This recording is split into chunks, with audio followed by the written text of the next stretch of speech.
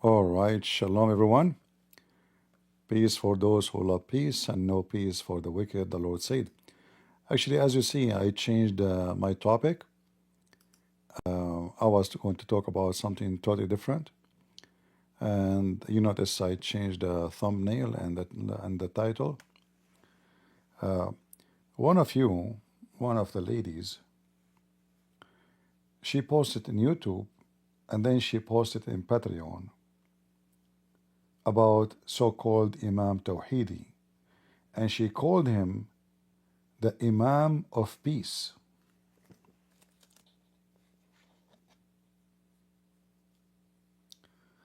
You know, there's many stupid things we say, we do not know what we are saying. When you say the Imam of Peace, you are talking about Jesus. Do you know what Imam means? People really are stupid and ignorant. Same time, I warned people about this this person long time ago, but people again are so stupid.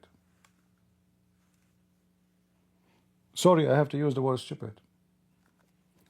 So why you come to my channel and you listen and you learn how many Shia they call me, how many Shia they threat to kill me.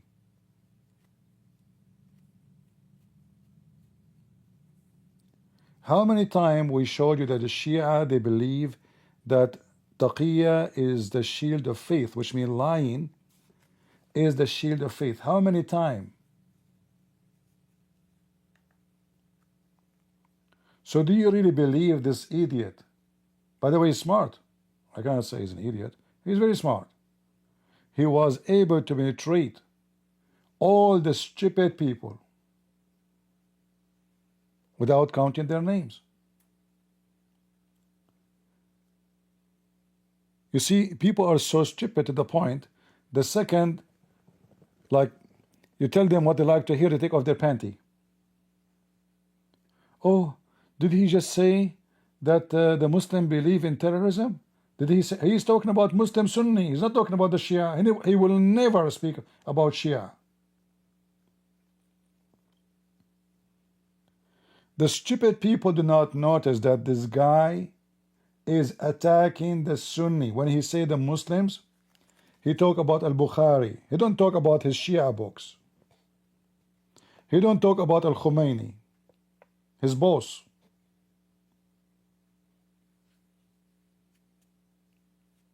People are so dummy. So I searched his name and I found that this guy, he have many interview. Again, I came late, you know, because I like to come in a time where other people in other countries, where usually they cannot join us, they can join us. I found even he have interview with David Wood. This is the video I was going to talk about, but we will leave it for later.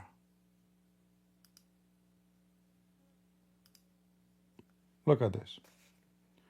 Do really, and you know, I did not actually hear the conversation, but I am sure it's stupid conversation. I'm very sure. Do Shia believe in killing Christians? When he say I'm Shia, what Shia I believe in? We can open the books of the Shia, which is Imam on it. Do this guy dare to talk to me? And you will see how we'll expose him in 5 minutes.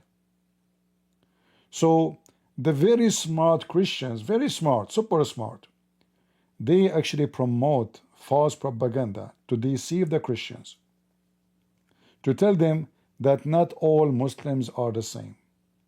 So listen, he is an Imam, he is a Shia, he kissed the hands of the mullahs of Iran, and I will show you pictures, but yet he don't believe in terrorism. You tell me how that work. I can show you his books, which every Shia, in order to graduate, this guy, he graduated from the mullahs. The mullahs are his bosses, the mullahs of Iran. In order to graduate, you have to pass. In order to pass, you have to give the right answers. And what is the right answers? Is what his book saying. What is Imam saying?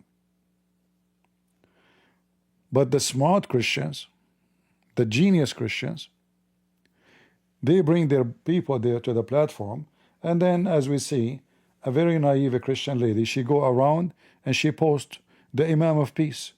The Imam of Peace. Did you watch the video of Imam of Peace?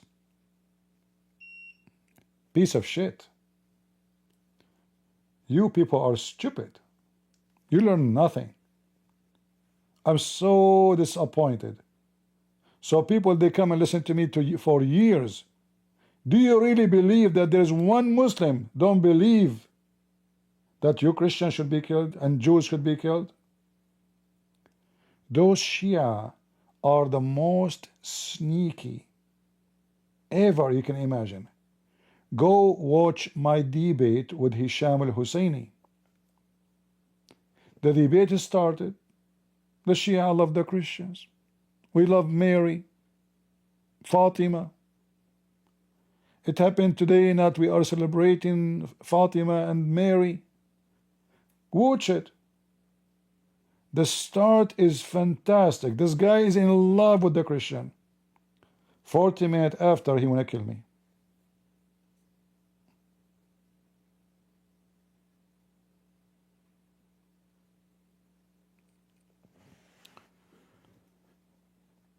People have a mental issue. And number one mental issue, that you believe what you hear. You don't investigate. You don't know that those people, they come in, they are lying to you. So why you don't believe this, the Muslim Sunni, then when they say Islam means peace?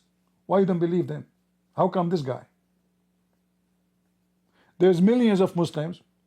Like just 2 days ago, David Wood and others, they brought the wife of Muhammad hijab. I saw 3 minutes of the video.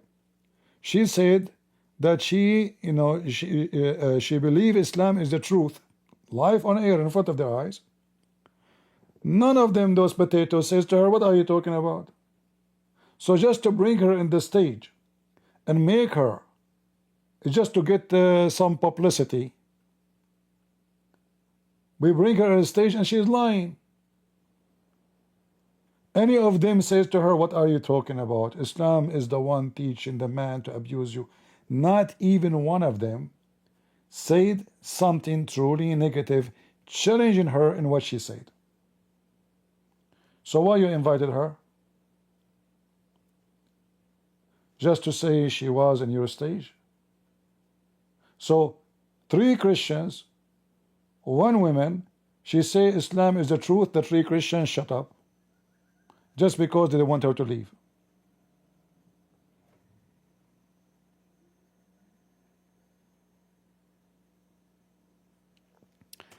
I did not watch this interview, but I'm going to play a little bit of it so we can laugh.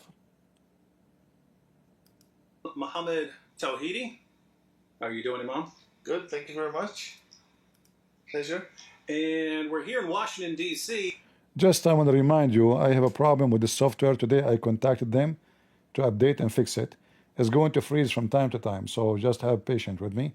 I have to refresh the option to share the screen in order to keep the video running. So Imam Tawhidi. I should probably start by asking, what brings you to Washington, D.C.? Well, firstly, thank you very much for having me. Secondly, I come to Washington, D.C. quite a lot. I do a lot of advisory work with certain figures in this region, as well as Canada. I reached out to you, wanting to sit down, and I have my reasons as to why I picked you. But yeah, let's get the introduction going first. Well, no, we can't move past that. Some people who don't know, you're probably wondering why you're not like chopping my head off or something. Okay. I've been interviewed by many people. So far, I've given over 400 interviews. And there's always this 1% in people's minds that, how do we know he's not lying? Mm-hmm. How do we know he doesn't have a different agenda? So I said to myself, who is the one person I can sit with that would definitely know if I'm lying, that would definitely know if I have a point, if he can see where I'm coming from, and if he can understand and relate to what I'm saying. So who's that one person? And also has to have a good audience, speaks English, so I can speak in English, knows the books I might reference. Brother David. So I reached out to you and said, you know, I'd welcome an opportunity to record a video with you so that both our audiences, we share a lot of mutual audiences, can see this side of the story as well. Yeah, and that's important to note that we share a lot of the same audiences. Like, I've mainly followed you on Twitter, and I noticed you've, for years, been condemning a lot of the same things I condemn. You talk about a lot of the same issues that I talk about. But on this issue of deception, Taqiyya. yeah, I find that whenever your name, Guys, did you hear what he said? Taqiyya. In the form deception, right away he mentioned Taqiyya. But this guy, all his religion is Taqiyya. He's a Shia.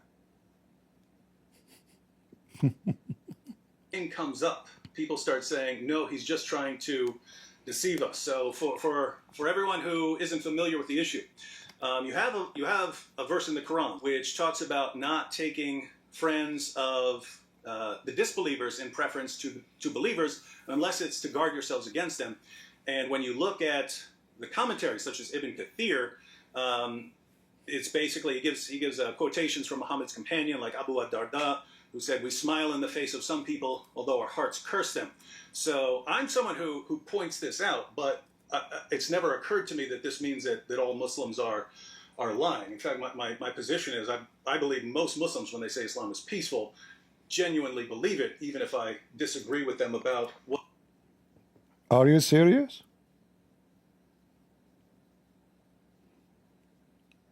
Are you doing taqiyya yourself? When Fifi and Muhammad Hijab and Lili Dawah, they say Islam is peace, you think genuinely they believe in that? Are you serious? We have more people practicing taqiyya. What Islam teaches, but there are people who simply think that any time someone is saying something they disagree with about Islam, it's deception. Someone is trying to mislead them. Okay, well, there are two issues that need to be clarified here. One is the verse that you mentioned, and the Quran is full of these verses. One of them, which you mentioned, do not take the disbelievers as allies or as friends. To begin with, I'm not taking anyone as a friend. A friend is a different level. I say we are all human. We are all by default one family, and we have to love each other. To me, a friend is something very distant than saying human. What? Friend is different level. We are all one family. Is that according to your prophet teaching? Isn't it the Quran says you will not find one true believer, not even one, nice and loving to those who don't accept Islam?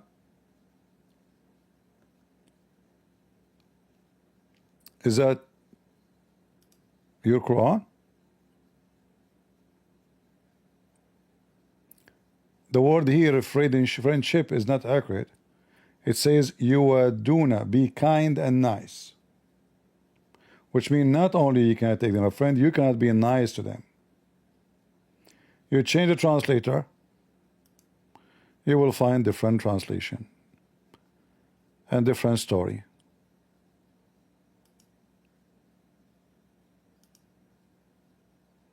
Here they put the word loving. At the end of the day, a true believer, he will never be kind, loving, kind friend to non-Muslims. So now, David Wood giving a stage to this liar, and David Wood himself, he practiced some taqiyya. He said, I believe Muslim genuinely, they believe, like they are genuine, when they believe that Islam is peace. When all of us, we knew that no Muslim believe in that. No Muslim believe Islam is peace. Muslim believe that Islam only peace to those who follow Allah. The same as we Christian, we say peace for those who love peace and no peace for the wicked, the Lord said. But the difference between Islam and us, we offer peace to everybody, not only Christians. Muslims, they don't offer peace to anybody, especially Christians and Jews, even if they are the wicked, not us. This is why Muhammad says don't initiate salam to those who they are Christian and Jews. And this is why chapter 5 verse number 51 says take not Christian and Jews as friends. But let's continue with this silly video and let us see what will happen. So when I say you and I are humans, that's closer than friends. So I acknowledge your right to live and exist, and you are equal, just like me, and we are sharing this planet together. That's closer than friend. You know, here, if David Wood is a smart enough, he will say to him, should say to him, I don't know, I don't want to judge, but we will see the conversation. He will say, so is it according to the Quran that Muslims are superior? I mean, how many times David Wood he said that in his videos? That Muslims believe that they are superiors. So when this guy he says, we are all human, and this is more important than a friend, and we have equal right, is that according to Islam? So if I am there, I will ask him, can you give us proof of what you say? Because we have proofs saying the opposite, that non-Muslims are dirty, filthy, they cannot enter the Holy Land. How we are all equal?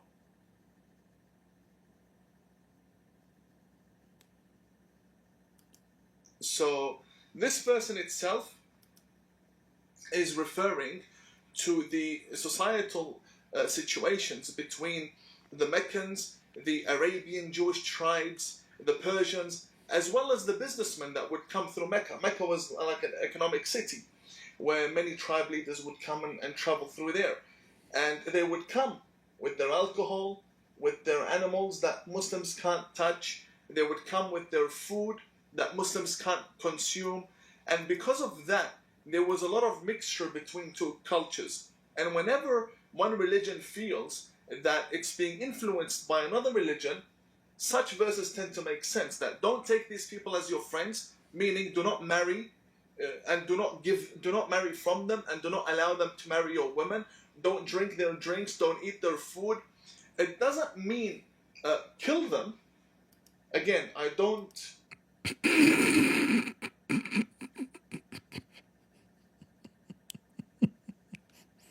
So listen, we are equal,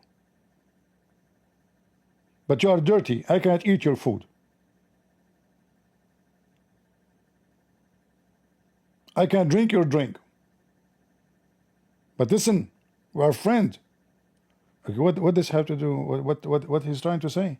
So are you saying to them, I can eat your friend, but I will not eat it? Is that what the taqiyya is? Like, are you going to say to them, I am not hungry, so you are lying? I want to see the response of David Wood for this. Deny the wars that did happen. But in this specific situation of friends, what do friends do? They sit and they share and they enjoy themselves together. And it's just a verse to remind the Muslim to preserve his or her culture and to not, let's say, give up their religion for the sake of friendship. That's what this verse literally refers to. That's the first one that I wish to clarify. The second point is taqiyya. Taqiyya is a totally different issue. Taqiyya is a concept. The verse you cited is a order from God. So a concept is not an order. A concept is a theory. A concept is something that can be applied and not applied depending on the situation and time. Two different things. When it comes to the order of don't have people as friends, well, I need to come to the meaning of the term friend. Me and you can sit down. I can call you brother. I can attend your house, your events, because you're not influencing me. You're not trying to convert me in any way, and neither am I trying to convert you. And to a certain degree, many other faiths would say don't engage with the Muslims, or don't engage with the Christians, such as India. In India now, they don't even want Christians to talk to Hindus because they feel that just by talking, they're going to convert them, and you have organizations against converting Hindus. But just to clarify this one point of taqiyya. Taqiyya basically means to conceal the truth in order to protect your life. Now, what taqiyya, the terminology, literally means is, for example, I'll give you an example.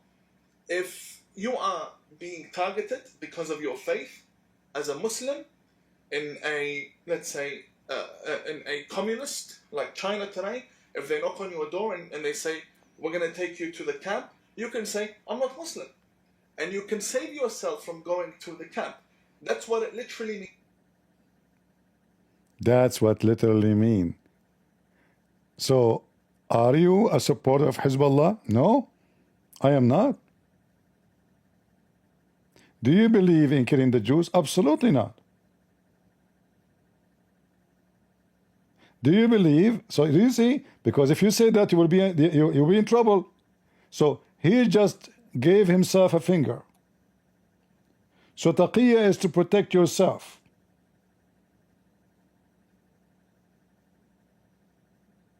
By doing what? By lying. But the Shia believe that they can practice taqiyya with their wife, with their neighbor. Is why you practice taqiyya with the wife? Because your life at risk?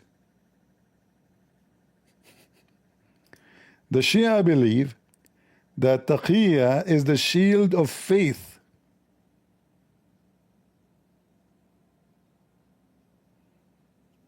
In Arabic they call it Tursullah, which means the shield of Allah.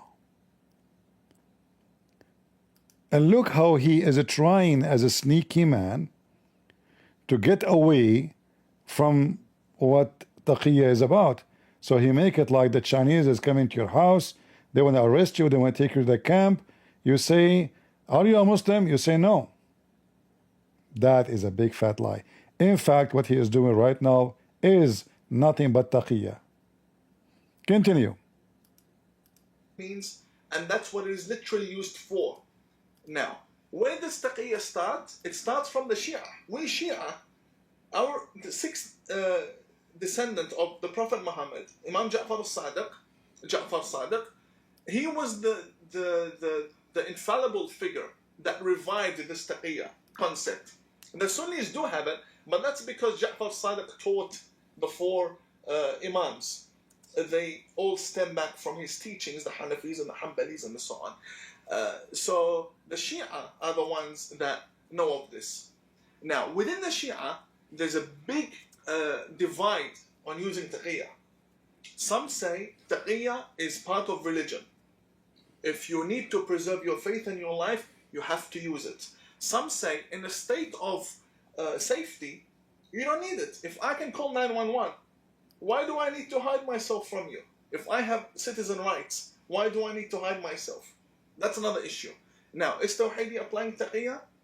Now, taqiyya can only be applied in certain stances. You can't live your life doing taqiyya.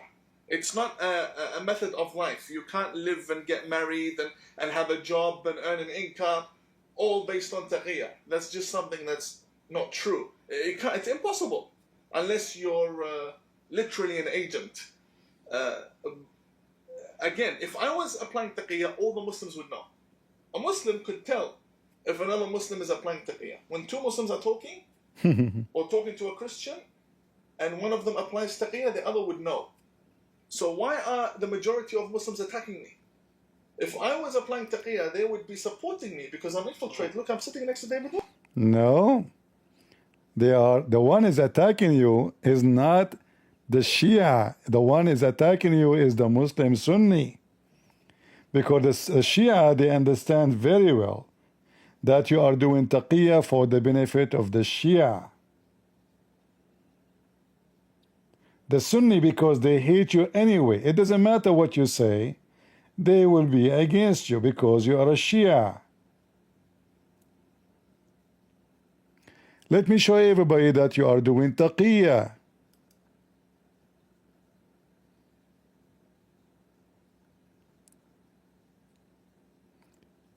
All this article is about you.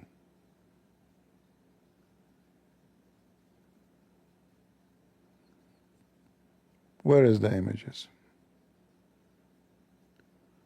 Let us see.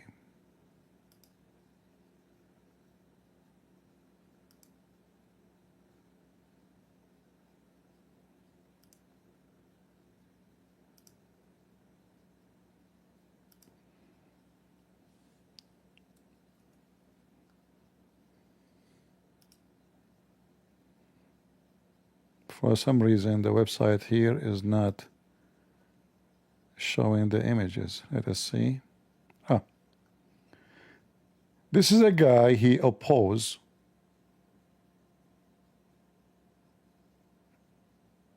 Islam.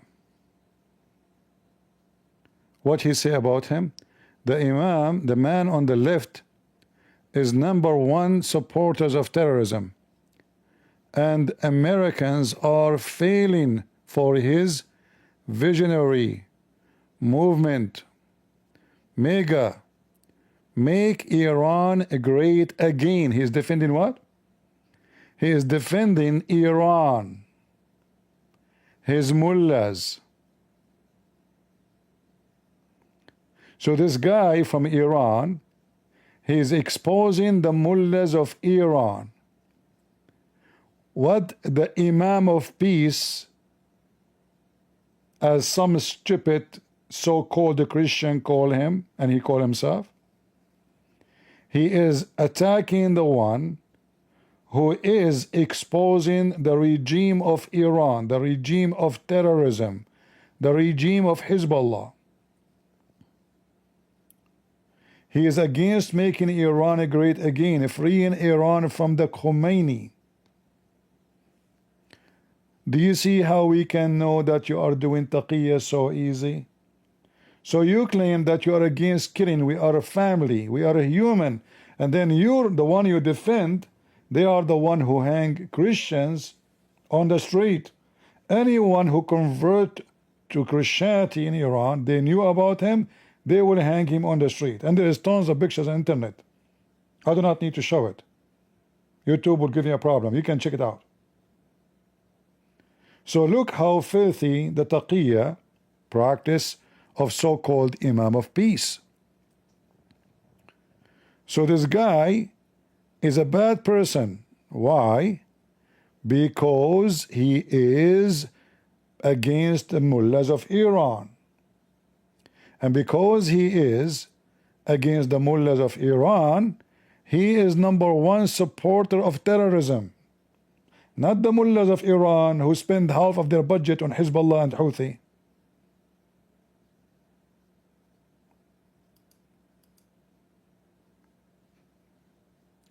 Do you see how easy to expose those liars?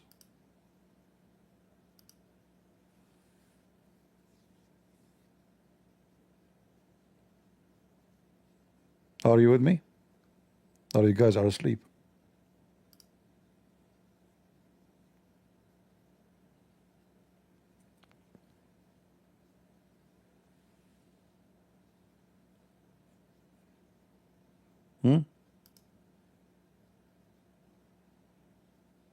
You guys look asleep, huh?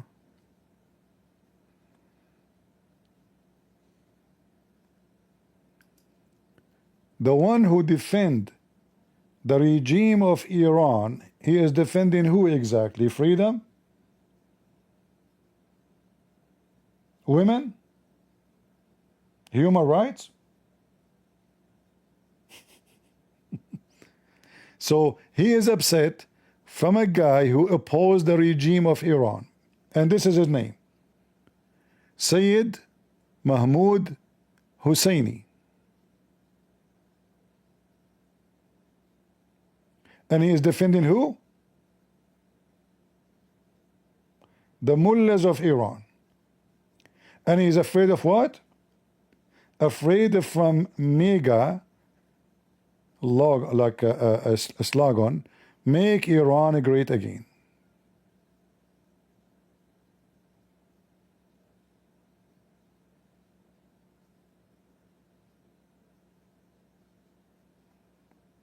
Do you see how we can get you busted? Potato? Easy teasy.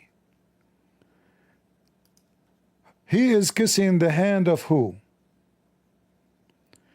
The hand of the Shirazi,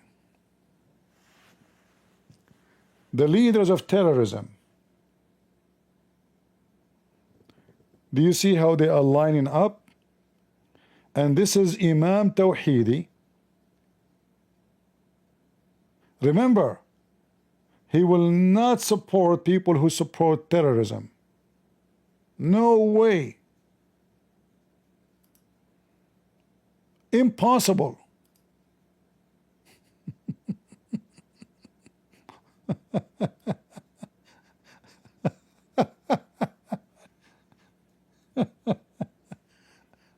Ah.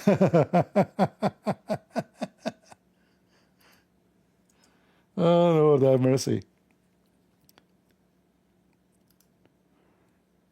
I am not like the rest. I am different. I only support big terrorists. Huh?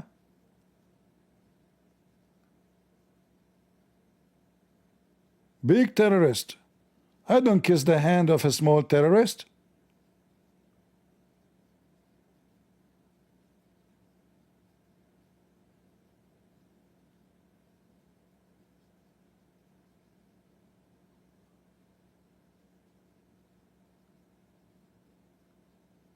Who is a Shirazi?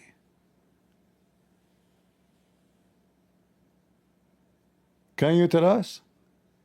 Ayatollah al-Shirazi.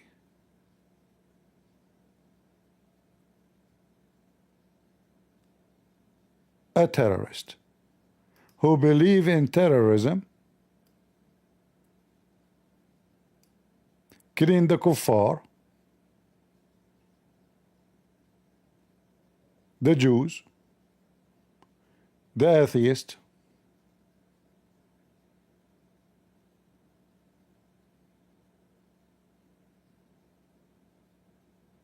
What a Shirazi is about.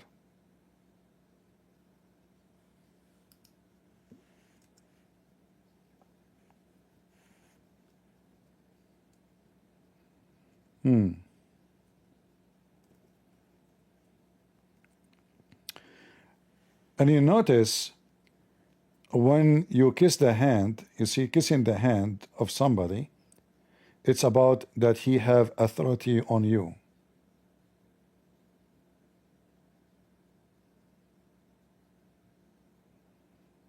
He's not shaking hands. Like I can be in a place, okay, I saw this guy, I'm entering the place, he is there, I do not know him maybe, I shake hands with him, no problem. But when you kiss the hand, that means this person, he have authority on you.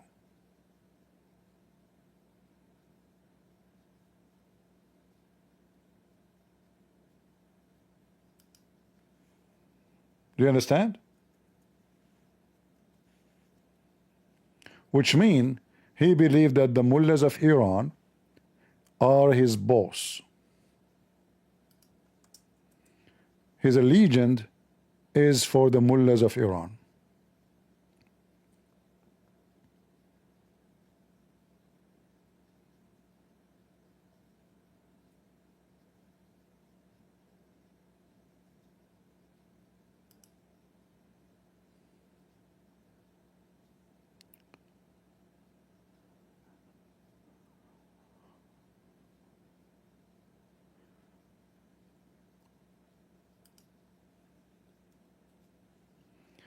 I'm trying to find actually if I can find like a video of Shirazi in English, but I don't know.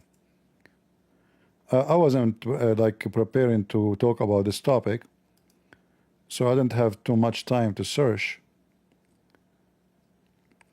Grand Ayatollah Shirazi remark in so-called Islamic conquest following demise of Holy Prophet.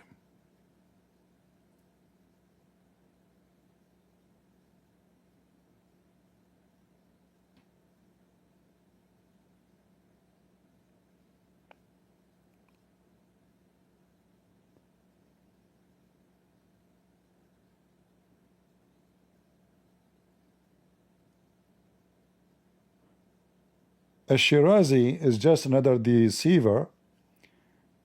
He claimed that it was a nature fight, not because we are doing jihad. It's what happened.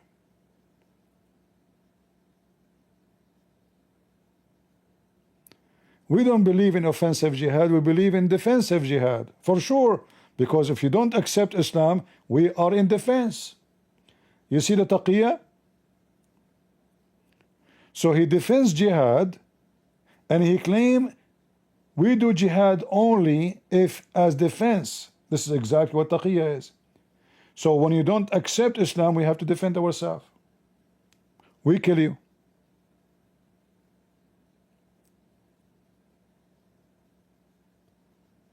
All of this is just a lie.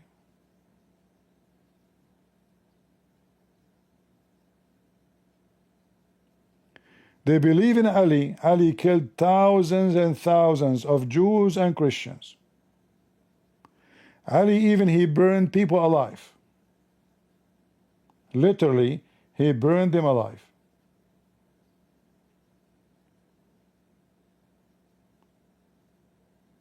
They believe every Muslim Sunni shall be killed and should be killed. And by the way, the Sunni believe in the same.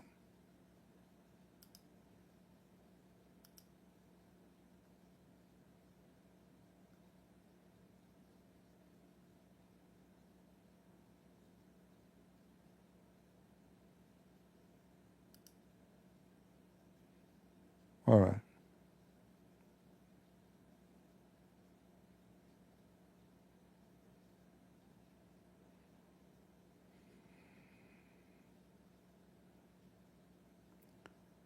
Is that him?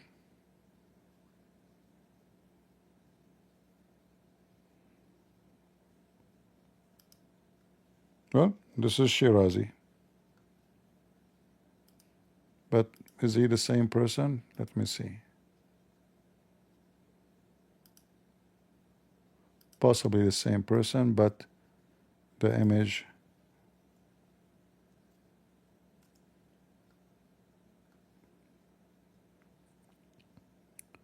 By the way, in this fatwa, they never mention the word Trump. They don't mention Trump. But let me show you here. The Grand Ayatollah Nasr Mukarram Shirazi issued fatwa stating that the punishment for the U.S. Donald Trump president and Israel Prime Minister Benjamin Netanyahu, who threatened Iranian Supreme Leader Ali Khamenei with the assassination, is the same as the punishment of Muharib, which means the one who should be killed. However, in the fatwa, they never mentioned the name of Trump. They just said the one who threatened our leaders to be killed, he is the same as the one who is the ruler for him is going to be killed. But they never mentioned the word Trump. Look at those faces. And this is the fatwa which is spread around, and the translation is really false. There's a lot of false translation I saw. Nowhere there he mentioned the word Trump. Nowhere he mentioned anything. He mentioned anyone, you know, who wanna do fight us, threaten our leaders, he shall be killed. As simple as that. But anyway, so here Tawhidi is doing taqiyya in a very funny, silly, stupid way. Suddenly taqiyya is about not to drink your food or to protect your life if the Chinese come into you. which is absolutely not true. Why? If you go in the Quran, the same verse we are talking about, chapter 3,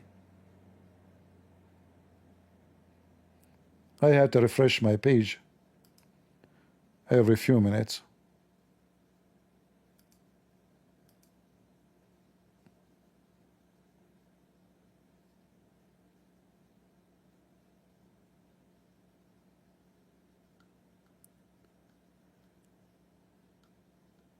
You will see it's talking about don't take them as a friends.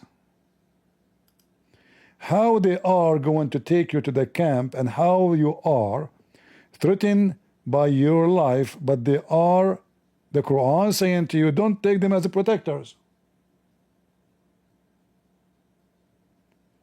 Do you see how we can get them busted so easy? The verse saying, don't take the Christians and the Jews and non-Muslims as protectors, so they are not going to kill you. Don't take them as a friends. Don't be helping them or let them help you.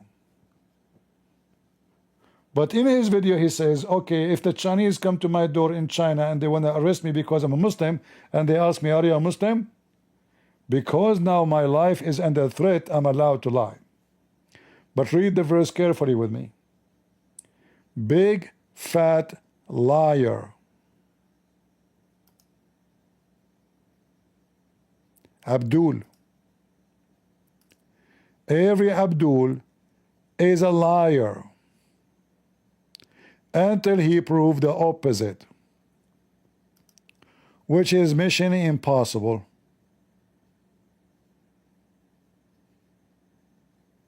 All right? If somebody want to take you as a friend, obviously he is not a threat. If somebody want to protect you, obviously he is not a threat. This is what the verse is saying. Let not the believer take for friends or helpers the unbelievers.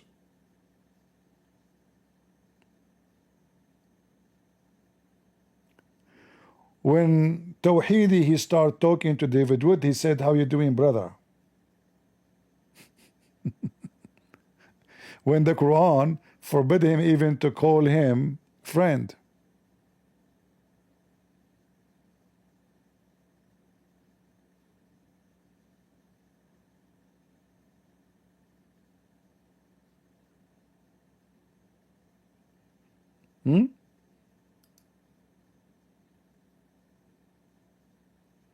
Coward, liar.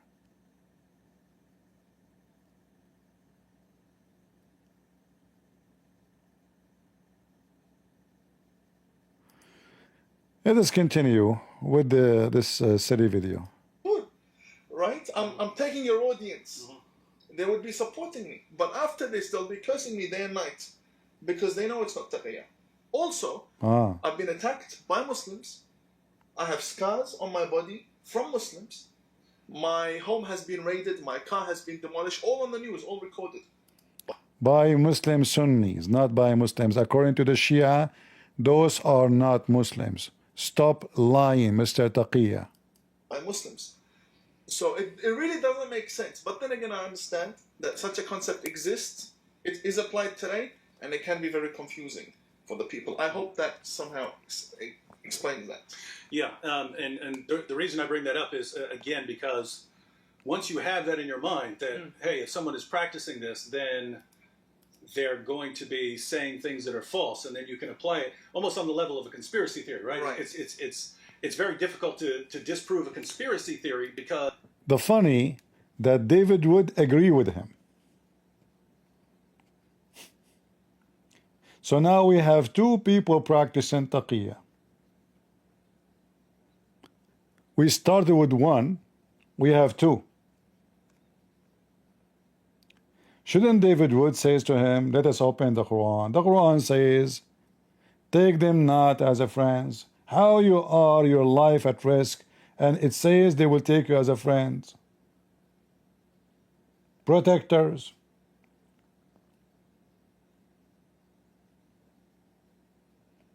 he agree with him. If you agree with him, that you yourself, you are lying to people about taqiyya.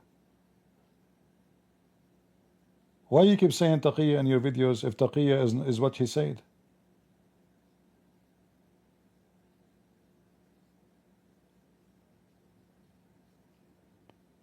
So just because he is our guest now, we have to play taqiyya with him and lie? Like we exchange lies? Like you lie to me, I lie to you, and let us have a nice show? Is that the currency? Because the person who believes in the conspiracy can always, any evidence you give him, he can interpret it in the light of the conspiracy.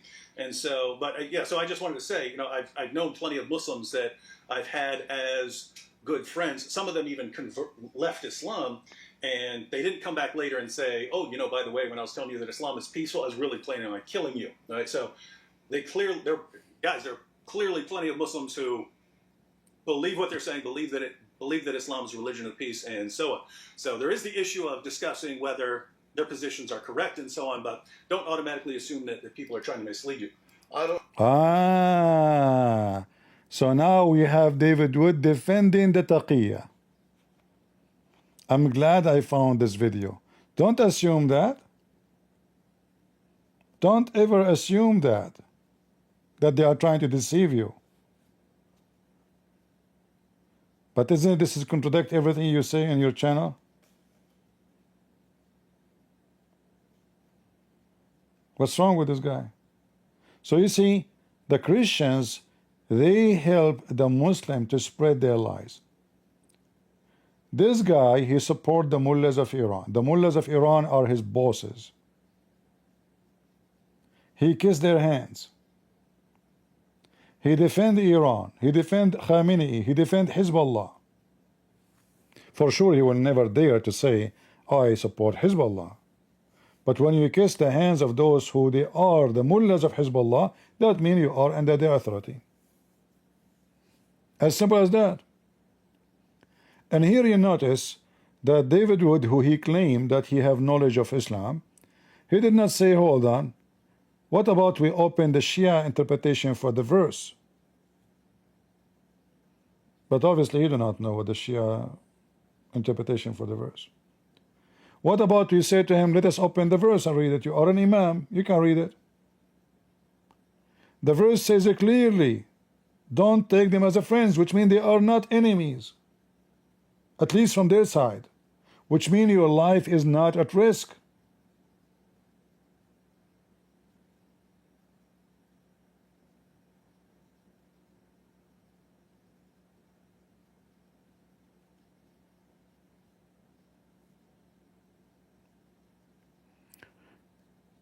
If this guy is talking to me, for sure I will be kind. I will not going to be, you know, but I will be rude as hell, saying the truth. I will be kind to him as a person. Will come, sit down. I will never, you know, abuse the person, but I will corner every lie he said.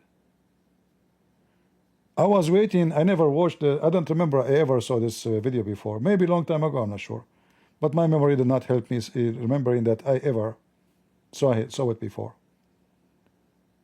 Very disappointing.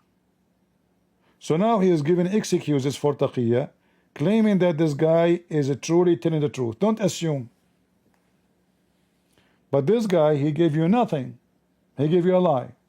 And the verse in front of us. And we can open the Islamic interpretation for that verse, the Shia interpretation, not anyone else.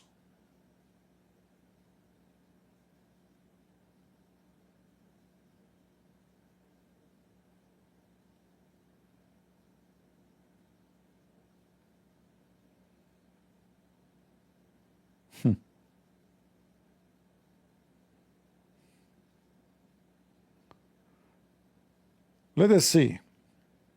Let us continue this drama. I don't say Islam is a religion of peace. I don't say that, by the way. But you're the Imam of Peace. Yes, I'm an individual who is peaceful. There's no such thing as any religion being peaceful. Every religion has its violence. the individual. David Wood is shaking his head. He agree. Christianity is violence. You see how stupid this shake head is? Because when you say any religion is violence, all religion, that means you agree that the teaching of Jesus is violence. Jesus, he teach violence. And you shake your head. That's not true. This is absolutely false. Why you are shaking your head? Individual can be peaceful. The scripture has always been subject to reformation because of certain aspects, violent aspects within it. Now, many people will come back and say, why don't you say Islam is peaceful? Islam is not one book. It's not one concept. It's two major denominations with thousands of schools of thoughts, and within that, tens of sects and groups. So I can't say they're all peaceful when they're all killing each other. So I would be lying. So that's why I want to sit with you, and we made it, so then you can easily identify, at least I trust that you can, at least quickly identify if I'm misleading you. Now, on that title, why do they call you the Imam of Peace? Well, it started in a very tense moment. I was being attacked by the media. I was being labeled an extremist. I was being called the radical Imam.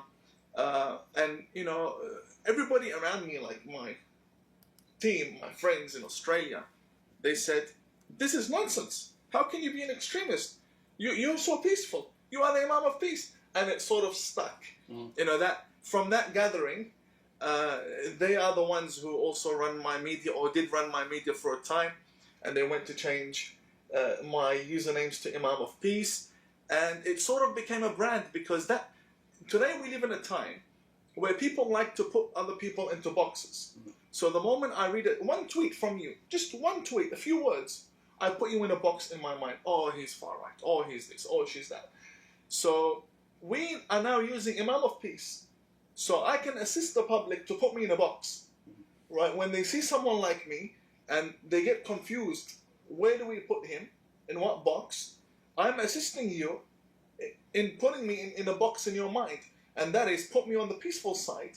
And whoever attacks me has to be the radical, because I'm not the one calling for extremism. I'm not the one calling for violence or anything like that.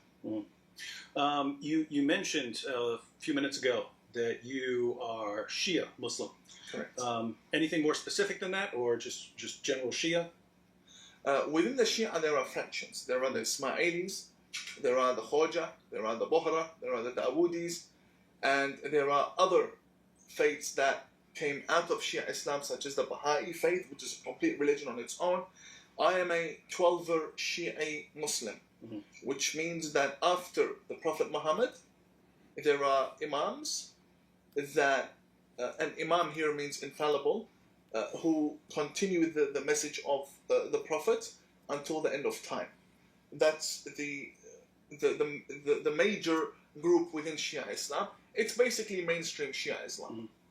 Now, there are also people I've seen who say that you're basically using your position to go after Sunni Islam.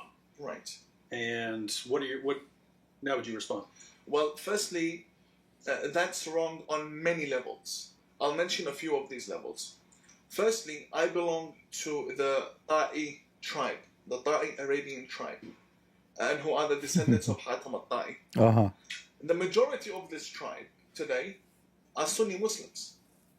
The majority of the tribe, which extends from Arabia down to Iraq and so on, and it includes the Al-Budayri family, the Al-Nabhani government in Oman, and so on. We are all one family, and the majority of us are Sunni. In fact, our chief, who is called the Prince of Tay, the Prince of the tribe, is a Sunni who pledged allegiance to ISIS recently. And after ISIS was defeated, he came back saying, I was forced. So what we did was we signed letters and we removed him from that position and we appointed someone else. The point is, my family tribe is governed by Sunnis, and the tribal system is very important in the Middle East. By the way, this is absolutely a lie, because the Shia, even if they are from the same tribe originally, but since they are Shia, they don't belong to the same person. They have their own leaders. The Shia, he just said, we are the 12s, the Ithnay Ashariya, which mean they don't belong to a tribe. They belong to the Imam. Do you see how he's trying to deceive? Which means the one who is a leader is no more a tribal leader. It is the Imam. He will never answer a question.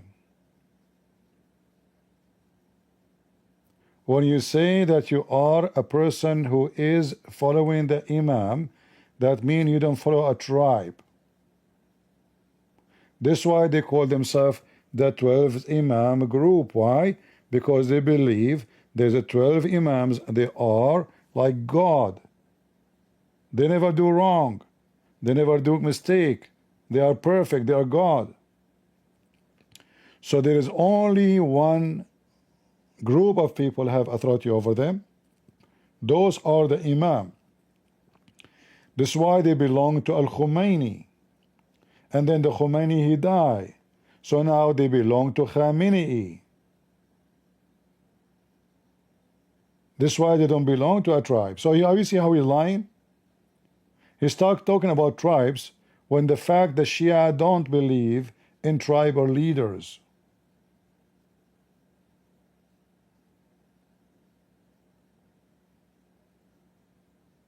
This is what the Imam mean. Imam mean that he is the leader.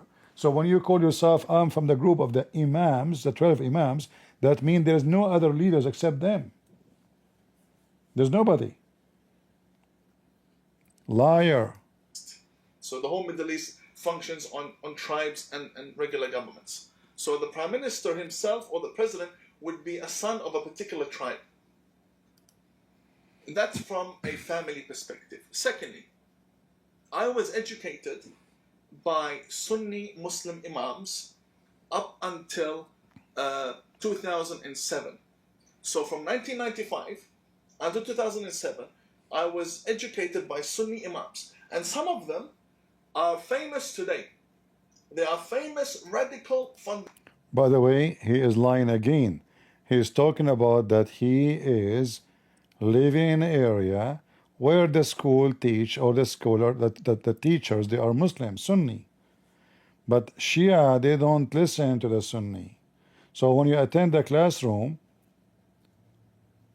he's talking about in the time when the Shia are not in control of the country. So the one who is in control in classroom is Sunni. So he have no choice but to adapt. This is a school. You don't choose who is your teacher.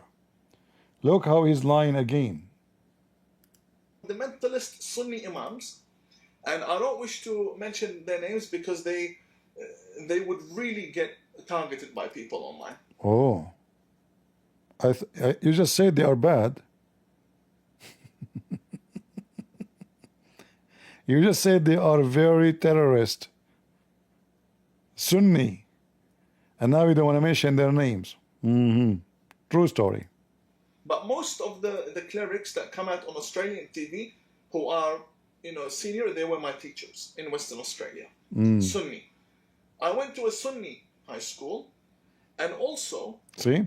my book, The Tragedy of Islam, has an entire chapter, 2 chapters, criticizing Shia Islam and Shia Islamic governance. It does not have a chapter attacking Sunnis. Also, when I criticize Sunnis, I criticize the Shia equally. So when I go after ISIS, I go after Hezbollah. When I go after Saudi Arabia, I go after Iran. Ah, he go after Iran. Liar. Liar. Who are those? You go after Iran, right?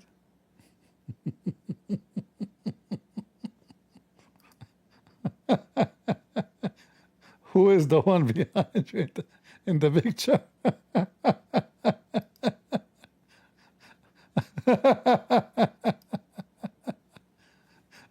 آه. المحمدي الشيرازي mullah. Ah, he is against those mullahs.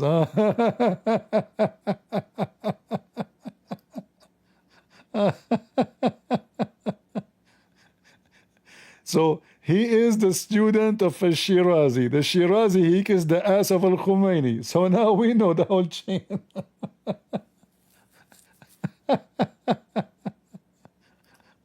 Ah. Listen, I criticize everybody. Okay?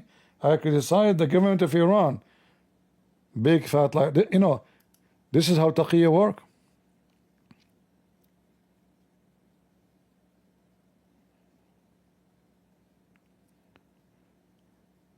He opposed anyone who run away from Iran government.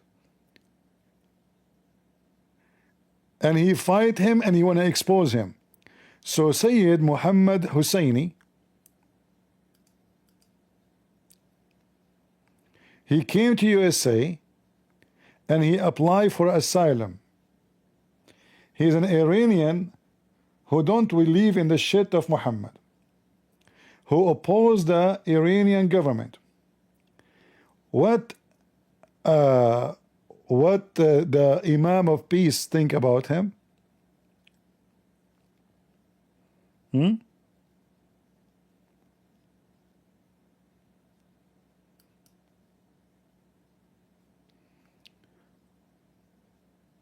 Which flag is that?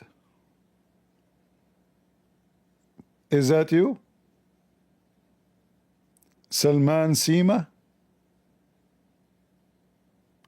The member of the Farish Guard? Is that you there? Okay. Is that Hezbollah flag?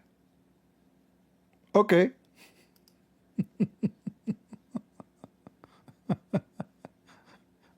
Ah, sneak.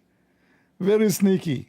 Here the Imam Tawhidi, he is guys against mosque everywhere. He don't want to see mosque everywhere. And he don't like violence. Do you see the floor?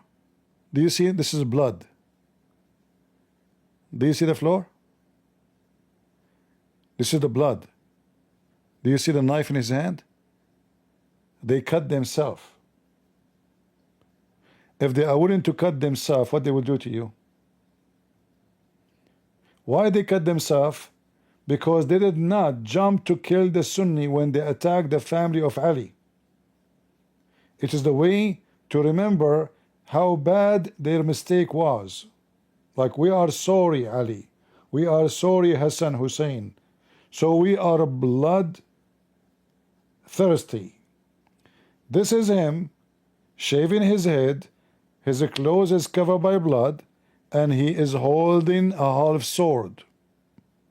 Big, huge dagger. And this is his boss, Ash-Shirazi, entering the place where he is. We know that you like peace and you are the Prince of Peace.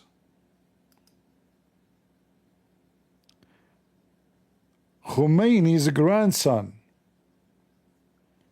they brought him to Iran because simply he is exposing the government of Iran. And the grandson of Al-Khomeini, he hate him.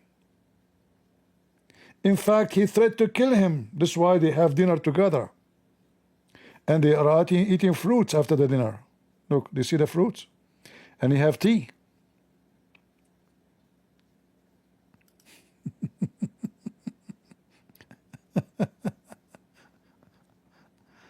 Ah, Lord have mercy. Do you see how he is a man of peace? He is working for them. He is very successful. He was able to fool many of those stupid donkeys from everywhere. And then the media start inviting him everywhere because they found This person is different from the rest of the Muslims. They don't know that this is a taqiyya. To go to sleep. Don't worry about us Shia. We are Shia. We are not dangerous. But those are Hezbollah. Those are Al-Houthi. Those are the Iranian regime. And if he, imagine Christian prince, he attacked Qatar, and then the prince of Qatar, he will welcome me and drink tea with me. Imagine I'm opposing violence in the Quran and exposing Islam, and then the crown prince of Saudi Arabia, he invite me to visit him.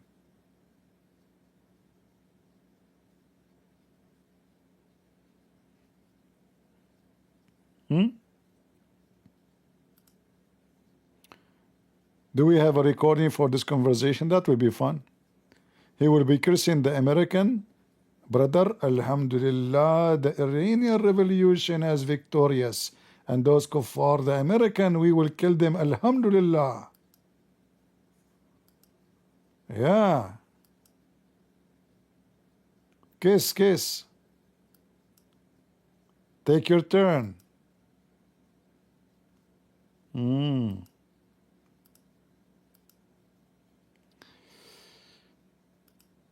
But what make it more funny, that David Wood, he agree with him. He say, yeah, you are right. We should not assume that every Muslim using taqiyya. Islam is peace, according to, every religion have violence, but there is reform. And David Wood shake his head.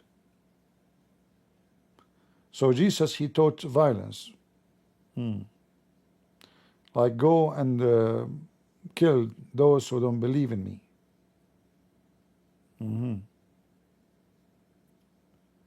I see. And this has been my way since the very beginning. And whoever says that I am maybe using my agenda to go after the Sunnis, to a certain degree, one needs to realize that the majority of terrorist organizations are Sunni. The majority of them are Sunni. In case you do not know, the first time the Middle East witnessed tourism flourishing is when Iran became a state of Islam. The Muslim Brotherhood, the first office they have, which means the first building, they own in Egypt, in Cairo, was paid by the mullahs of Iran, which means the Muslim Brotherhood funded and established by the Shia. The first suicide bombing ever in the Middle East was Hezbollah.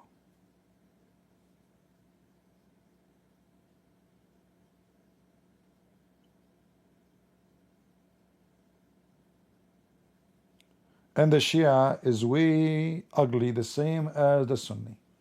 I can't say they are more ugly because that need a lot of patience to study, because both of them, they are criminals to the bones.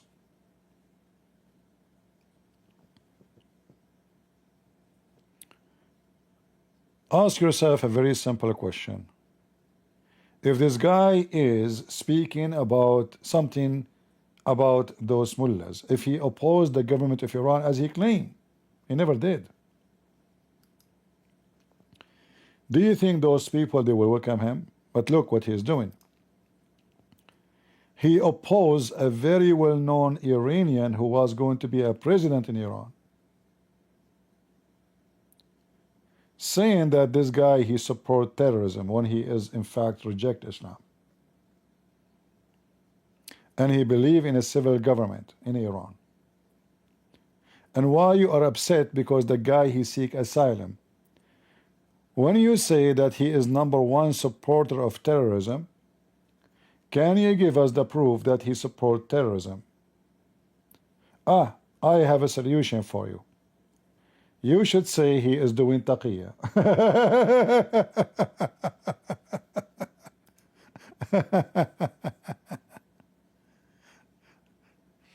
So I don't know if I need to play the whole video. You can watch it, but obviously all of it is full of lies. And sadly, David Wood is not cornering the liar. in anywhere, any place. Shia Islam is only 15% of the whole religion. The majority of what you see are all Sunni. So it's impossible for me to go against militant Islamists, militant Islam, militant Islamic ideology, without somehow falling into criticizing the Sunnis. I'm not targeting regular Sunnis, I'm targeting Sunni fundamentalists. It's not my fault ISIS is Sunni. If we had enough Sunnis criticizing ISIS, maybe I wouldn't be bashing ISIS this much. But I see that you guys aren't doing the job properly. And if they are, they don't have the platform that I have. Now, I'll give you a good example. Many people say, Imam Tawhidi, why don't you criticize Israel? I don't have a problem with criticizing Israeli policy. But number one, there are organizations criticizing Israel. The whole UN is criticizing Israel, right? So why would you want me? Firstly, I'm not a rabbi. I'm not Jewish. I have nothing to do with Israel. So why would I? Yes, I criticize Hamas because nobody's criticizing Hamas. It's not equal criticism. The UN doesn't criticize Hamas. The point I'm trying to get is I don't really care who's Sunni and who's Shia, who's Jewish, who's not. I care about justice. That's why I criticize Hamas, because I care about justice.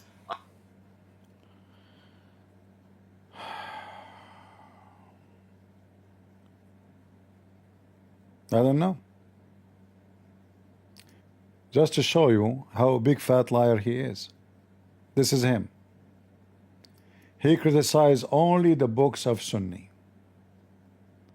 Never speak against the books which is teaching to hate and kill the Jews and the Christians.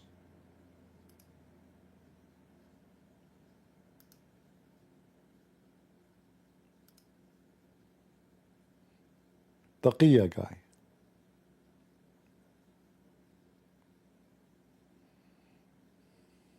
My father made the choice, and he was an Imam himself and still is.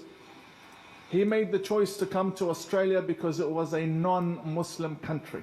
Now, if we knew that after 30 years we're going to have burqas running around and mosques being erected in every corner and people proposing Sharia law against democracy in this country, we wouldn't have come. I believe that the entire religion needs a review. I believe that there are certain books that need to be banned from this country. Like what? There are books that are regarded the second book after the Quran. What about the Quran? And all mainstream Muslims believe in this book. The Bukhari, See? a very famous book. It's present in at least the majority of Muslim homes, at least. See? It's everywhere. It's put on the shelf right beside the Quran. And every act of terrorism is taught from that book. And that book is widely available. From that book, not from the Quran. It's from Al-Bukhari, by the way. It's not from the Quran. Hypocrite, coward, liar, and it's not your fault. It's the fault of the one next to you. Shouldn't he say to you, the Quran says kill the Christians. The Quran says, hey, tell them. Ali he killed. Let us read your books. Did you prepare yourself, David Wood, before you met him? Why you did not prepare for him and put him in the corner? It's a great opportunity. Get him a Shia book in the front of his eyes and let him read it. Show him what his Imam said. And let us see if he dared to condemn his Imam. He will not. And instead of sitting and shaking your head, and in fact supporting what he is saying, agreeing with him. I criticize ISIS because I care about justice. The same way I criticize the Shia, I criticize the Sunni, and vice versa. And the people who call me sectarian are running away from a very important issue. And that is the issue of me being a reformist. A reformist doesn't care about Shia Sunni. A reformist looks at the whole religion and criticizes. So why you are kissing the hand of the Shia, and why you read the Quran, reform the Quran? How you can do reform without reforming the Quran? Isn't it you who reject the other book, the Bukhari, but you want the Quran only? So can you reform the Quran? Are you against the Quran? This is the wrong in the whole religion. Those calling me sectarian, they are the simple-minded people. They are the ones that try to run away from the argument that it is their faith that is producing the most amount of terrorists. And by the way, we'd kind of be in a similar boat on focusing a lot of criticism on Sunni Islam, because I do as well. People ask me all the time, why don't you address Shia Islam more? And well, similar reasons, right? ISIS is Sunni, and a lot of the terrorist groups are. Al-Qaeda, Yeah. ISIS, Hamas, most of the... Look, we only have two Shia terrorist organizations, only two. Hezbollah and Iran. Iran is obviously influencing the issues in Yemen and Syria. Hold on. Did he just say Iran? How the Iranian, they welcome him and he is defending them?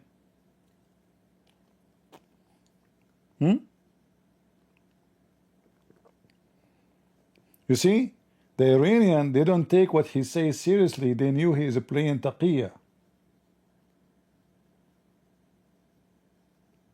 Otherwise, he will be killed. As soon as you arrive to Iran, you will be slaughtered immediately, not only jail. He just mentioned Iran. This is his tweet, defending the mullahs of Iran, attacking the one who opposed the government of Iran.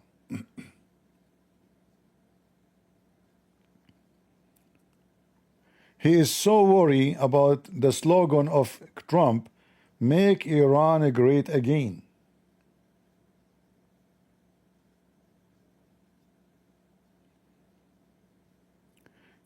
If he is against Iran, so why he is meeting the grandson of Al-Khomeini?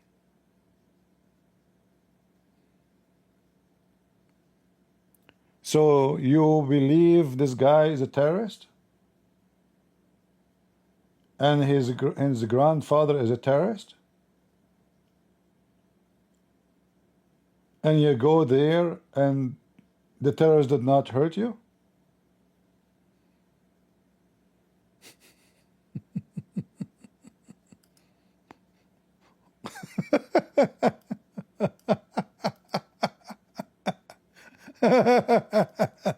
Guys, Osama bin Laden is terrorist. I'm going to have a coffee with him. Okay? Hey, Osama, I'm coming. Okay, get ready with the tea. Sure, CP. What do you like it with sugar or without sugar?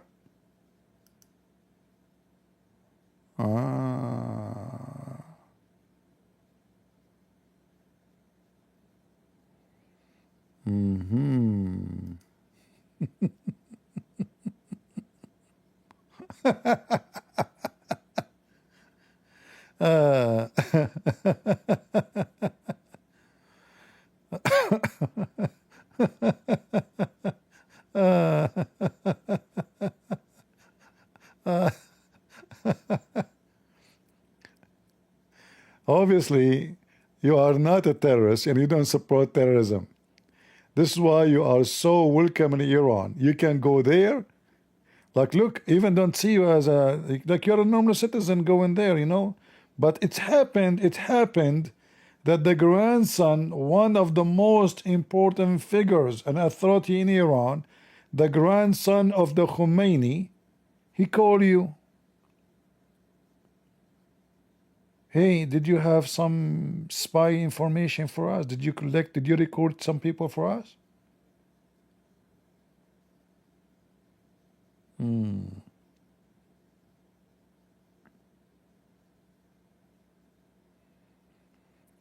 Potato.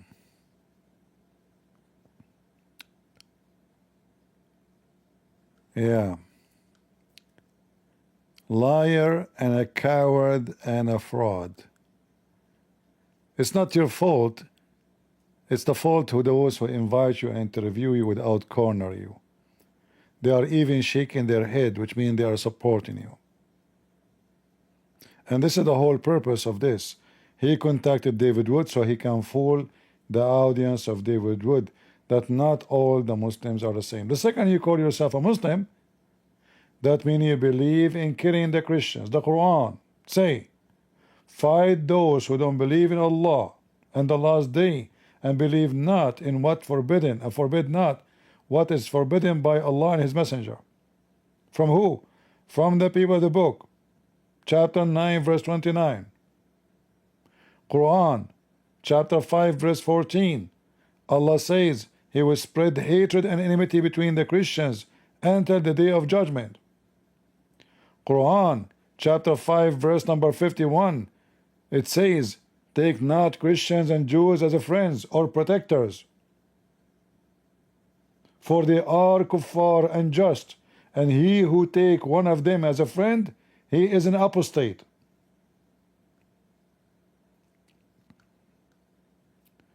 This is the Quran, and this is Islam. And a bunch of donkeys, they go around and they spread the taqiyya of this guy, and they call him the Prince of Peace.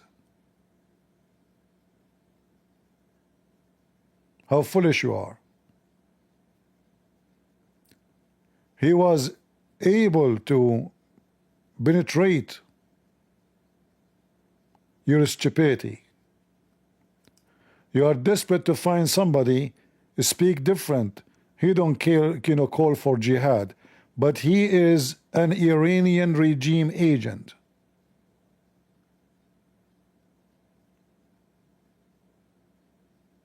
Have you ever heard of somebody oppose the mullahs of Iran and he can live for a day?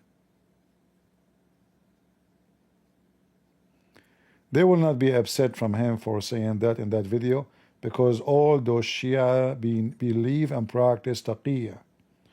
They knew he is doing taqiyya. Go, don't worry. There's Muslim, they come to my chat.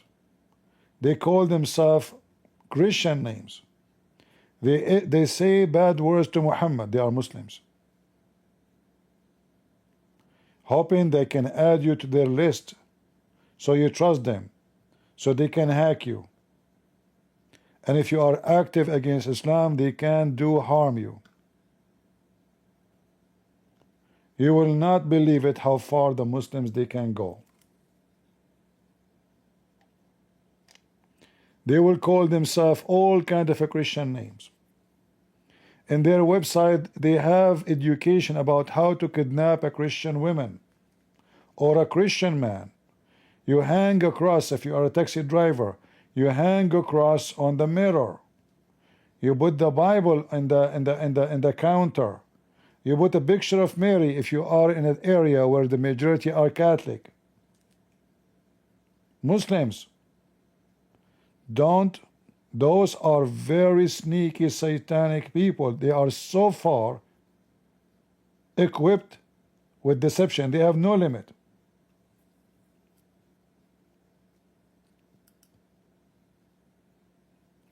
And you must be so stupid to believe them.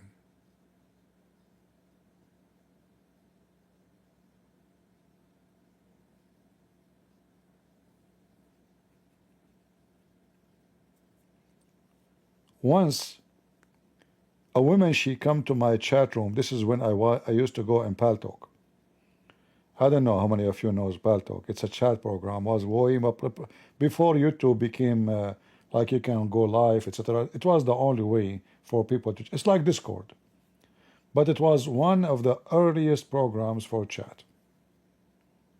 So I was live, and then a woman, she speak an accent. I thought it's Latino accent.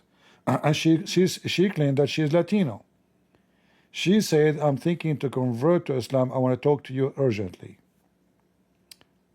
I said, come to the microphone. She said, no, I want to talk privately. I said, okay. So for me, I prefer to talk to her. She said, in a few hours or tomorrow, she will take Shahada. I said, okay, this is urgent. Let me go and talk to her. So I closed my chat room.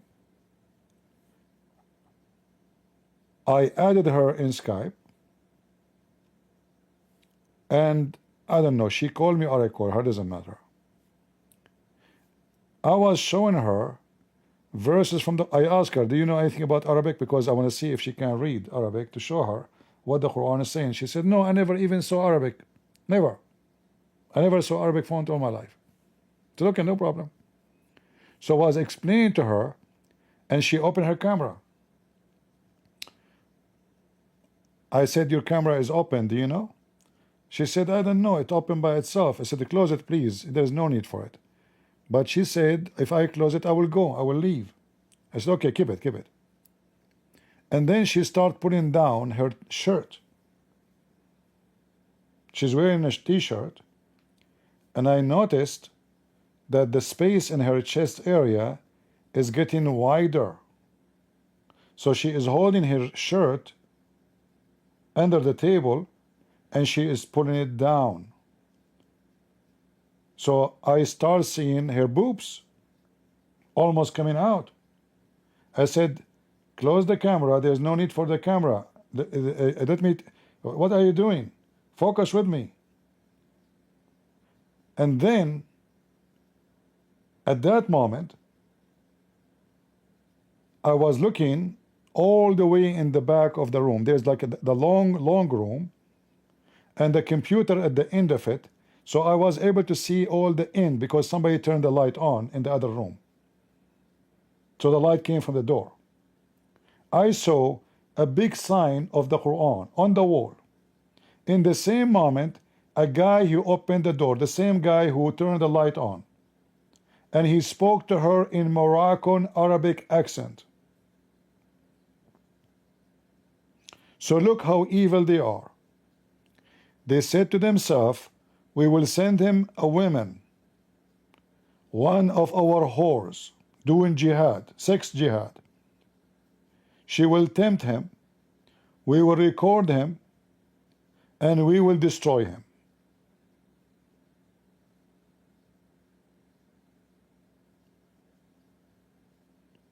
So do you see how far they can go?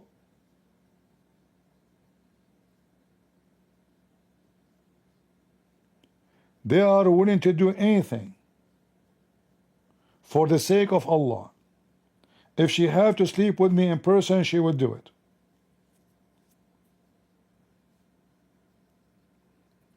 The same moment I noticed the Quran on the wall, because the guy in the walkway, in the house, in the apartment, I don't know what it is, he turned the light on. I was able to see in the other side dark of the room. He opened the door and he spoke in Moroccan accent Arabic. And right away she hung up. So she tried her best to make me believe that she is a Latino. She don't know Arabic. She never saw Arabic before.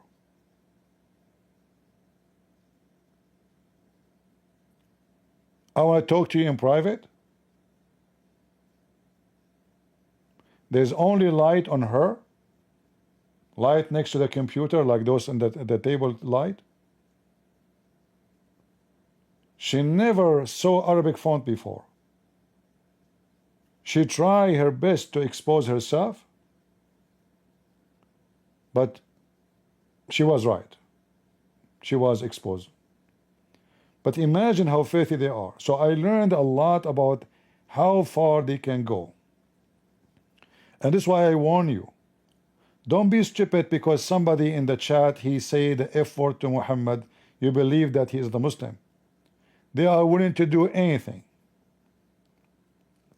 They will say the F word to Allah. They will say the F word to Muhammad. They will say anything. All of this is taqiyya, doing jihad. So they can take you down. Because war is deception. And they are at war with you.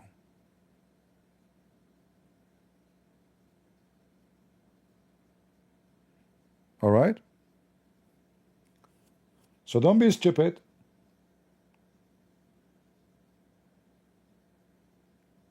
They have no limit how far they go. I mean, look what happened to this poor girl. The women, they took her to the hotel by Mimi Hijab and the other one by Ali Dawa. They were effing them, excuse my language, for almost 3 years. And those are Muslim women. And as soon they are bored of them, they dump them. They never let anyone knows that they have relationship with them. It's a secret wife, when in fact is nothing but secret whore. What wife? Anytime this guy, Mimi Hijab, he wanna go and visit his wife, she wanna visit her family, go visit your mom, sit with her for 2 days, 3 days. Okay, I will take the kids. Bingo. Meet me in the hotel.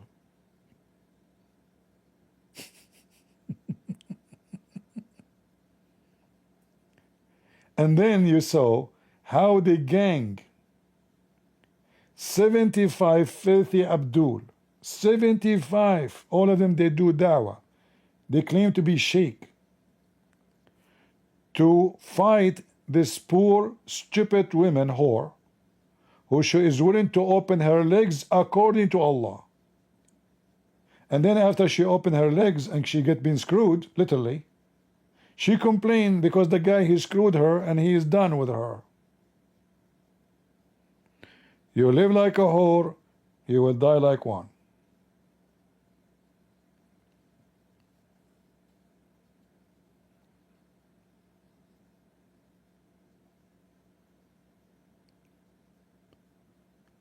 So are you going to believe them?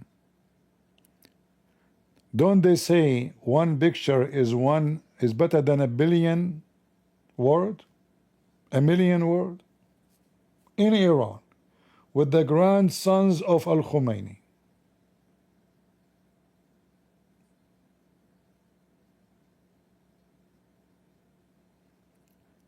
And then he claimed that he is against Hezbollah and against Iran. Imagine Christian Prince going to Iran and the grandson of Al-Khomeini waiting for me to give me a hug. And he wanna take me to his home so we can drink tea together and eat orange.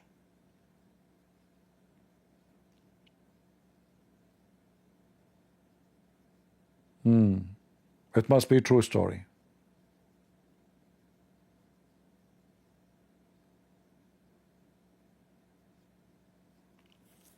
Anyone here really believe this guy? So don't be foolish and believe in what they say. Those Shia, they believe that lying is the shield of faith. Lying is the shield of faith. And the one who don't lie, he have no faith.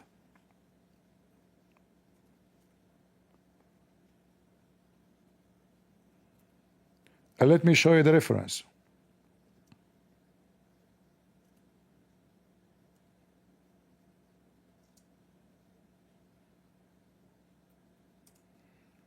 So you don't say I'm making things up. The same as the Sunni, they have Al-Bukhari. The Shia, they have Al-Bukhari too, but different name and different author. Their Shia leader, his name is Al-Shaykh Al-Kilani. The book name is Al-Kafi, which means the enough. For this book is enough for them, better than the Quran. In fact, they consider this book more important than the Quran. Look what the book is saying.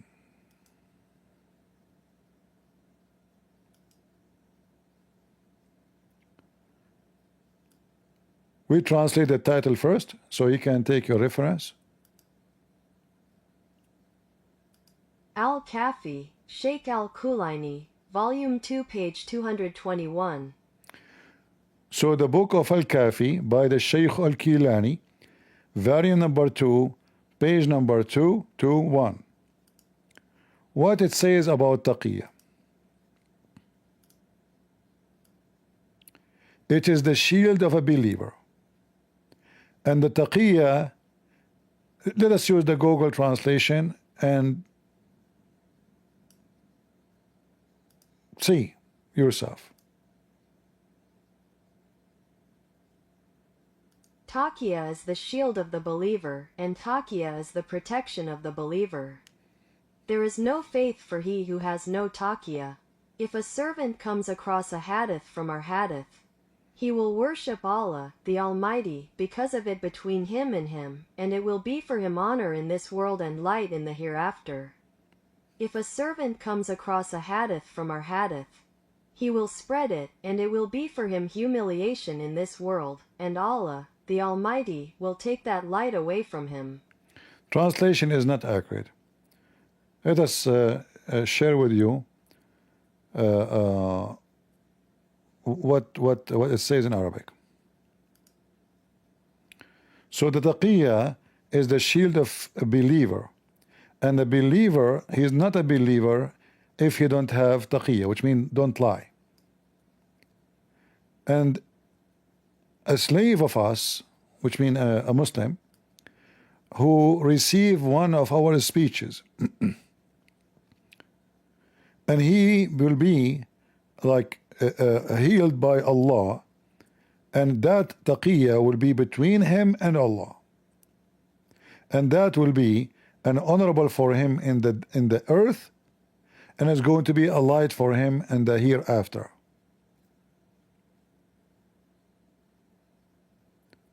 And the one of us, the slave of us, which means those followers, if we say a hadith and then he publish it,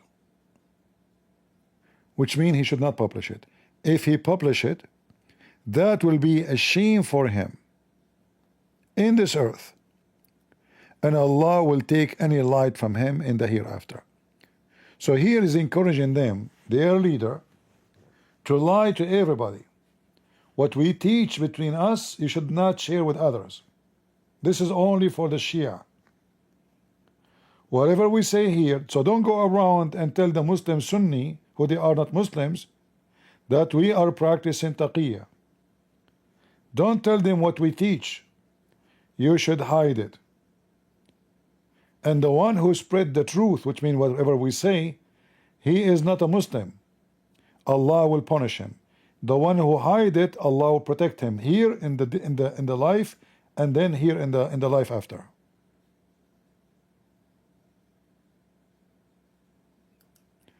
This is what the Shia believe.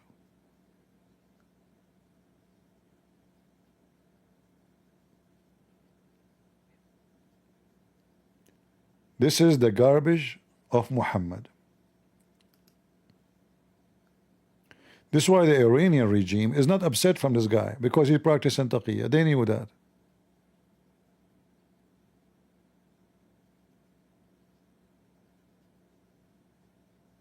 No problem. He can even curse them. They will not be upset. Because as long he is doing taqiyya, which means he says something, but he mean his mission is something else. Like when you send a spy, the spy, he have to merge. He don't tell the enemy I'm a spy. He don't tell them I'm your enemy. He will curse the one who he is sent by.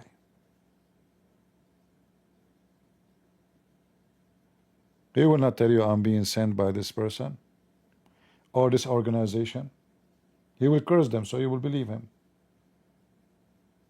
He will spit on them so you can trust him.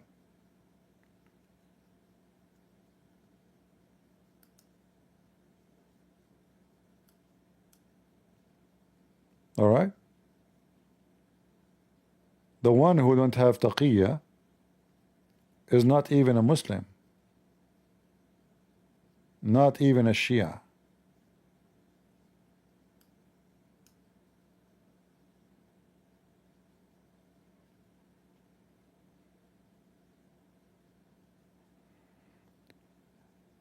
So don't come to me again and tell me that this guy is the Imam of Peace. He is a piece of shit. And you must be stupid to believe him. We spend years telling you that those people are a bunch of liars. Never believe a Muslim. Never ever. The second you believe a Muslim, that means you are a fool. As you see, they are not allowed to be truthful with you.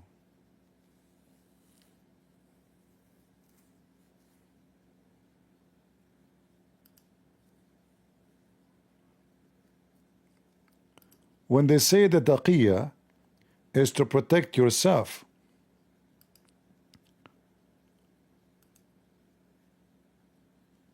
we have many ways to get them busted. We can show the tafsir. Tafsir means the interpretation of the scholars, of the Shia and the Sunni. Not only the Shia, not only the Sunni. Both they believe in the same garbage. Yes, both they hate each other. They want to kill each other and they kill each other. But doesn't mean they love you. They hate you too.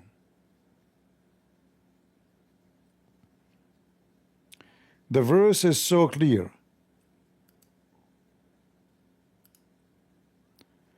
It says, don't take them as a protector. So they are not. The Muslims are not at risk. As you see, they want to protect you. How they want to kill you? Don't take them as a protectors. Don't take them as a friends. So they are not enemies. They are not coming to kill me, as he claimed that taqiyya is used to protect yourself from the enemy. Yes, they are enemy for the Muslim, because Muslim believe everybody is an enemy as long as you don't believe in Islam. But as you see, the naive non-Muslim, they want to take the Muslim as a friend because they are stupid.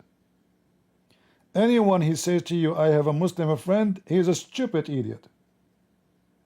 Because Muslims are not allowed to take you as a friend.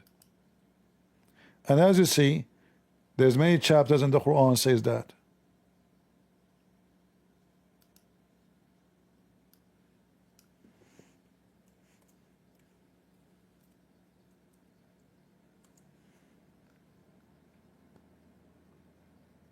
If a Muslim ever he says to you, I am your friend, he is just practicing taqiyya. Chapter 4, verse number 89 as an example.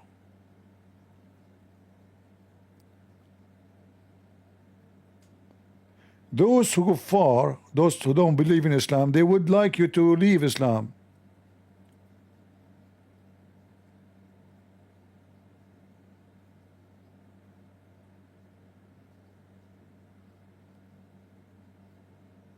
But be careful. Wherever you find them, slay them. Wherever you find them, seize them and slay them. Whenever you find them. Do you see it? And this is a Muslim translation. In any case, take no friends or helpers from their rank. So not only they will not take you as a friend, they should kill you.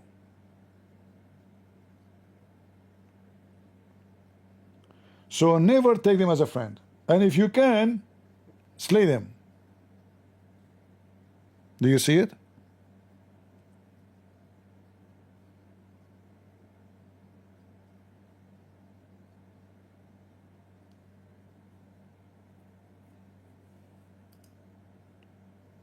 Do you see with me what I'm saying or not?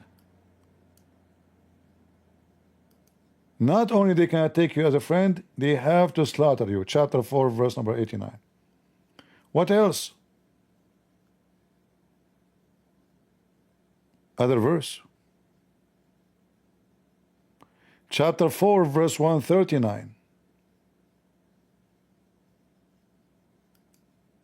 Those who take the kuffar as a friend and give them honor, Allah will strip them from the honor, because the honor belongs to Allah.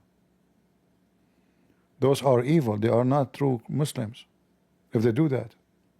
So no Muslim will take you as a friend, because then Allah will punish him, strip him from all honor.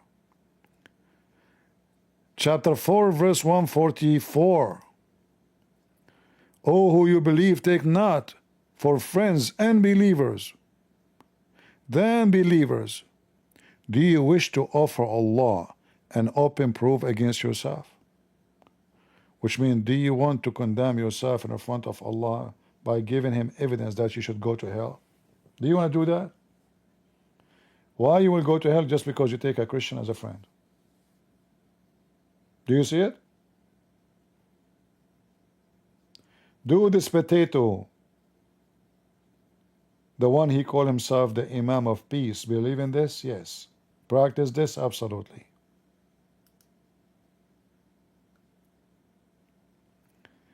Chapter 5 verse 51, name you by name, specifically for the Christians. O who you believe, take not the Jews and the Christians as your friends or protectors. They are friends and protector to each other, which means they can be friend and protector to each other, but not to you. Never, never, never let them do that to you. Why? Because you have to kill them. You have a duty to kill them. How you take them as a friend? And amongst you, any one of you, he turned to them in a friendship. He is one of them, which means he is an apostate, must be killed. Do you see it?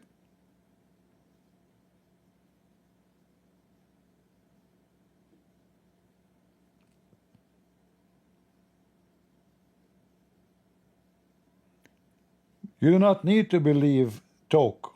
I have evidence. I'm not making a speech. Muslims don't like you. Muslims don't. No, I am showing you their holy shit. This is the book. It's called the Holy Shit, the Quran. It can't get more shitty than this. And then they strip it in the media. They say to you, there's a Muslim, his name Imam Tawhidi, he is the Imam of Peace. He's a piece of shit. He's lying to you. This is the book he teach in the mosque. He read this to everyone come to his mosque.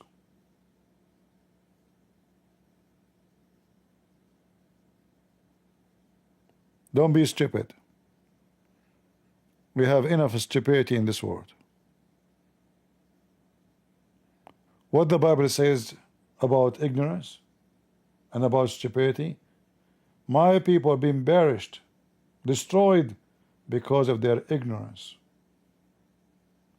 Nation will be perished because of their ignorance. You might have the most beautiful country, trees, greenery, God bless you with many things, but because you're ignorant, you will lose it.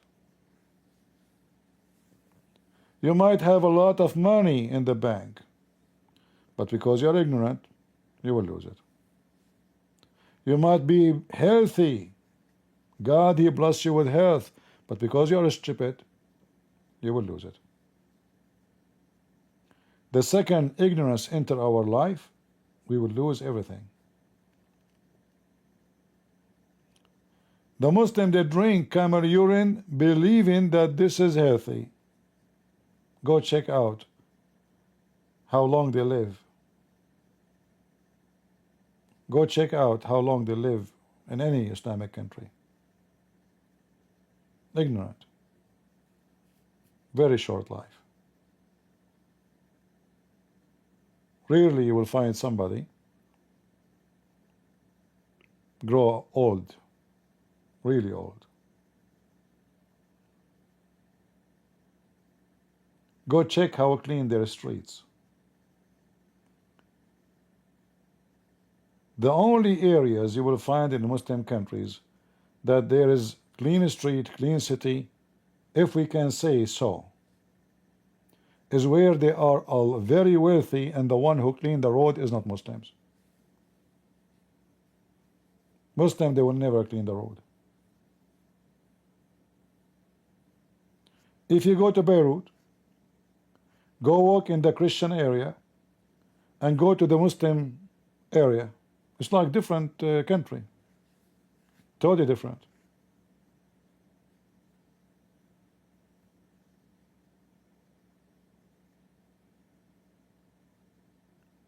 Shall I show you? Do you want to see how the beach look like in Pakistan? I can show you.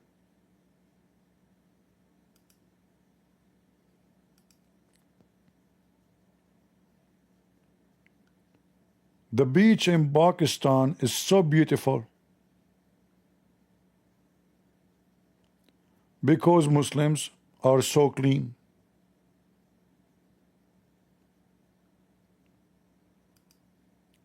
and they take care of cleaning, not like the Jews and the Christian.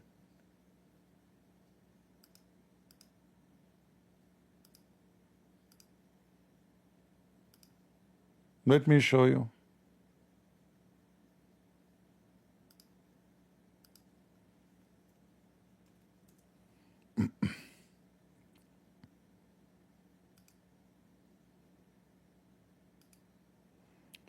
This is Abdul. He is keeping the river clean.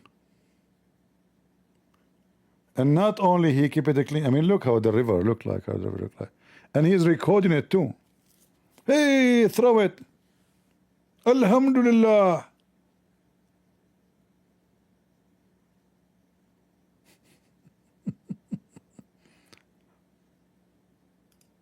Hold on.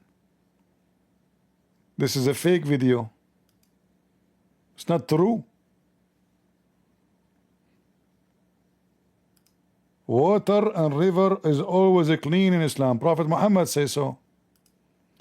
Let us go to the beach. The Abduls are enjoying the beach, brother. Do you have a beach like this in your country? Beautiful.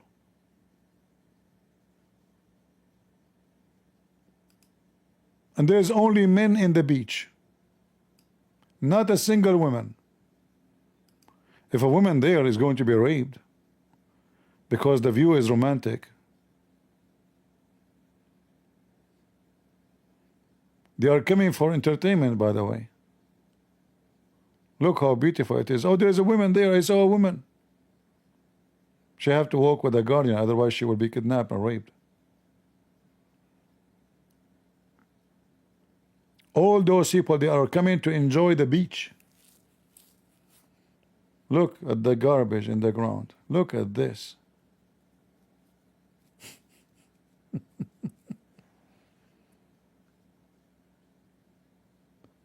And then they say to you that Islam teaches us how to be clean. But we know that Muhammad himself, he takes shower with dead dogs and women blood from period. So Muslim, they say something, but reality is something else. By the way, if you are a person thinking to go to Afghanistan or Pakistan, I have connection. If you need a visa, I can get you a visa, and I can buy you one-way ticket to the moon. In fact, there is a song, American song, it's called One-Way Ticket to the Moon. This song inspired by those beaches. Those people, they went there, they didn't want to come back to America. They saw the beautiful of Islamic countries.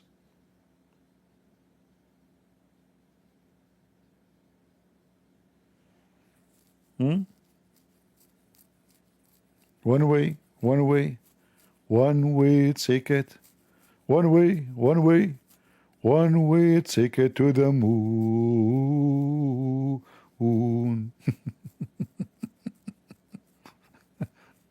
What dog? Dogs, they lick themselves, they keep themselves clean.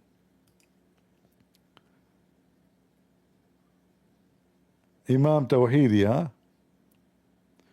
David Wood and this guy. Look at this guy. Robin Report. This guy, he thought, oh, okay, we got finally somebody, he is against Islam, brother. Let us interview him. Tell us why you oppose Islam. The guy don't oppose. Don't you see what he's wearing, you idiot? Don't you see he is dressing as an Arab and as an Imam? That means he don't oppose Islam. In fact, if he is a moderate, as he claims, he will start from his clothing. Why is dressing like this?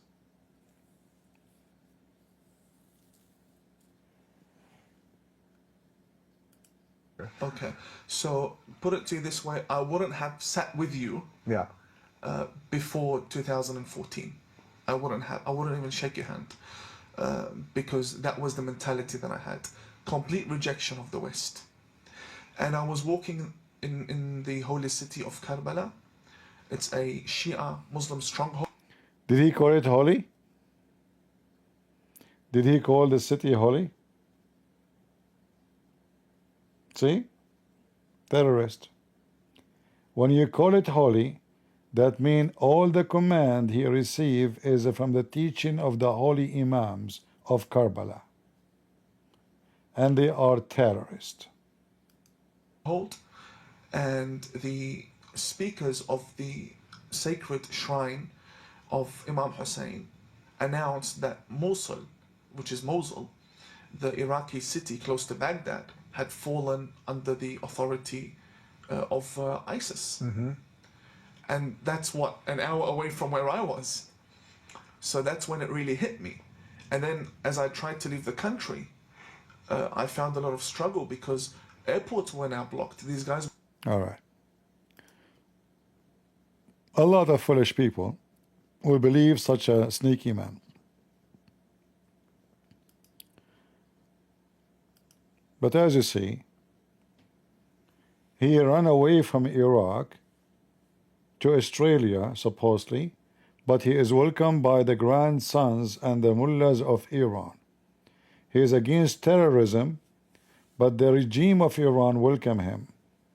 He is against terrorism, but he fight and expose, supposedly, the person who want Iran to be civil, not under the command of terrorism.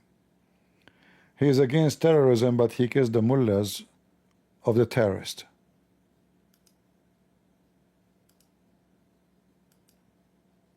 And if you are a fool, you are a fool. You cannot make the blind see.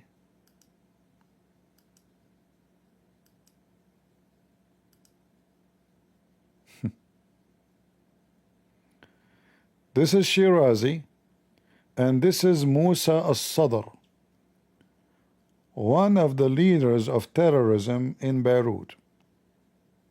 He was kidnapped and obviously killed by Al-Qaddafi. Al-Qaddafi, because this is what the Muslims do. The Muslim, they will invite you to their house, and if they could, they will get rid of you. So Qaddafi, he invited him to Libya. He promised him a big check. This guy, he went there. He never came back. Boom. Qaddafi killed him.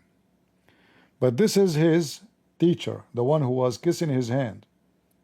And this is Musa Sadr, who is a leader of Amal group in Lebanon.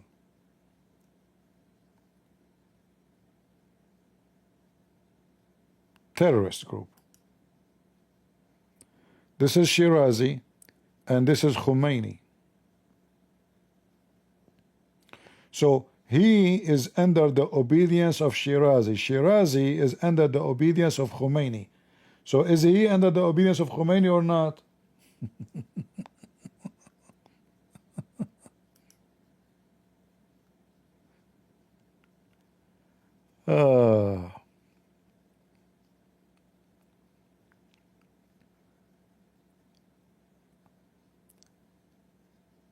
So this guy, he used to work in the Iranian TV.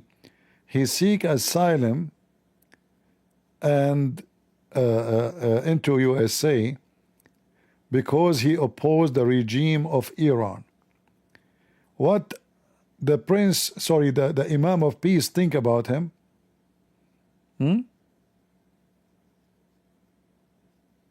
This guy is #1 terrorist.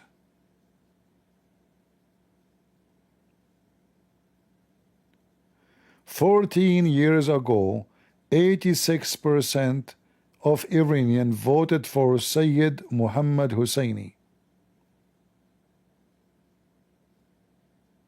Obviously, he was going to be a president, but he want to have a civil country. This is the flag of Hezbollah, and this is Tawhidi, and this is Salman Sima holding the flag of Hezbollah. He is a member of Faraj Guard.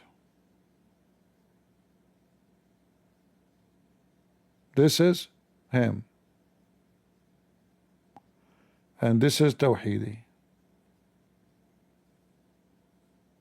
The funny is, this terrorist in Australia, he wear a shirt. He's moderate terrorist. You wanna fool us?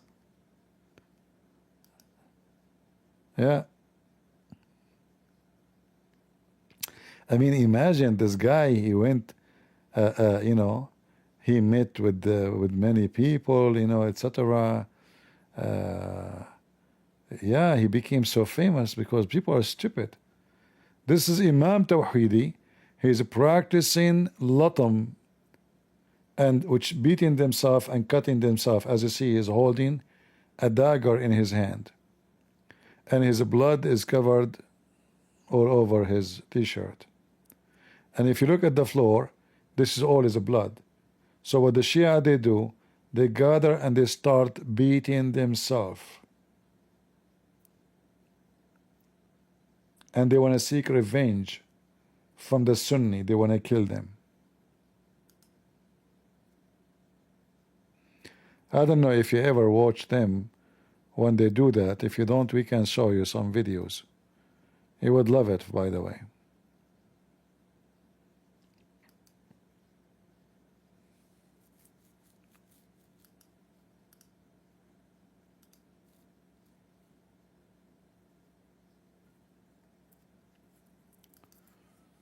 Uh,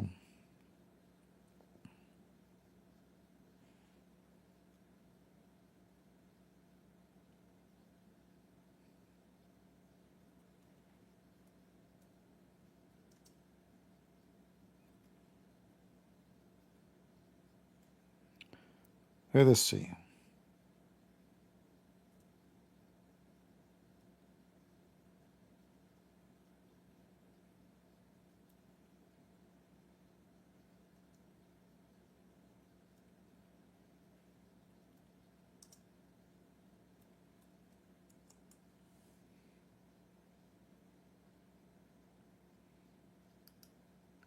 I'm just trying to find something not too much bloody.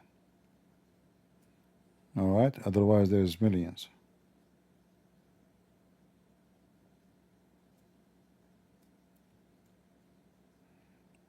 Until now, there's no success.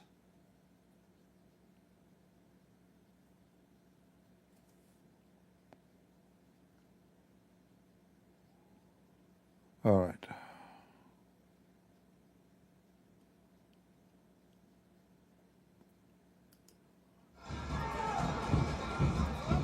Let us see.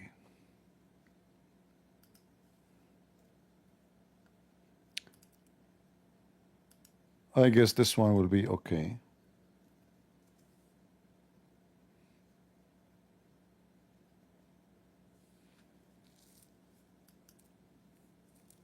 What happened to this video?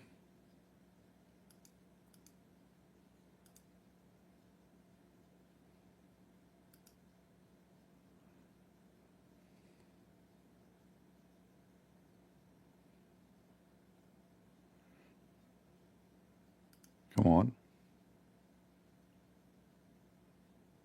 It's not working.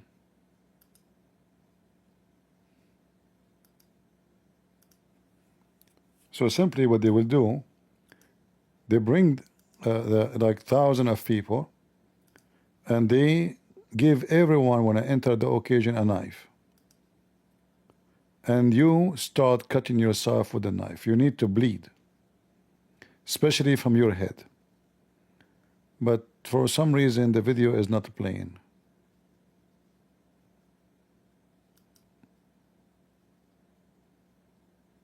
I'm not sure why.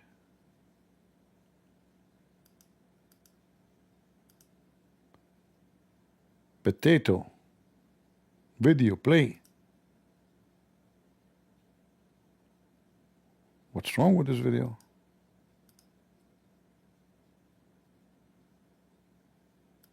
Shish kebab.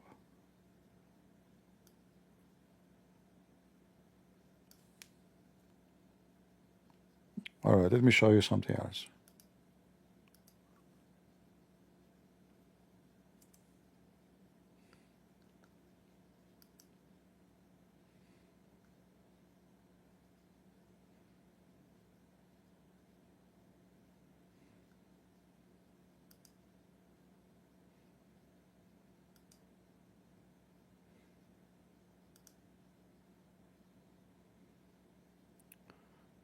All right, let's see if we can see it here. There's something wrong. Okay, let's see a different one.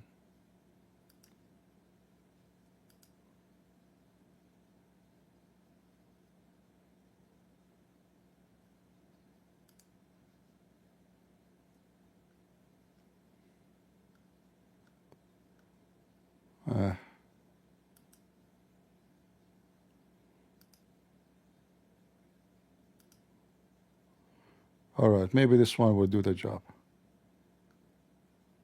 Okay. Forget about the video. Too bad you can't see the video here, but it's not working. Now you will take an idea. All right.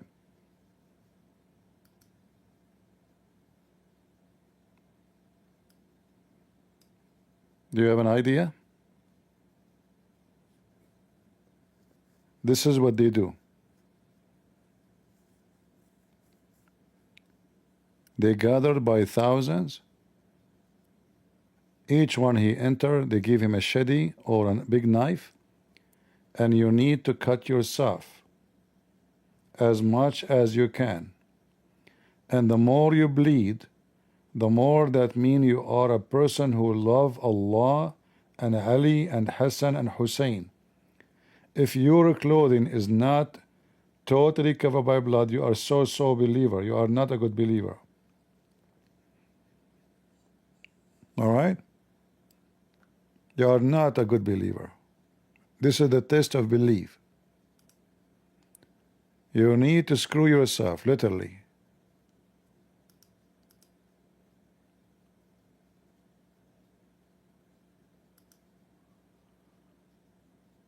All right? Is the image coming to you good, Rise and Rumble?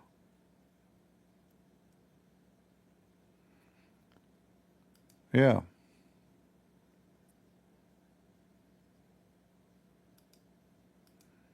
Let us zoom more so you can enjoy it better. Very friendly, beautiful religion. This is what this guy, he claimed he's against violence, and the religion need to be reformed. Yet he go to the mosque himself and he start cutting himself. So imagine how much violent they are, to the point they approve. I mean, look at this guy here. Look at this guy. Look at this guy holding this big shadi in the top of his head.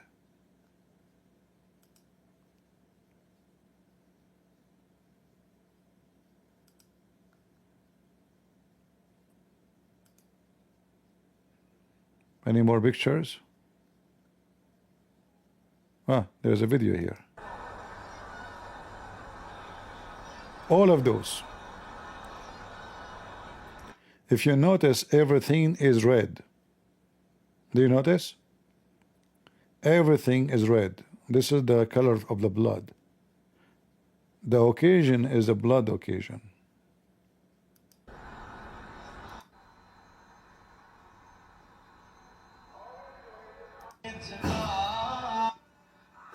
Hit. Hit. الطريق كلش حلو كلش مرتاحين Let us go back. كلش حلوة.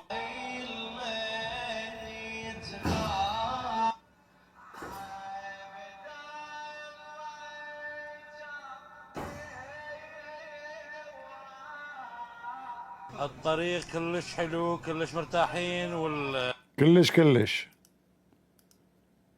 كلش ملش. He's speaking Iraqi accent. Let us see this one here. By the way, those the building in the top is covered by gold.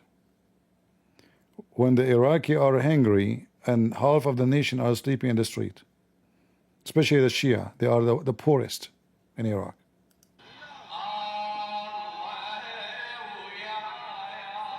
Hit. Hit. Hit harder. Harder. More.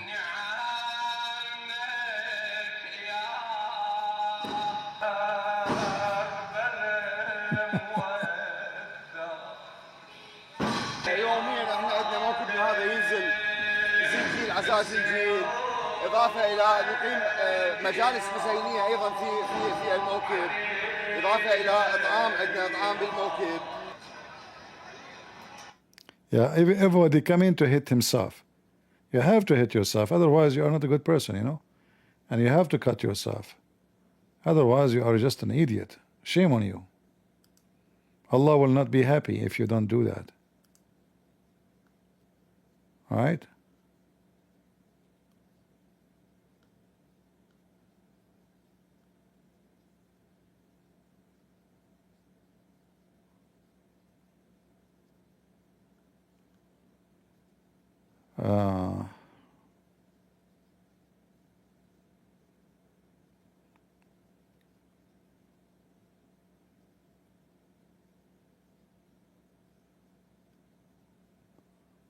Yeah. If we go, like we open here, this interpretation, but we did not read it.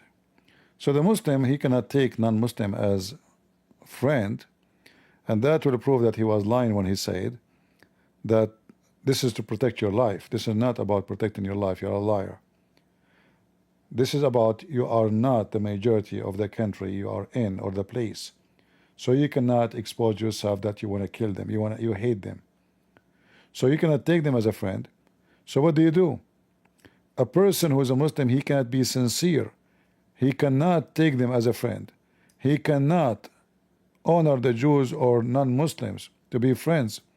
If a Muslim, he is sincere to take you as a friend, and he seek might and honor, which means he honor you, he respect you, by taking the hypocrite. So now we are the hypocrite and the disbelievers as a friend. The one who do so, he has no connection with Allah, he has no honor, mercy, or protection, which means the Muslim can kill him. He's an apostate from Allah, unless yet you guard yourself against them, save yourself from them, taking it as a way of security, even though it's not. As you see, they want to take you as a friend, they don't want to kill you. Saving yourself from them by speaking in a friendly way toward them, while your heart is this like this. So this is what Tawhidi is doing. He speaks to you in a friendly way, while his heart is just like this.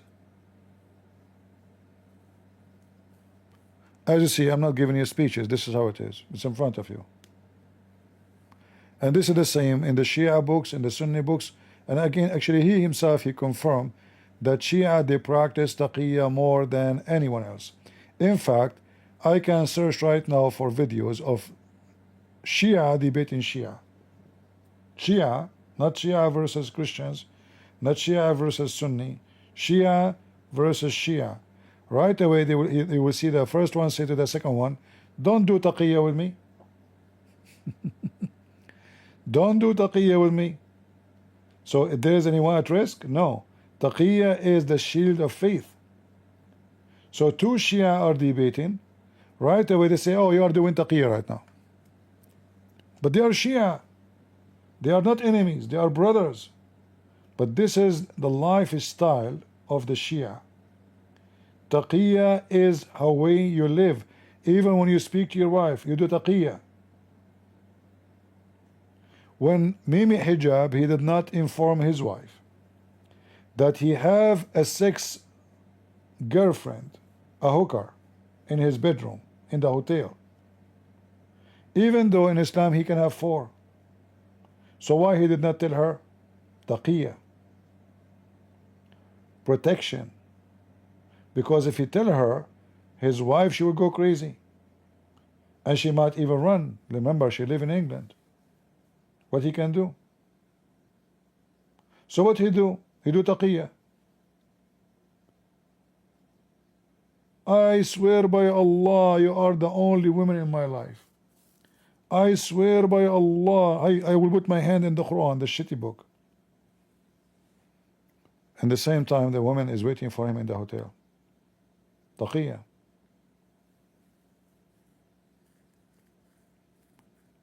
This is why Muhammad, he said, it is you are allowed to lie in 3 cases: to your enemies, to your friends, and to your wife. Who's left? And wife lying to husband too. Who's left? The Muslim, they claim when you lie to your friend is to fix things. You fix things, how do you mean? Fix it like there's a problem. So 2 guys, they hate each other. You go to the first one, you say, this guy, he like you, he really love you, he don't hate you. And then you go to the other guy, you say the same. And you force them to shake their hands.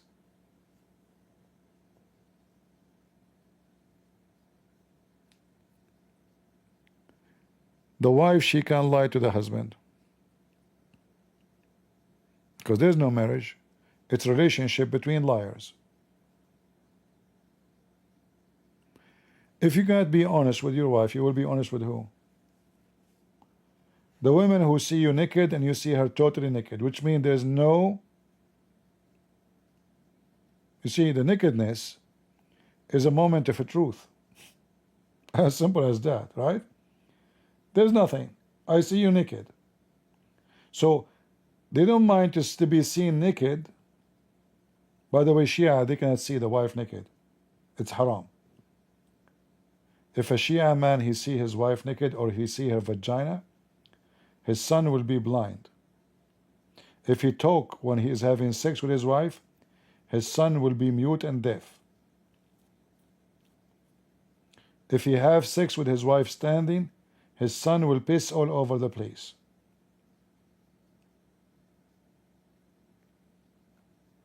If you don't believe me, I can prove it to you. Do we have any Shia here? Huh? No Shia?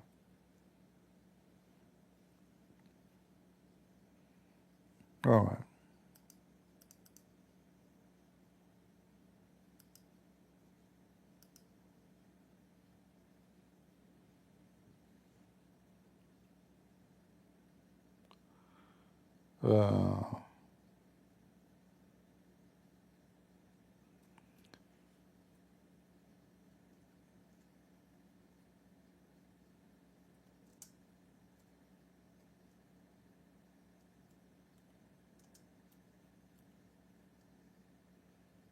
Let me see.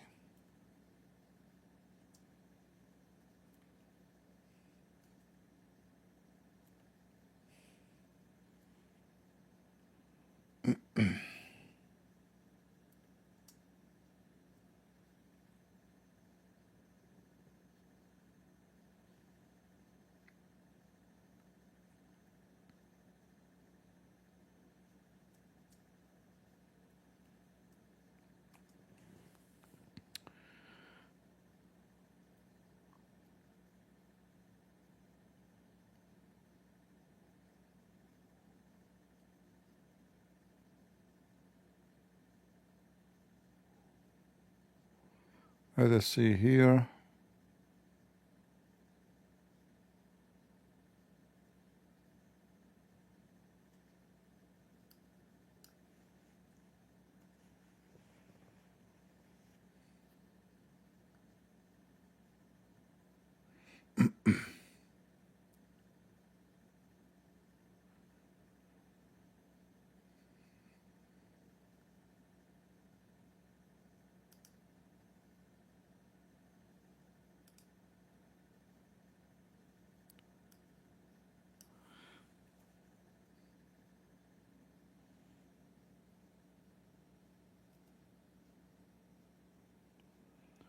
What we will show you.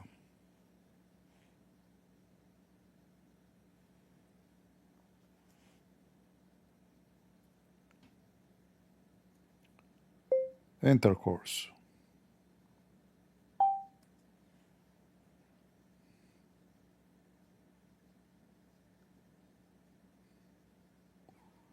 All right.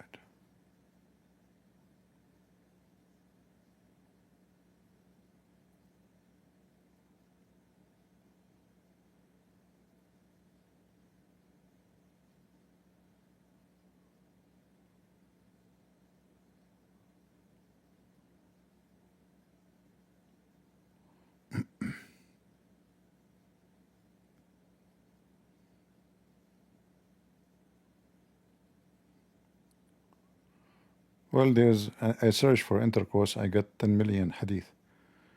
I'm searching for the wrong thing. That will be endless. Let me see. Hold on. I mean, those Shia, they have a huge library about sex.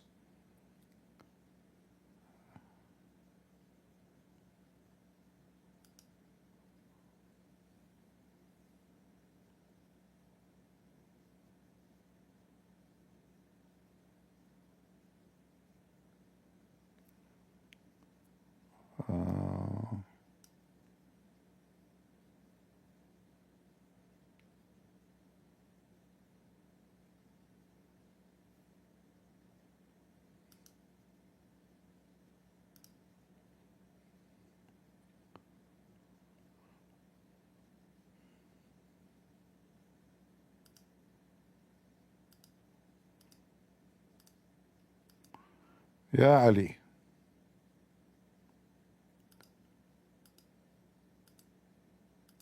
Too many Ali in front of us. I'm closing the. Okay.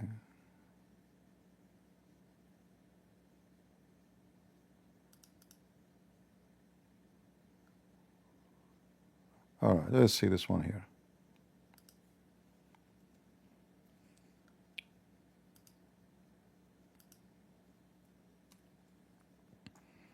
This is what Imam Tawhidi believe. This is what he teach the Muslims in his mosque.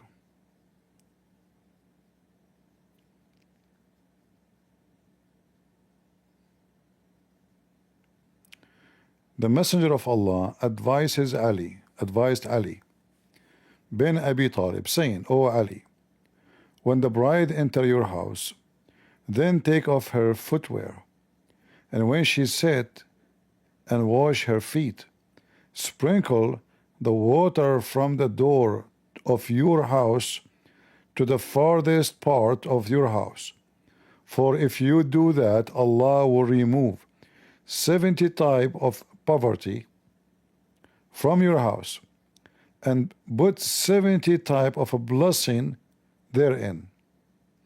This is a true story. When you get married, the first day, your wife, she wash her feet.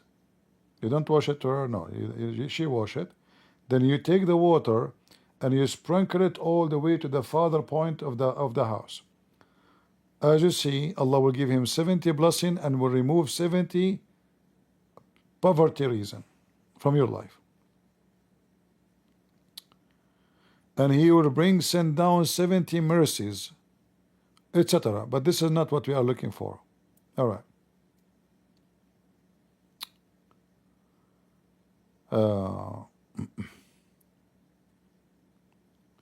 And by the way, if you don't do that, the bride, she will become a crazy. So if you have a wife, she is a crazy. This is the reason. Because you did not sprinkle the water, she will be afflicted with insanity and leprosy as long as she is rising in that house. The only way to solve the problem, you move to a different house. And then she wash her feet, you sprinkle the water, she will be fine. During her menstrual week, prevent her from consuming milk, vinegar, and consider sour apple. These 4 things, so Ali. So Ali said, O Messenger of Allah, what the reason I should prevent her from those things, 4 things? He said, because the womb, my page froze, the stupid software is freezing. All right. Because the womb become sterile and cold, and with those 4 things. Muhammad is very expert with sex. All right. Let us go down a little bit. All right. O Ali, don't have intercourse with your women in the beginning of the month, in the middle of the month, or at the end of the month, or else insanity, leprosy, and dementia will be hastened to her and her child. Take a note. Don't have sex with your wife in the beginning or the middle or the end of the month. Be careful. O Ali, Do not have intercourse with your women after tuhur. For if you are appointed with a child that time, it will have deformed eye. Now we know why somebody have a cross eyes. And Satan become happy with deformity in a humanity. Okay. O Ali, don't speak during intercourse, for if you are appointed with a child, at that time he will not be protected from muteness, and you should not look at her vagina of your wife. Lower your gaze during the intercourse. Don't look. A man should not look at his wife's vagina. Shame on you. Dangerous. All right? Why? For looking at the private part will cause blindness to the child. Here we go. You look at your wife's vagina, bingo. Your son is born blind. This is what Imam Tawhidi teach in his mosque. And I challenge him to say those are lies. He said he is from the group of the 12 Imam. Those are the Imams. Ali, the highest Imam. They worship him.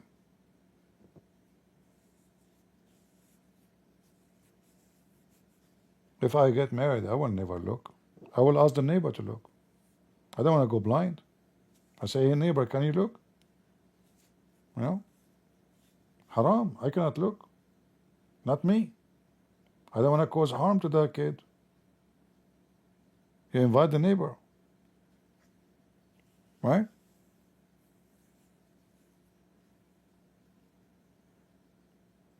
I'm telling you.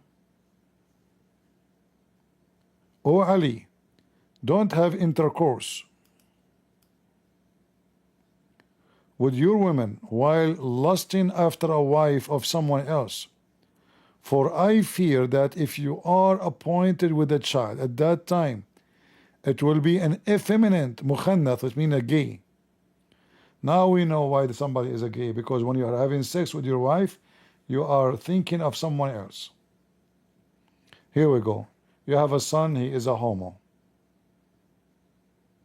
Do you understand now why there is homosexual? Do you understand?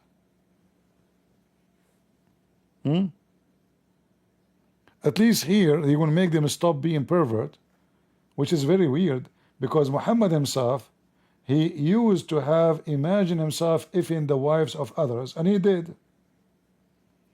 Isn't it the books of the Muslims says that if the Prophet eyes fall into a woman, which means he have lust for a woman, her husband must divorce her immediately so the Prophet can F her.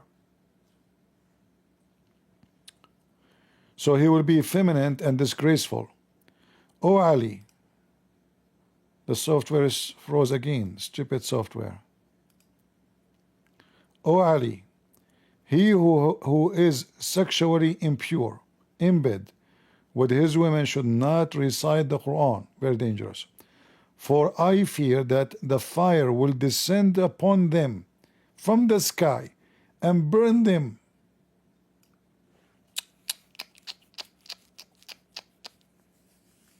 Hold on. So now you are having sex.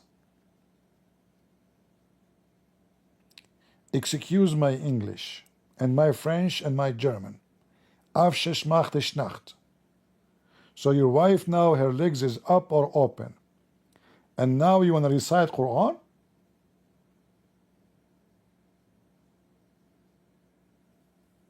Perfect timing. I think this is perfect timing. Just think about it.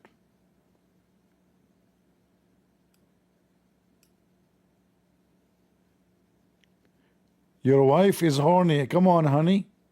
Okay. Bismillah ar-Rahman ar-Rahim. Alhamdulillahi Rabbil Alameen. Hey, Zakir, are you calling? Get a breath. Faith of all, I did not call you, it's you who called me. I don't know, I did not even hear a ring. Exactly, because you call me. This is why you didn't hear a ring. You're so stupid.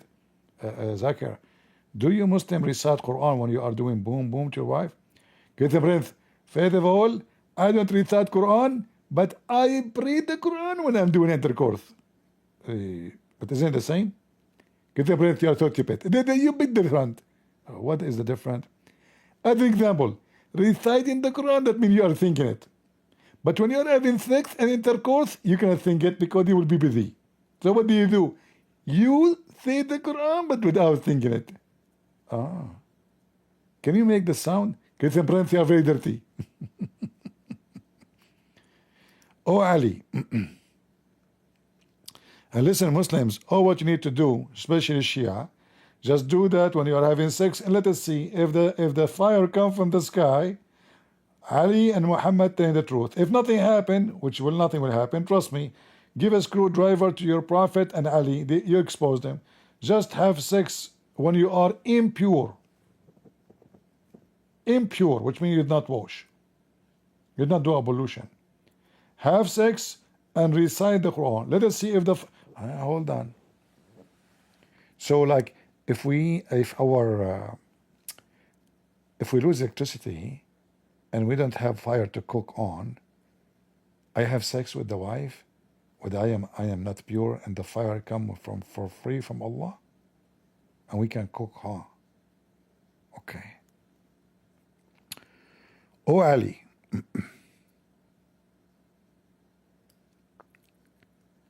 do not have intercourse with your women except that you have covering. Why? You and your wife has a covering. Okay. What will happen if we don't have covering? Do not do intercourse under a single covering. It's not enough one cover. No. It have to be two cover. Or the desire will fall. I know now why Muhammad penis was not working. He is not using two covering. Anybody here he have a sexual problem? It is the covering. And that will bequeath enmity between you. Look, the symptoms of no covering.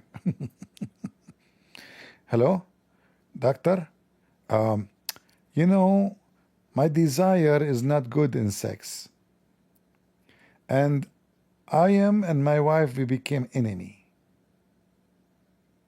And we are thinking about divorce.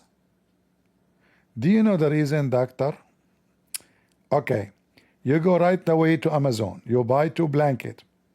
And when you have intercourse, you cover yourself with your wife with the blanket. And everything will be fine. Okay, are you sure? I'm very sure. Doctor, I heard in Facebook that you made a post that you are divorcing your wife. Yourself. Is that because you don't have a blanket? Abdul. So, if you don't cover yourself with 2 blankets, you will end divorcing your wife and you will have enmity. Oh, Ali, don't have intercourse with your women while standing. Oh boy, that position is not nice. Not nice, not nice. You will see why. For that is form the action of donkeys. Donkey, what are you doing? Huh? Why you are having sex with your wife standing? What's wrong? You're a donkey. But donkeys don't stand in 2 foot. Huh? Okay. Abdul, do donkeys do sex standing on their 2 feet? What if the women she like it? What we would do? She must be a donkey, huh? What if the husband he like it? He must be a mule. Okay, what will happen if we do that? And if you are appointed with the child, at that time, brother, at that time, be careful, brother. It might be not your lucky day. So if you have sex standing like a donkey, and if you are appointed with a child at that time, it will urinate. Son, what are you doing? You have sex with my mom standing. I cannot handle it. I have to piss everywhere. You are pissing on the TV, you idiot. So what? I piss in the refrigerator. What are you talking about? Yes, Father. It's Allah's decision, that's it. Allah cursed me. You had sex with my mom when she is, and you are standing? You are a donkey. So I'm going to piss everywhere. Allah want to piss you off. Everywhere. Open your mouth. Son, what are you doing? I cannot hold it. My Allah, He made it happen. Are you going to stop against Allah's decision? Allah curse you. My duty to piss everywhere. On the TV, on you, on mama, and dada, uncle, food, everywhere. I piss. And by the way, I left one leg up when I do it. like a dog. Doggy. Wisdom, this is what Imam Tawhidi he teaches in his mosque. We can show you the killing and the blood and the garbage. Oh Ali, don't have intercourse with your women on the eve of Eid. What? Of Al-Fitr. This is the name of the holiday, the Muslims. For if you are appointed with a child at that time, the child will be much evil. Hey Muslim, do you think Christian Prince is evil? Oh yeah, he is so evil, disgusting. Okay, I think my dad he have sex with my mom in the day of Eid. It's not my fault, it's Allah. Allah he decide. If you have sex in the day of the Eid, bingo, your son will be evil. Hey Muslim, is that justice? I mean, what the fault of this kid now? He is evil just because the guy, he did boom boom to his wife at that day. Is that justice? So his dad if his mom and then he been effed all his life, people call him evil? That is excuse me guys, this is an effing God. Look at the justice. The first one he pissed around for no, what he did no wrong. You are born pissing around. Somebody born blind. Why? Because his dad, he look at his mom vagina. I wish I can see. Allah, why you did that to me? I'm blind. What I can do? It's not my fault. I'm Allah. Your dad, he look at your mother vagina. He should not do that. He should look at her butt. I warned him. Don't look at the vagina. Focus on the butt. Stupid. How dare you?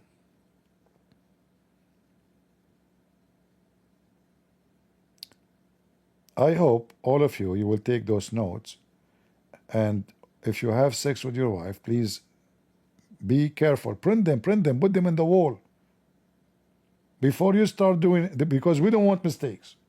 Mistakes is very costly.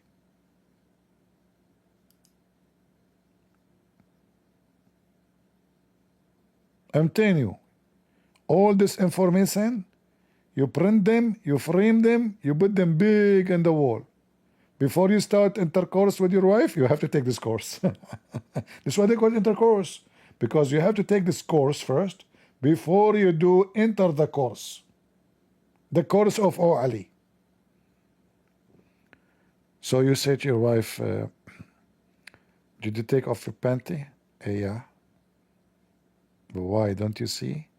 Oh no, I cannot look. Is that why you are wearing this welding mask? Do you see me? No. So you don't see me at all? No, I cannot look. Open your eyes, open your eyes. My eyes are open, but I have the welding mask. I cannot see anything. Why you are doing that? Because it's a matter of national security. We have to protect the sun. We will come blind.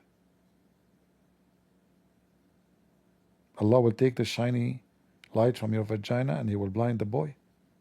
You want to have a boy, he's blind? Do you want to have a boy, he's blind? Just to look at your... No, I will not look. I will call the neighbors or somebody. Or Epstein. Oh Ali, don't have intercourse with your women on the eve of Eid al-Adha. Even Adha too, yes. For if you are appointed with the child at that time, it will have 6 fingers. Guys, do you know why I'm so fast in writing and typing in the keyboard?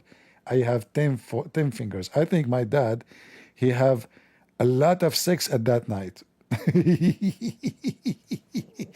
6 fingers? Really? Because he have 6 at that night? Mean. By the way, everything you see here is proven to be true scientifically. Anyone who says to you, this is not true, this guy is making fun, he is stupid, believe him. This is true. According to the National Geographic, that there is an elephant, he had sex with the other elephant, a female elephant, on the day of the Eid, and his son, he have 6 foot. Not only because they don't have fingers, so he have 6 foot. You can see that in the museum in Zimbabwe, in Brazil, next to Japan. There's like a road. You go and you find like 7-Eleven. Take the first right. You will find a zoo, and the country is called Salvador. And you will find the elephant to have 6 legs because this idiot, he have sex with his wife, Mrs. Elephant, And in that country they call it Elefantino because they are, like they speak Latin language, Elefantino. And the Italian, they call it Elfantano, So, hold on. Did I mention the word elephant? Let me show you why there is an elephant. Why the elephant exists. Hold on.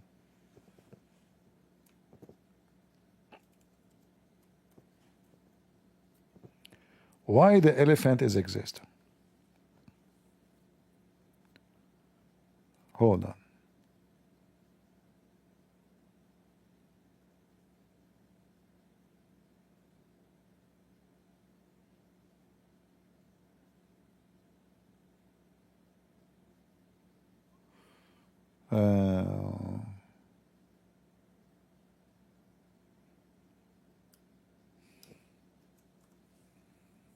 Let us see.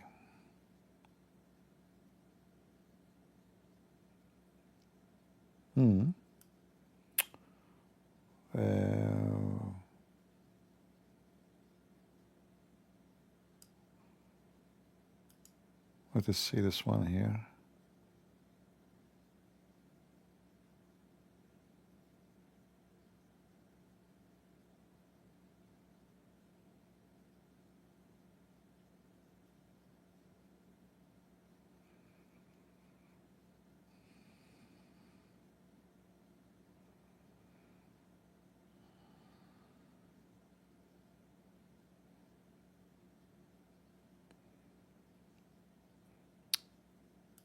For some reason, I cannot find the field story.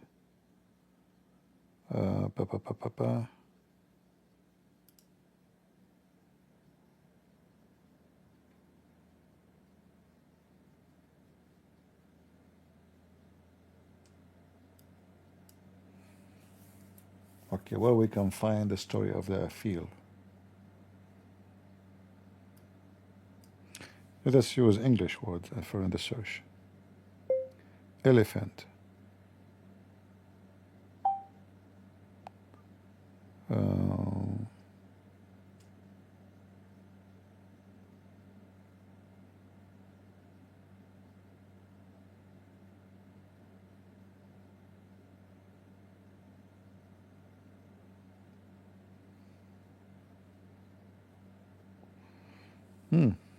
Can't find it. Okay, let me try to remember What was the story?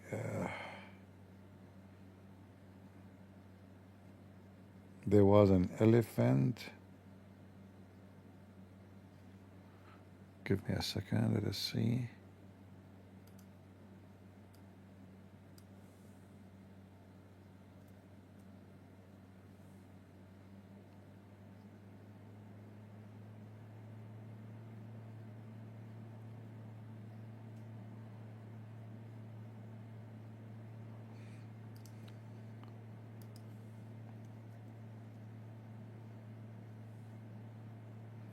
Let us see.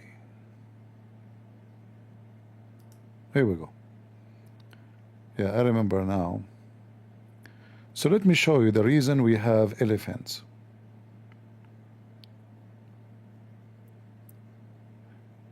The peacock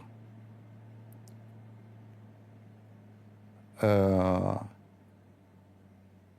know the bird, the peacock.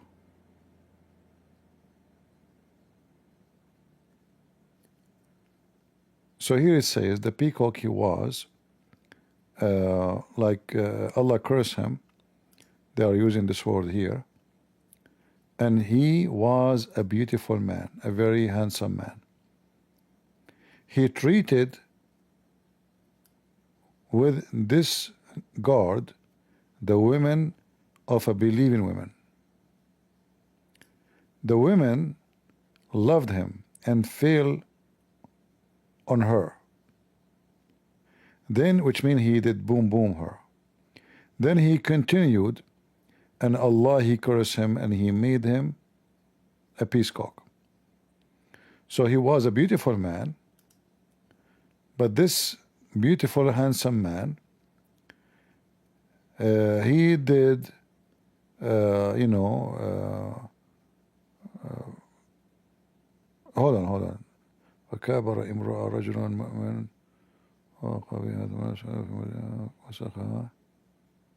okay. All right. So here the translation is a little bit not accurate.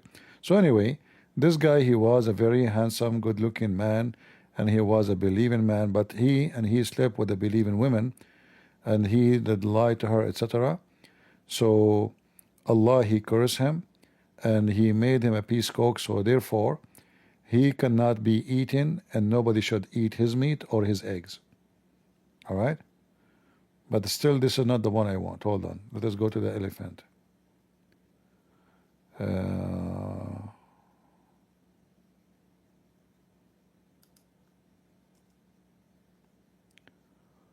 What is the one we want? We want the elephant.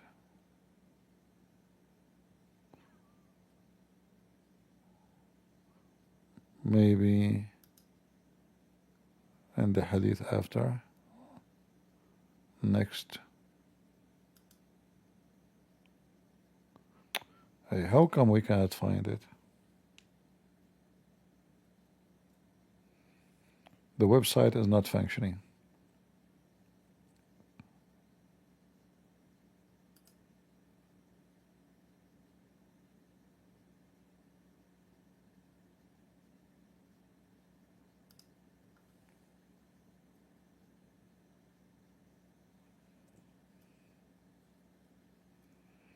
But the same anyway, like every animal.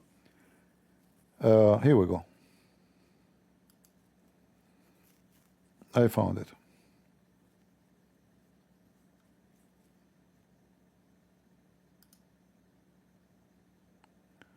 I asked Allah Messenger, the Prophet, why people have been cursed by Allah, and he transmitted into something else. He replied, there's 13 a group. They are elephants, bear, swine, monkey, seal, lizard, bat, leech, scorpion, spider, rabbit, etc. So all those animals, originally they are not animals, they are human. Let us see what happened to them. So I said, O Prophet of Allah, what was the reason they've been transmuted The Messenger of Allah replied, the one who was transmuted, sorry, I don't know if I'm saying the word correctly, you can correct me, into an elephant, he was a man who made love to almost anything. Sick bastard. Oh, you guys, my screen is frozen. Oh boy. So all this time I'm reading and you guys can't see. It's my fault.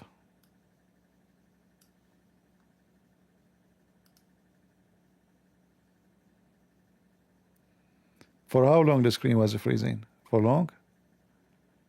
Is it like a minute? Or more?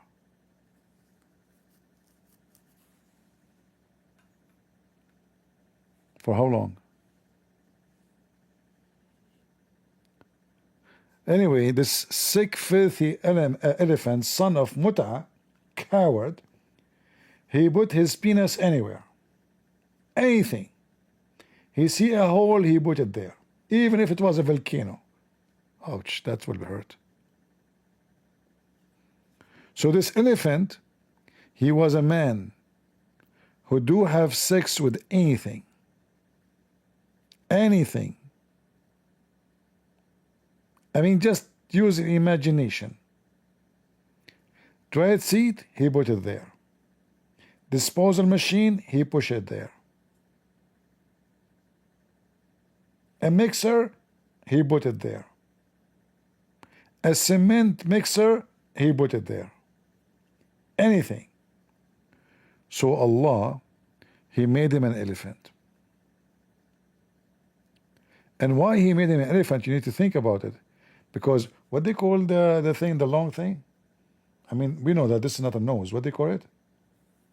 In Arabic, we call it khartoum.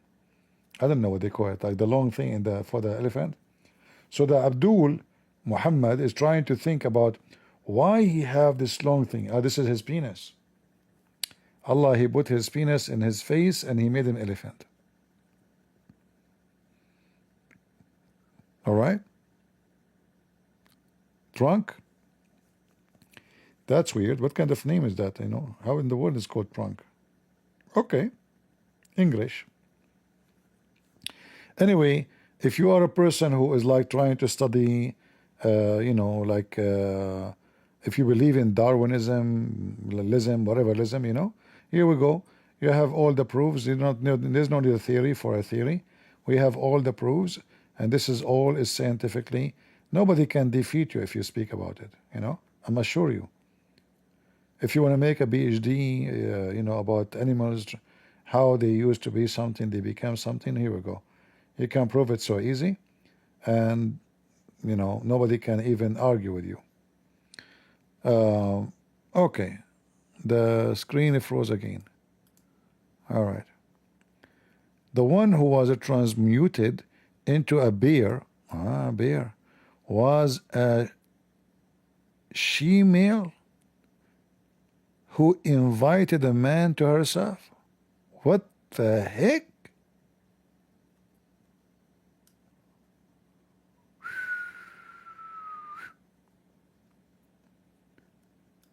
That's why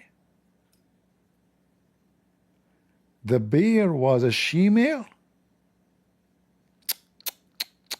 I'm so disappointed. I used to have a lot of respect to Mr. Bear, especially Grizzly. I never expected that the bear is a dragon queen. What a disgusting bear. Shame on you. She dressed a skirt, huh? I mean, the bear.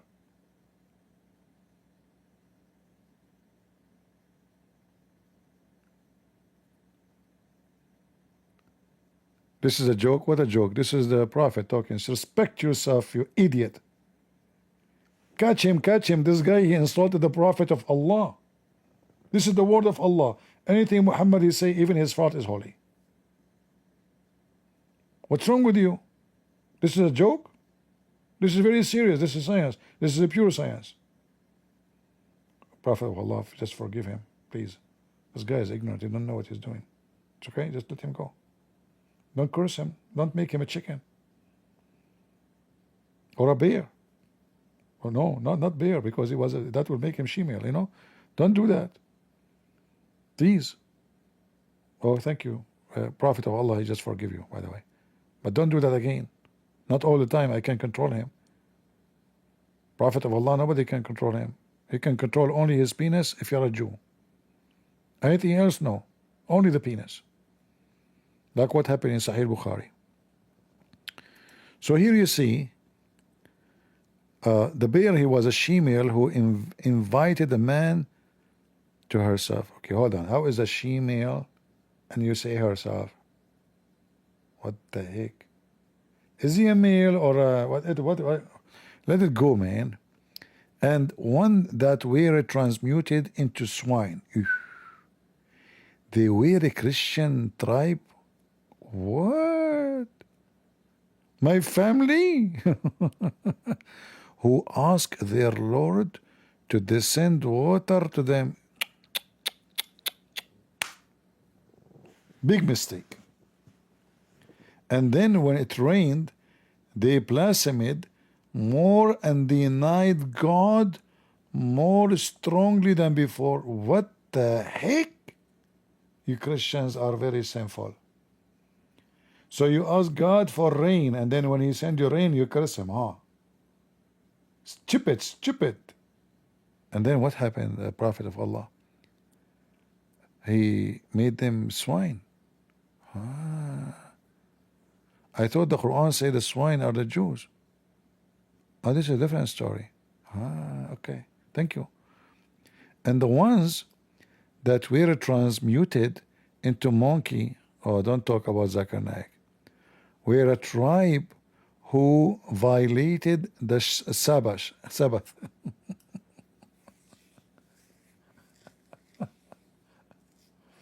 That means all the Muslims, now that explains why all Muslims are monkeys.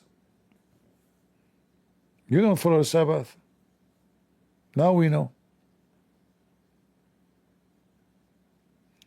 Now we know what the reason. This is the books of Imam Tawhidi. Maybe we should go to talk about killing, you know, and slaughtering. The Imam of Peace, huh? A piece of garbage.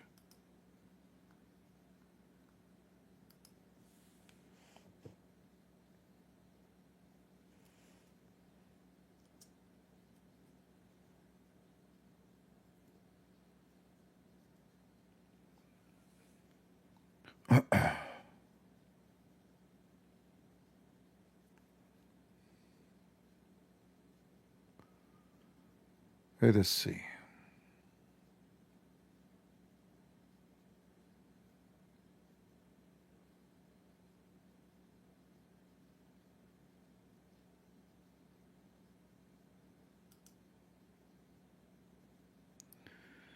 I think we have enough for today. What do you think, guys? Don't you have enough knowledge about sex and see, all those things can happen to you.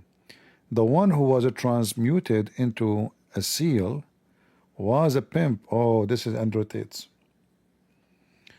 Guys, do you know what will happen to Andrew Tate? Allah will make him a seal. Do you see it? He was a pimp, and Allah make him a seal. He's a pimp who invited a man to make love to his own wife.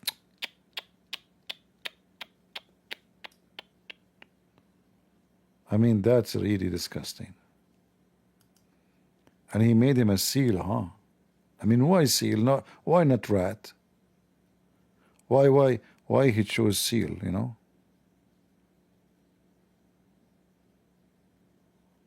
Huh? That is a mystery. And the one who transmuted into lizard, oh boy, he was a Bedouin Arab who robbed the people going to Hajj.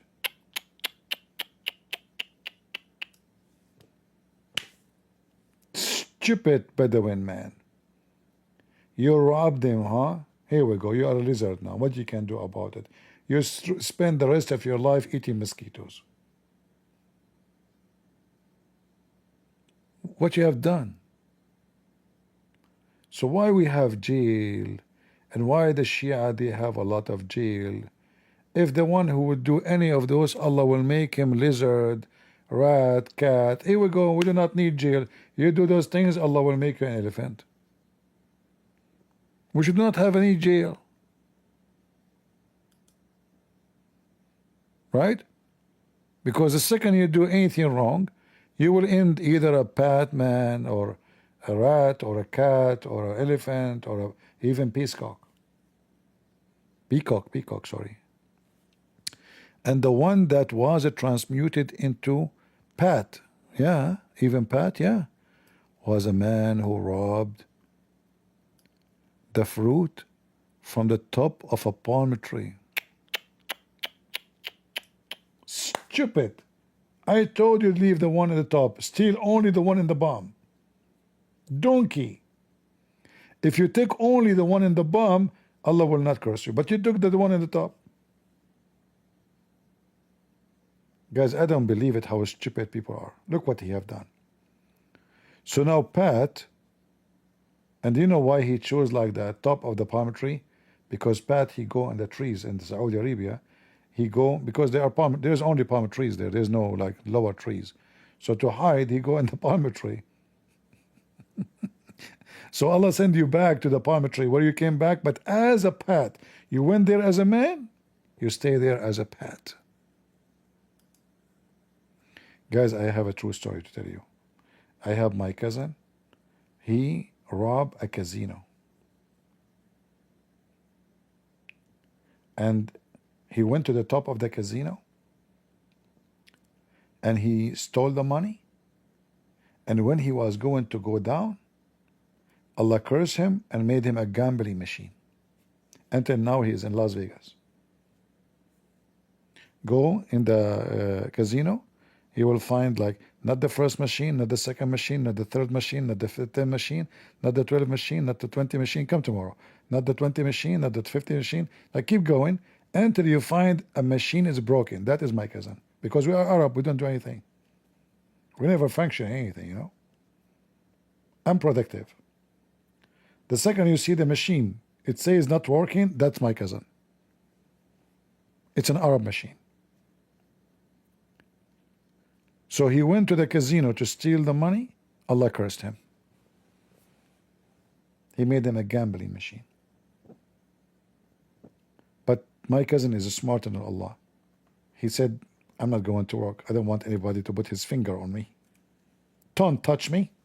He's very like straight man. He don't like people to finger him, you know. Like imagine you're a gambling machine. Everybody hit you with the finger, hit you with the finger. And the more they lose, they hit you harder with the finger, which means they are fingering you. Oh no, that's very bad. You don't want to be fingered, especially when women have long nails. Fingering land. True story. And the one that was transmuted into leech was a slender. What? He's slenderer? Oh, he's the guy who do gossip?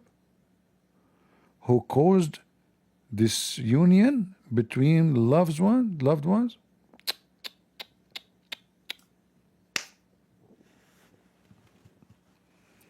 I think if we continue reading this, we can find what is the origin of all the animals in the world. Are you an Egyptian? No, I'm not an Egyptian. Even though the Pharaoh, he was my driver. I don't like to talk about, I'm very humble. I don't like to show off. But I can confirm to you, I replaced many pharaohs. And the reason is very simple. I told them 1 billion times, don't park my car in the top of this thing, the high thing, you know, in Egypt. Here you go, and he put it there. How in the world I'm going to go there? And then we try to bring it down, and the light is broken and unbelievable. So I fired them. especially the last pharaoh. I don't like him. He was very weird. Like uh, he wear very weird clothes too. And one of the funny things about him, he called me sir. I told him, don't call me sir. I'm very humble. He said, no way. I said, Pharaoh, don't do that. He said, I swear by the leg of Allah, I have to call you sir. You're my boss. And then I replaced him. I kicked the Pharaoh. I hire Elon Musk. And the rest of the story. Then Elon Musk, he resigned. He said, I want to work with the Trump. I said, for how long? He said, only 3 months. I said, okay. And then, he came back 2 days late. I refused to. And those are true story, by the way. And all of them written in Egypt. I was in Egypt at that time when those stories happened. And one was transmuted into scorpion. Was a vulgar man who bothered everyone with his tongue.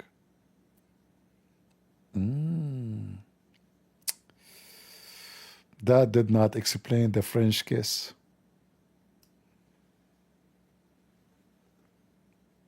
Yeah. Tongue. So he become a scorpion, huh? What is the connection?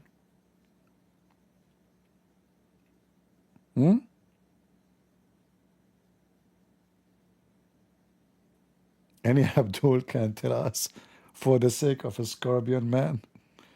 So the guy, he was a very bad mouthing people.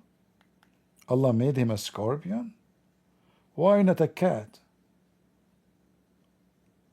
Why a scorpion, Mr. Do you know like what? I mean, what is left? We know all the origin of the animals. And the one transmuted, okay, into a spider was a woman. Man, I'm happy now. Finally, I am able to punish. Amen. Aren't you happy for honestly? Now we know why in Australia there is a spider. They call it the Black Widow. Do you know why? For she was a woman. See, you have to put the information together and you come with the true conclusion. It is true. So this one who transmitted into spider was a woman. Like they say in the Middle East, they say this woman, she put her net on him. Like, she captured the guy. Like, she have a whip, like the male, he go in the whip. Stupid idiot, She wear a skirt, put makeup. Oh, she's pretty. He go blindly. He keep walking until he is in the side of the whip. He cannot move. She come jump on him. She suck his credit card. After she take the credit card, no more money. She dump him out. Spider. Now we know. True. This is the true. This is absolutely true. They put, things in their hair, makeup, and they put those balcony things in their eyes. What they call them? Boing, boing, 7 wings in their eyelashes. You go in the supermarket these days. You don't see women having eyes. You see a balcony. I mean, you can put there. You can put your phone. You can put, and when they blink, you fly. I mean, the eyelashes is like 1 meter long. Unbelievable. And so they put those things. So they do what? Why they put them? Because they wanna, they wanna trap you. So she blink her eyes. The man, he look, she's so pretty. Oh my God, I fell in love with her. Come here, Connie. Come to the whip. Come to the whip. And then, especially if they are using the webcam, So she opened the webcam for him. She have AI. It's a guy actually, and the guy, give me your credit card. Aren't you in love with me? Oh sure. So see the web. Unbelievable. Prophet Muhammad, he knew everything. He predicted the future, and this is why he chosen the women to be cursed and become a spider.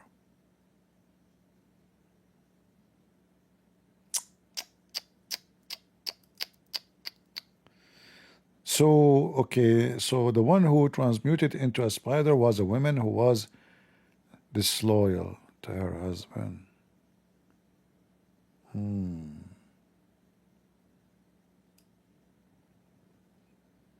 So if somebody, his wife, is disloyal, he will come back home and he will find a spider in the bed. That was nice. If this is the case, no woman will be disloyal to her husband.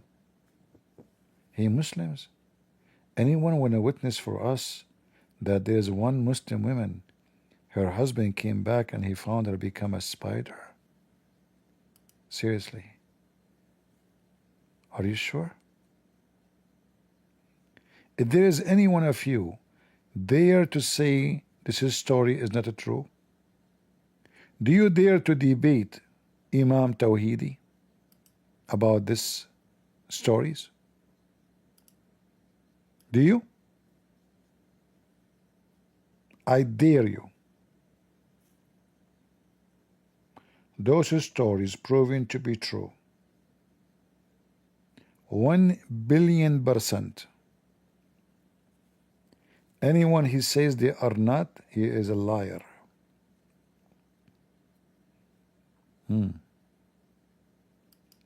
Yeah, Imam Tawhidi is the Imam of Peace, piece of shit liar, taqiyya boy. And the one that was transmuted into a rabbit. Oh. This is the funny one. Was a woman who would not purify herself after menstruation. What the heck? You don't purify yourself after menstruation. Allah will make you a rabbit? Rab, rabbit. Rab, rabbit. Rab, rabbit. Rab, rabbit. Now we know why I became rabbit. Rab, she became rabbit. Allah, this is so good. It's so scientifically true.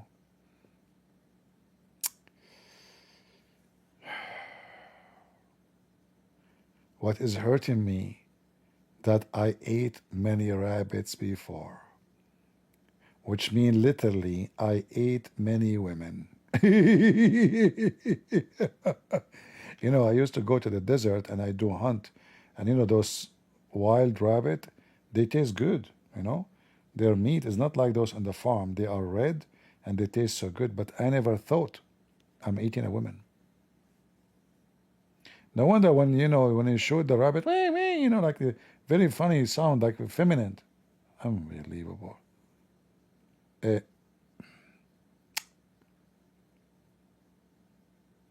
Man, I need to see. I know. I need a therapist now.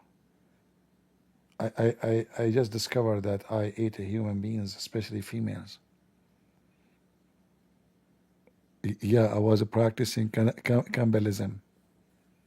I mean, English is very funny. What can and cannibalism have to do together? Put them together, became eating a human. Anyway, I thought camp is camping, like, you know, cannibalism. Okay. Like you go to the camp and you do the lism, so we became cannibalism. Good. So Rabbit was a woman who would not purify herself. Look at the crime. Stupid woman.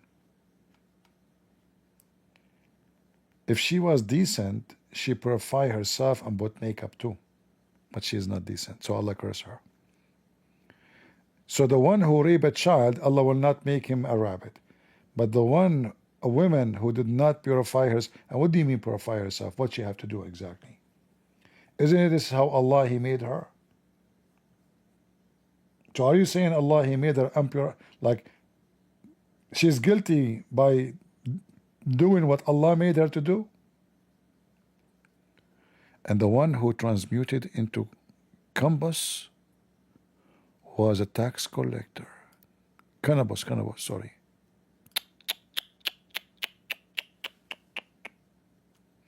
Guys, things is getting messed up. I hope those things you are learning, they will give you a very clear education and guideline about what not to do. So this guy, he was a tax collector.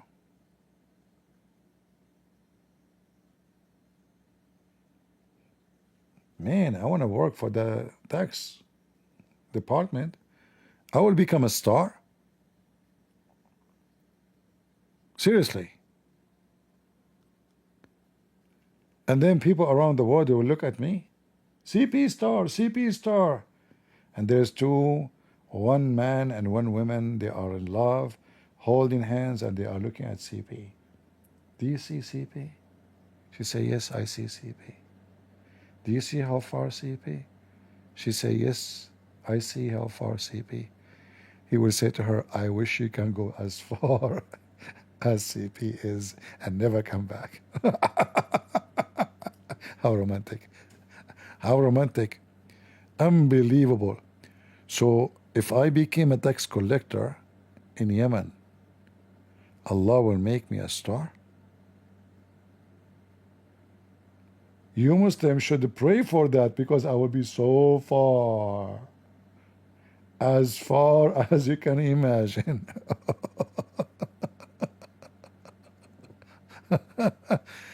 Guys, did you like my romantic stories? I'm very good at romantic stories. Like, imagine, the guy is holding his hand. Do you see this is CB star? The woman, she is melting. Oh, he's talking to her. How romantic this guy is. This is the one I'm looking for. That's it. I found my guy. He's so much in love. Do you see how CP is far? Yes, yes, I see. Do you see how really far, far, far? Yes, yes, yes, I see. I wish you would go there and never come back. Go. All right? And he will buy her a ticket with Elon Musk, and she will go. She never come back. Okay, continue. I mean, why you are inserting yourself and everything, this guy, CP? Even though you became a star, a superstar? All right.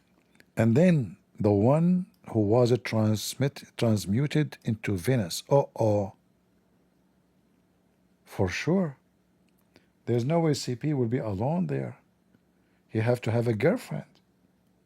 A woman he loved, get married from. And who is better than Venus? And look, she's a Christian woman. I love it. Christian Prince and Venus. Unbelievable. Guys, you are invited for the wedding, okay? She was a Christian woman. Who was from some of the Israeli Mandrashes, with whom Harut and Marut practiced black witchcraft? No way. Venus, the star, the goddess of the Greek, she did that, with Harut and Marut. My dream collapsed. I cannot marry a witch.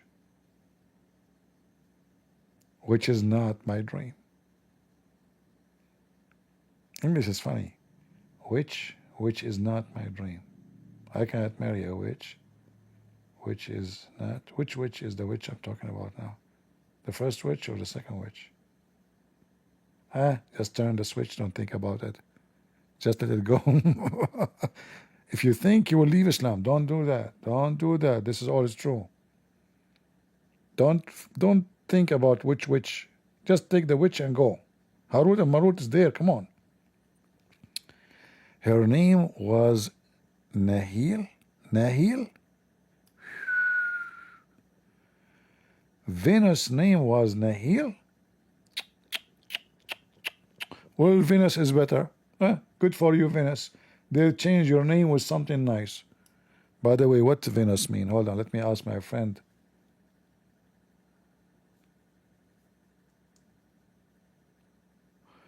What the word Venus in the Greek language mean? The word Venus, not Venice.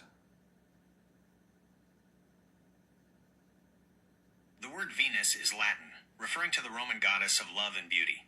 Her Greek counterpart is Aphrodite, whose name is derived from the Greek word aphros, text oufros, meaning foam, referencing her mythical birth from sea foam.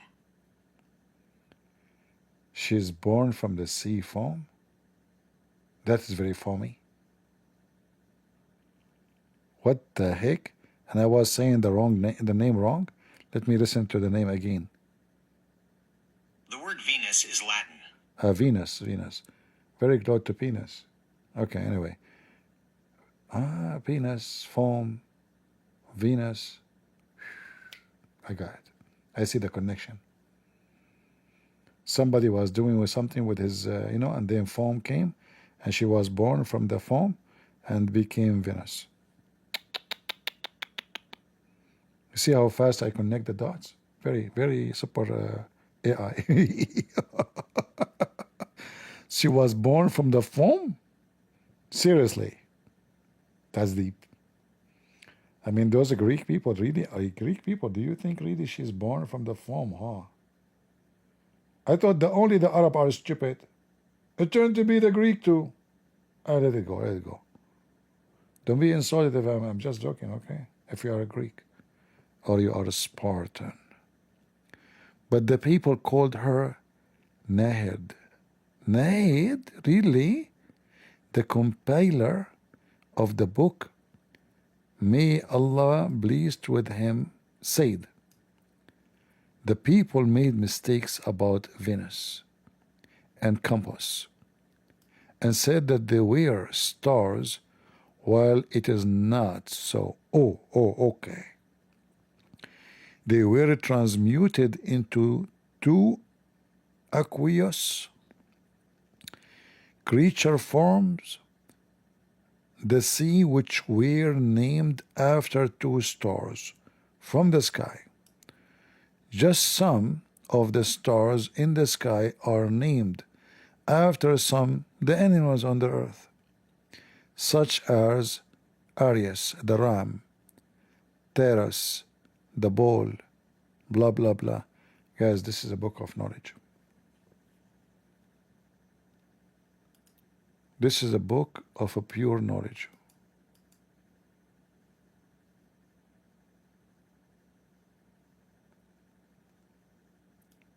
I don't know how many of you will convert to the religion of Imam Tawhidi now. I hope I did not make a mistake.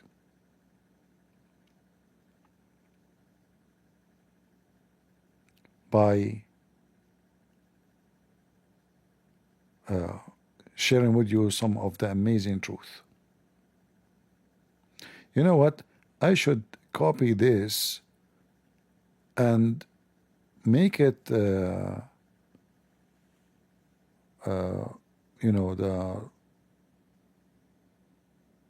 thumbnail for my video. What do you think? I think it's worth it. Hold on.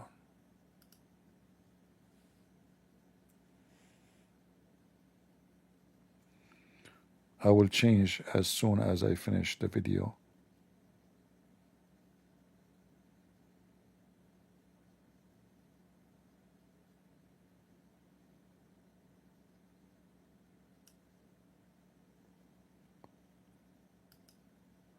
And to make the video more attractive, I will name the video Imam Tawhidi killed who? People will see the image and he's holding a dagger. They will say, oh, let us watch the video. Mean. Huh. Perfect plan. Perfect.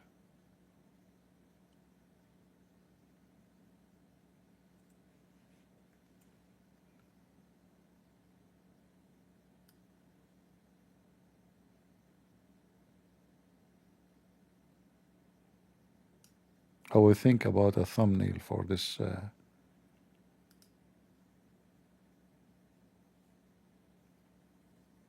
Yeah, and then people will come to watch from everywhere. Imam Tawhidi, he killed his number 8 wife. All right?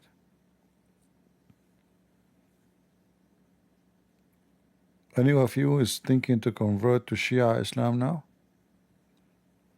I'm very sure many of you are thinking about it. And you know, by the way, I have many daggers if you want. In fact, I have a dagger here next to me. I don't have a camera to show you. But honestly, this dagger, I mean, you throw it at anything, at a tree, you cut with it. It doesn't even have a scratch. I don't know they made it from what. I have no idea what it's made from. I never saw a steel like this.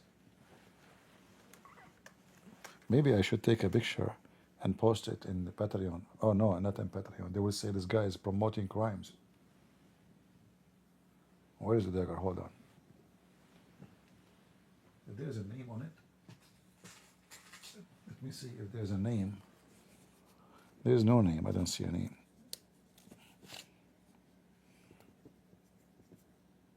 Very sharp. You better be careful when you hold it. I'm sure it's made in China mostly. Let me see. I'm trying to zoom in, see if I can. My room is dark actually. Maybe in daytime. Oh, you know what? Now I know. This is given to me with the gun. It's called. This is Smith and Wesson. It's made by Smith and Wesson dagger. This is a very famous company for guns. Yeah, I see the name there.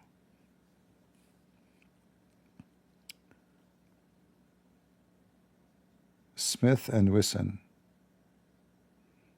Yeah, this is the name of the company who made the dagger. I take it if I go like hunting, etc. And I mean, it doesn't matter what you do with it.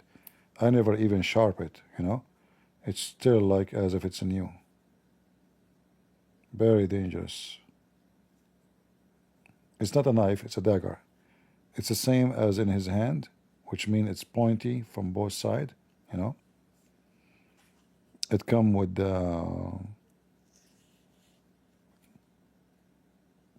the case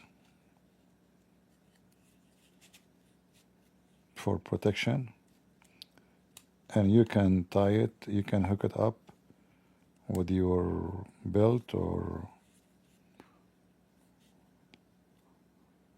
yeah.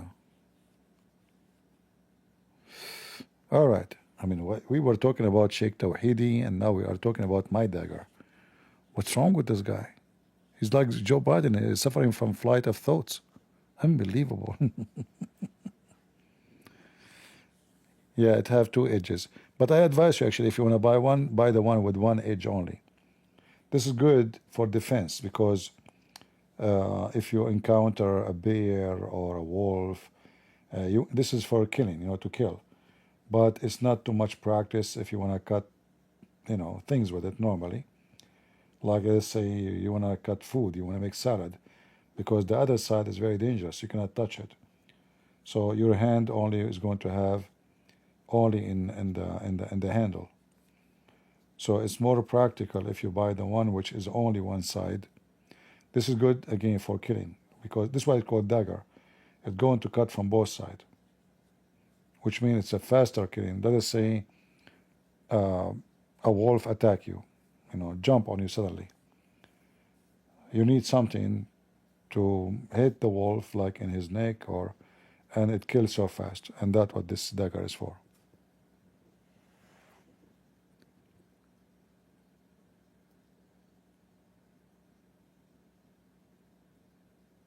Yeah, for sure it's a modern steel. I don't know what it is, but I was surprised because I thought I was going to get damaged, maybe after a few trips of because I cut wood with it. I cut everything. It does not even rust. I cut with it meat, Yeah, never rust. No rust. Very good.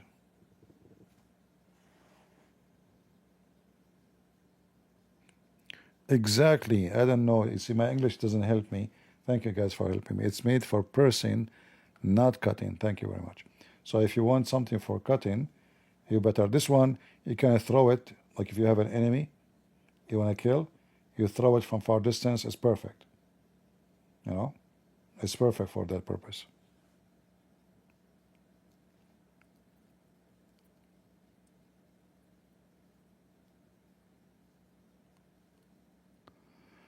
Everyone should look at the Mary TV compilation of Imam, like what he was saying in that video. Is that the one he says, if I know that Australia will have mosque, I will not come? This guy is a sneaky guy. You know, he knew how to fool people.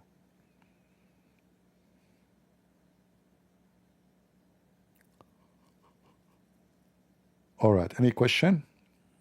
Aren't you bored of me, guys? Man, it's already 2 a.m. in the morning. Guys, what you have doing for me? We were busy with the scorpion and the rabbit. What you have done? Now you can go sleep and imagine yourself that you are in the rabbit land. Everybody around you is a rabbit, peaceful. They are way better than a human being. In fact, if I am living in an island and all my neighbors are rabbit and there's no Muslim there, I would never even need a gun. There's no rapists, there's no criminals, there's kidnappers, rabbits, peaceful. You know? Like you remember the video I played for you?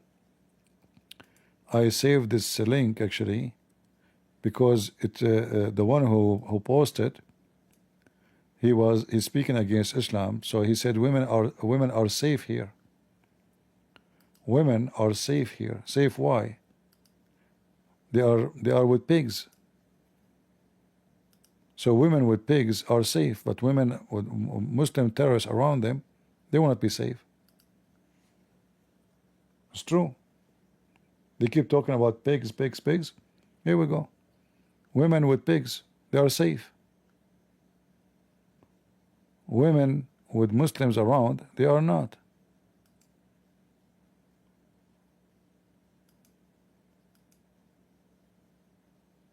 See? The title of the video, women are safe with pigs, but not with Muslims. If you bring a bunch of Abdul around those women, what will happen? And look how clean the water. We showed you the beach in Afghanistan and Pakistan. Look. This is the beach of Pakistan. This is the beach of Pakistan. And this is the beach of the pigs. Which one is clean?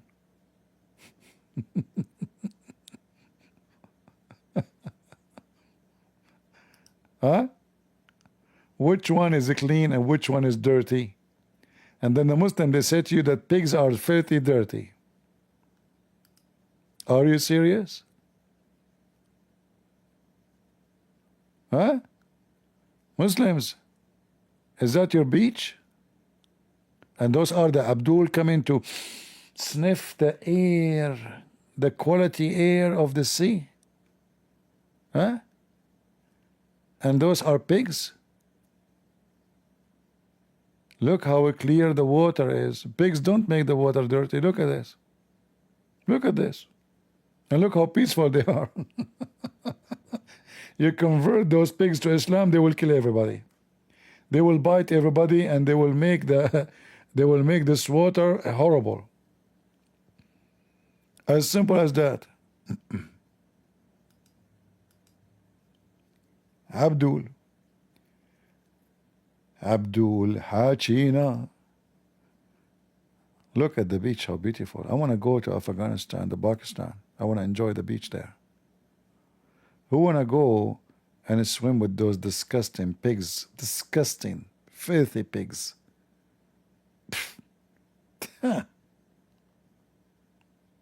Very disgusting. And look how Imam Tawhidi is so peaceful. The Imam of Peace.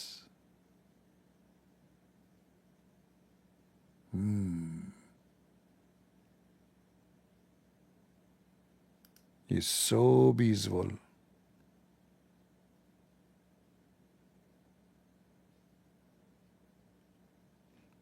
If any one of you, he live next to the beach and he have pigs like that and the water is like that, I don't mind to go.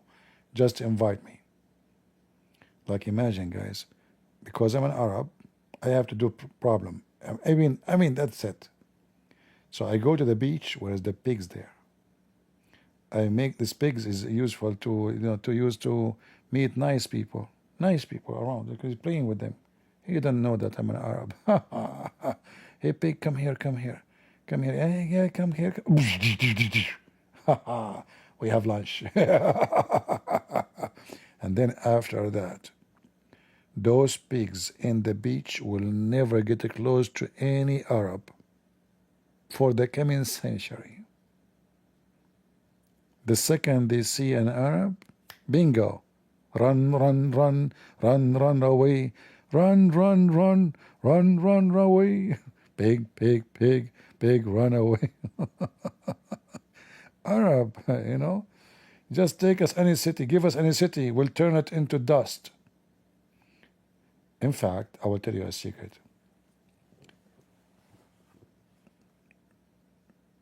If you want to make an expensive area, property very cheap,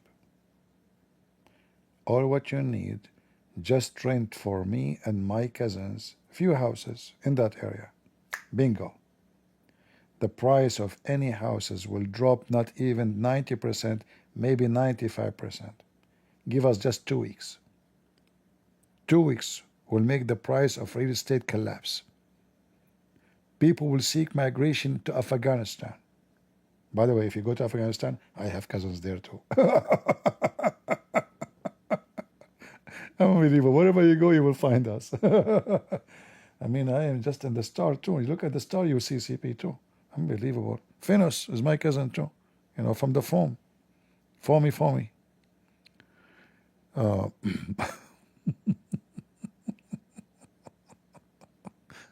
It's just an idea. So if you want to invest with me, just, let us do this. You have the money. I take my cousin. We live in this town. The price will go down. Like, what is the most expensive locations for American, like the rich people? Where is Elon Musk he live? Hold on. Let me ask AI. Guys, let us do that. Which area Elon Musk he live? Elon Musk primarily lives in a modest, approximately $50,000 tiny house in Boca Chica, Texas, which he rents from SpaceX near its Starbase facility. He also... Get lost. 50,000 house. Who is going to believe in that? I mean, the guy, he have guards. They need a palace he have 70, 80 guard. Guys, Elon Musk, he live in $50,000 house. Who in the world gonna believe in that? Hold on.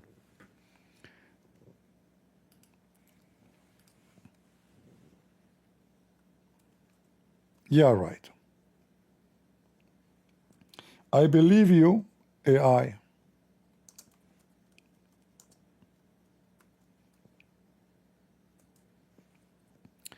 $50,000, huh? AI, you don't lie. You don't. Absolutely. That is a clear evidence you cannot take really serious information from AI. Oh boy. This is the website of Forbes. Elon Musk. This is $50,000 house.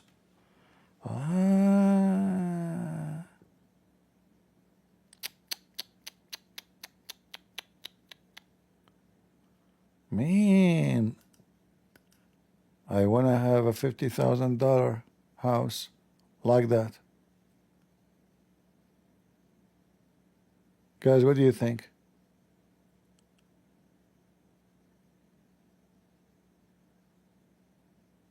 What do you think? How cheap? $50,000, huh? What about this house?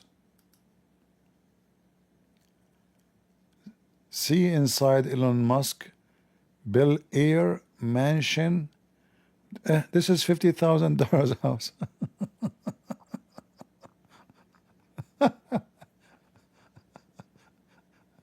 Okay.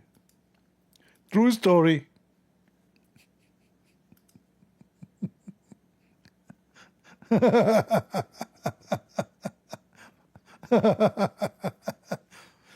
Guys, to be honest with you, this is 49,995.99 cents. AI lied to us. Is not 50,000. It is AI. He added 10 cents more. All right? Don't listen. Please. Shame on you. Elon Musk is very humble and he don't care for this stuff. Yeah. This house alone is a 20 million. Now it's saying, and this is in 2016. Musk, he paid 24.25 million to buy a new mansion in Los Angeles. And this is the address. Yeah. I mean, it's small. Look, this is the kitchen. All of this is the kitchen. If we are Arab, we will make the whole house kitchen. We eat a lot, you know. It's not enough for our kids. You know, we have like 100 kids. Small, very tiny. Swimming pool. What is the, you know, the goat will complain about this. Is so small. Look how small. Stupid belly bowl with stuff. I wouldn't do that. You know, we want the grass so the goats can eat it. There's a video too. We cannot play it, you know. They might Blomberg. A strong safety. They might tell us this is copyrighted, you know.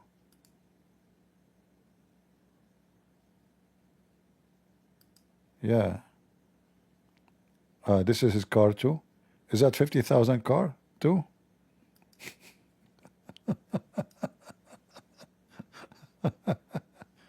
True story, you know. You have to believe. So now you had a clear proof that AI, they lie. Elon Musk, he live in $50,000 house, you idiot liar. Hold on. Let me get him busted. I mean the AI. You told me that Elon Musk, he owned a house worth $50,000. Is that correct?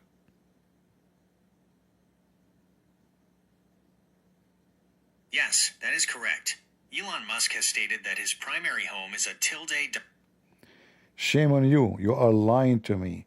I just found that he bought a house for $24 million in Los Angeles.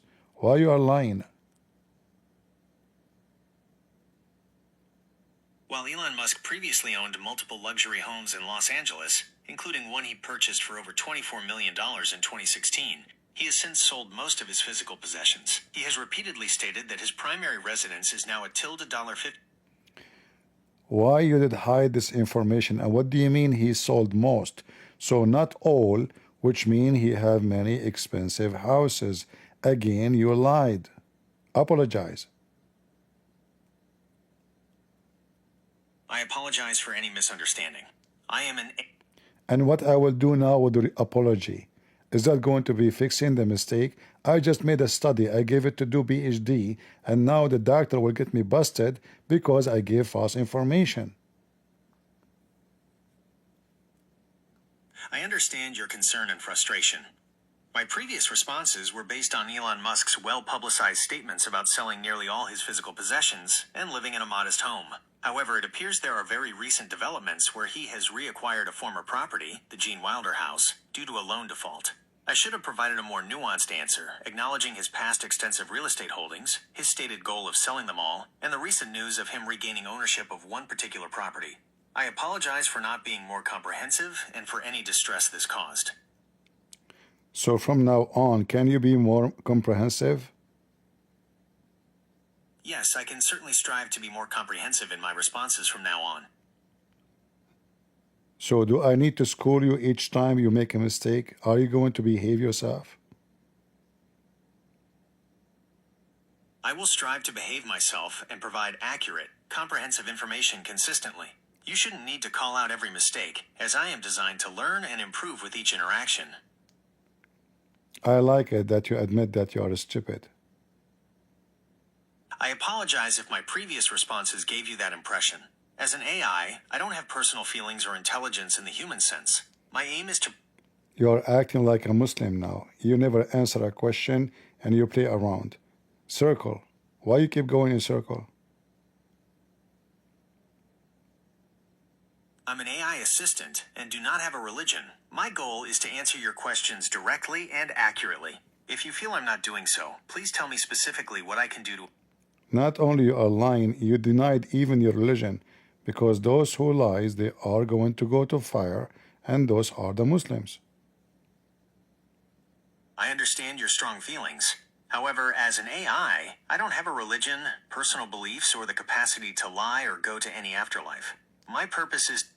What do you mean, my purpose? You just told me that Elon Musk, he have a house only for $50,000, and then now you remember that yes, he have other houses which is very expensive.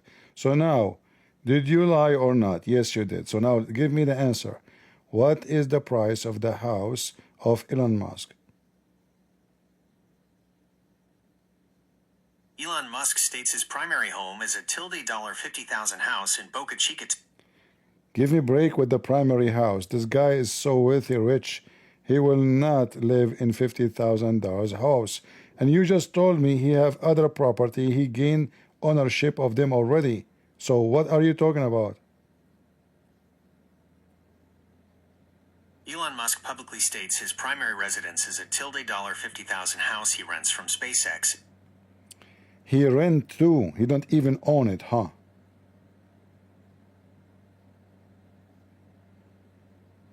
Elon Musk publicly states he rents his $50,000. Stupid. They keep repeating the same thing. This is the AI, the smart, supposedly. Sound like Muhammad. Repeating the same words and sound like a Muslim calling Allah 5 times a day, repeating the same prayer.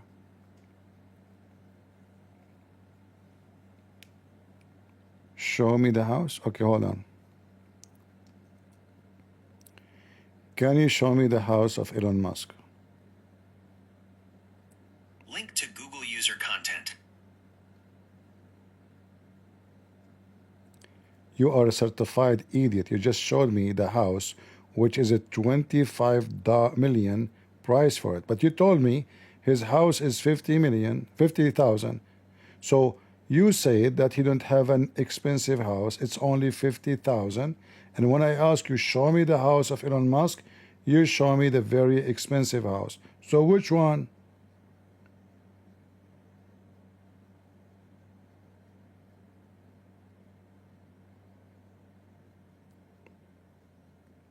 You are absolutely right to call me out on that contradiction. My apologies for the confusing information. To clarify, Elon Musk publicly stated that his primary residence is a $50,000 house in Boca Chica / Starbase, Texas, which he rents from SpaceX. This is a very modest, prefabricated home. The expensive house I showed you...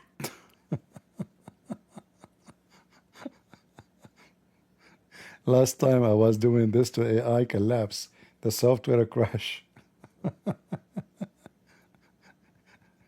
AI is not responding.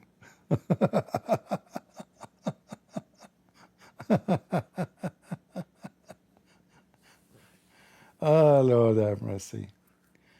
If you ask, they don't give correct information, because simply as actually the software state. It's just a stupid software. This is good if you want to get fast information about something.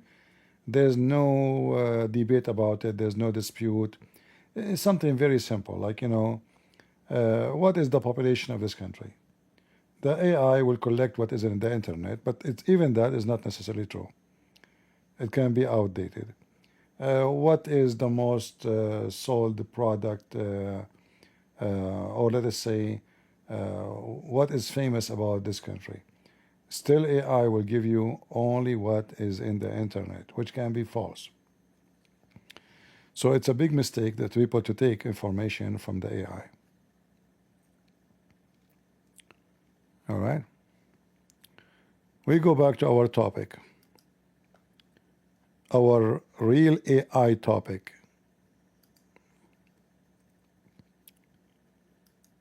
The Imam Tawhidi.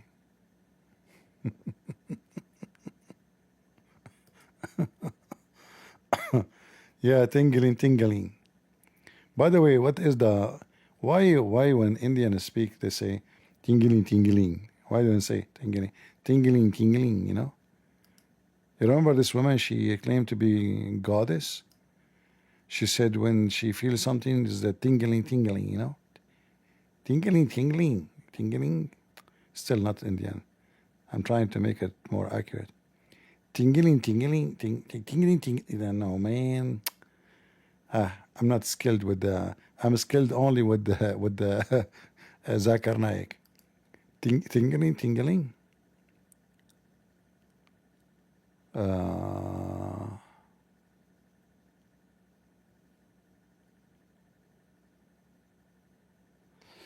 A historic Islamic cathedral sold. Okay, well, nobody is using it, so what? Usually, those older churches, they cost more maintenance, and they prefer to sell them. You see, churches are owned privately. It's not owned. And I don't think this is a Catholic church because it's not going to be owned by community. But anyway, and the Muslim would like to buy a church because they would say, see, this was a church, we made it a mosque. So the stupid who sold it, he's desperate, maybe he could not find anyone to buy. Nobody's interested. Don't blame the Muslims, blame the one who sold it. All right.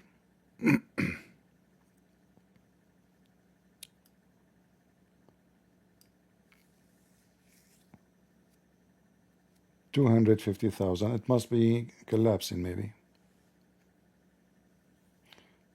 When you have an old building and the maintenance is cost you a lot more than what you can handle, then you better get rid of it. And there is nothing in New York is called historic. All of New York is a new city. The only thing can be called historic in America is something from the time of the Indian. Otherwise, all the buildings in America are not historic. What is historic about it? How old the White House? America, all of it is a new country.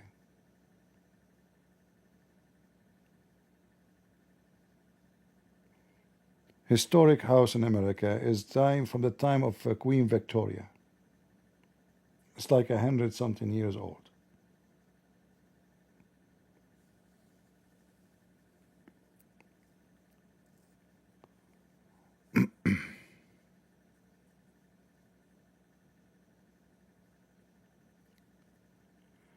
Alawiyya anti-Druze races called CP racist. Who care what the Muslims call us?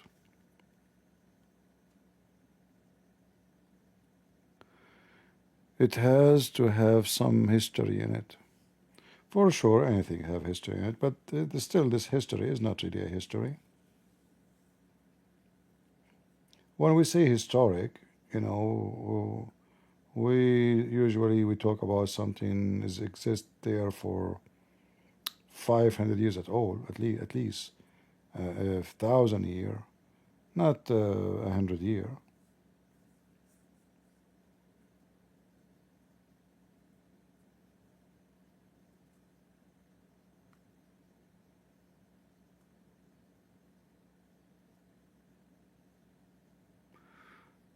All right.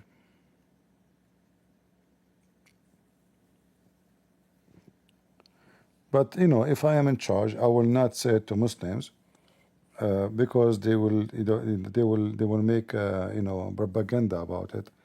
That look, you know, churches are being closed, but this is not the reality. There's many churches,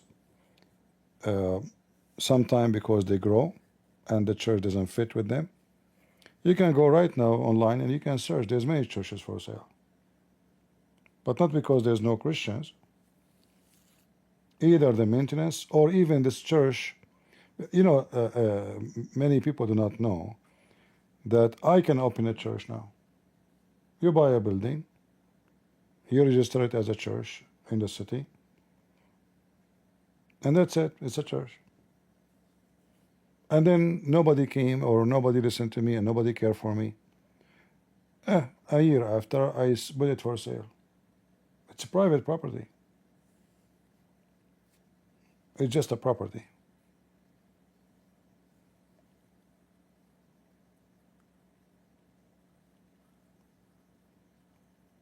Don't go. It's already 2 a.m. to almost something, you know. What this guy, Aliva, is saying, why his message is deleted. Let me see what his message is. Thanks for Shatut, Christian princess.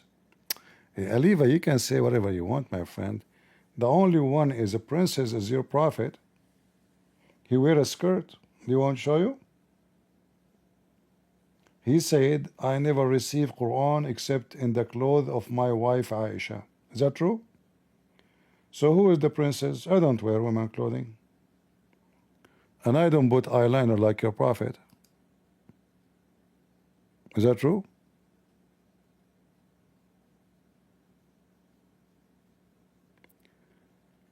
Can you use 2 lines of your favorite song before leaving?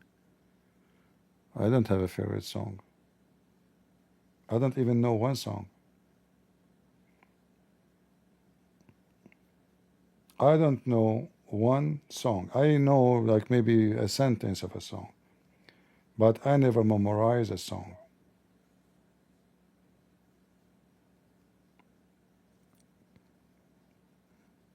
All right.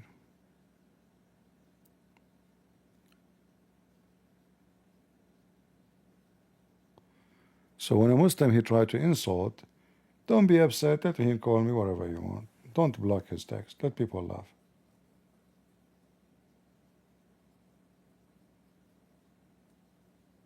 All right. Poor Abdul. He might even hurt himself if he could not insult. Give him some freedom. He is living his life in a taboo. Everything is haram. Let him say something. Even the food he eats is not up to him. The word he says is not up to him. Slave of Allah. Give him some freedom here.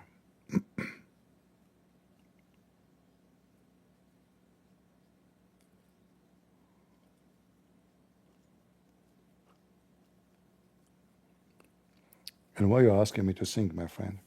Somebody told you this is American Idol program. Somebody told you I am a singer. If you want a song, go to Tuiva singer. He will sing for you. He is a Jew who supports Islam. Idiot, coward, and hypocrite.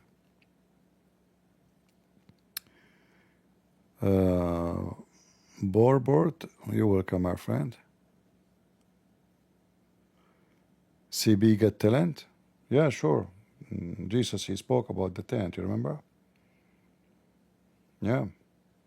I will go back to my Lord with a lot of Muslims who left Islam and became Christians. That is the best talent.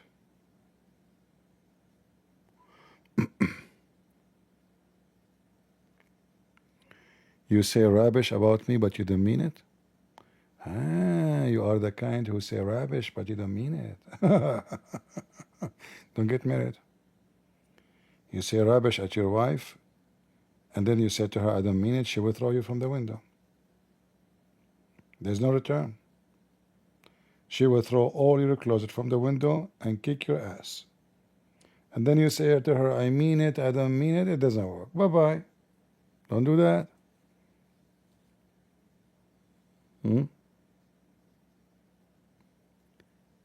Any story time tonight? I don't know. I don't tell a story, really. Like, you are trying to force me to mention to my background.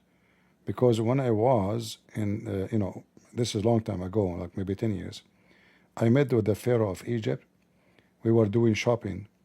At that time there was no Amazon, 10 years ago, So the Pharaoh, he met me in the street. He says, I am looking for Pharaoh clothes. I said, dress anything. He said, I cannot. I'm a Pharaoh, I said, well, you need to go to Egypt. I said, you idiot. I'm in Egypt now. He said, did you call me idiot? He said, I take it back. I said, okay, as long as you take it back, I will volunteer to you and donate to you my previous clothes because I used to be the Pharaoh before you. You don't know that, by the way, because you was not born yet. So we went home, and I opened my closet, and I could not find the Pharaoh clothes. I look everywhere. I could not find the Pharaoh clothes. The guy, he said, what I would do? I cannot be a king without the clothes. I said, okay, I have a friend. His clothes will fit perfectly on you. I called my friend, his name is Tarzan. Hello, Tarzan. He said, what is your clothes? I said, what clothes? I said, your clothes. I said, I'm Tarzan. I said, exactly. That means you are not wearing them. So can you give us your clothes to give it to the Pharaoh? So Tarzan, he got it like, okay. Okay, you want the clothes which I don't wear. Anyway, so we took the clothes of Tarzan, we gave it to Pharaoh, and then Muhammad, he heard the story, he put it in the Quran. And then he called him Al-Khadr. Why? Because Tarzan, he used to cover himself by tree leaves, green. Khadr means green, Mr. Green.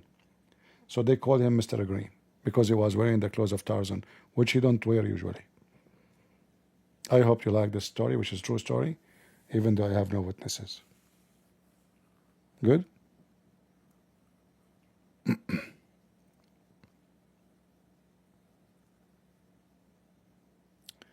Who is your favorite subscriber or critics?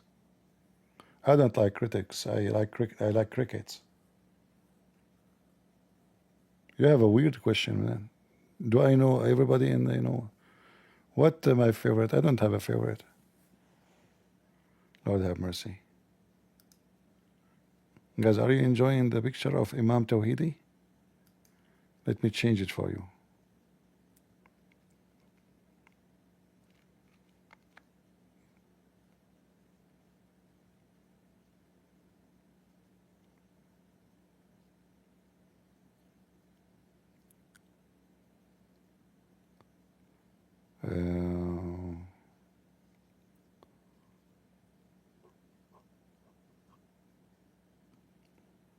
This one is better. Hold on. This one will attract more customers. How is people in Rumble doing?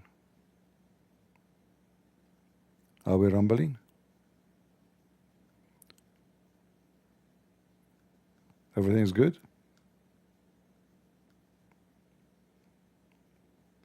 I guess it takes some time for them to hear me.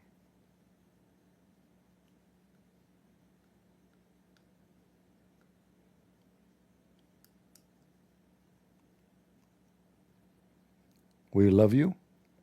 You are talking like Allah now. So you as a one person became we?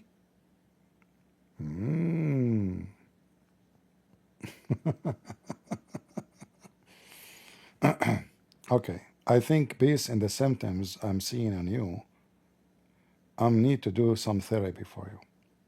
Usually people who think about themselves as we, They are weird. And this is why they put a lot of sunglasses, like thick sunglasses. Why? Because they don't want to look in the mirror and see themselves to be one. They will be shocked. Oh, I am one. So they put very thick sunglasses and they look at the mirror. And because there's glasses and they are dark and etc., they think of themselves that they are we. And they like, by the way, I notice all those people who call themselves we, they love to hear the police cars. We. They love it, you know. It's like a reflection of their echo, and they feel like we are home. So you better move and live in the top of police station. Guys, is that a good analysis for the situation? I can be a doctor, by the way. I did not tell you. I used to work as a doctor, but sadly, I don't know. I mean, they fire me, even though I just like gave wrong medicine for 50, 60 people. I mean, what a big deal, you know? I was trying it, you know? The guy, he told me he have, pain in his stomach. I told him, eat honey. He have a diabetes. He died. Second one, he came to me. He says, I have pain in my stomach. I told him, eat honey. He died. Why? He have diabetes. It's not my fault. I was working in the diabetes department. Anyone who come to the department as a doctor from Arabia, I give him honey. They put me, by the way, in the perfect place. Prophet Muhammad, he gave honey to everybody. Do you remember the hadith of the guy? He gave him honey. The guy, he told his brother, my brother is sick. He told him, drink honey. The guy came a few days after. He says, getting more sick. He said, I told you, give him honey. He came back again. He's getting more sick. He said, I told you, give him honey. The guy, he came again. He says he is dying. Muhammad said to him, your brother's stomach is lying and Allah told the truth.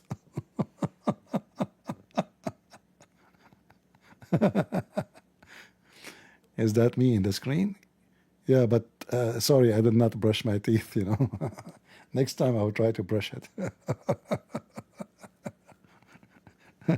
Hold on. Let me ask AI to make a afrit for me.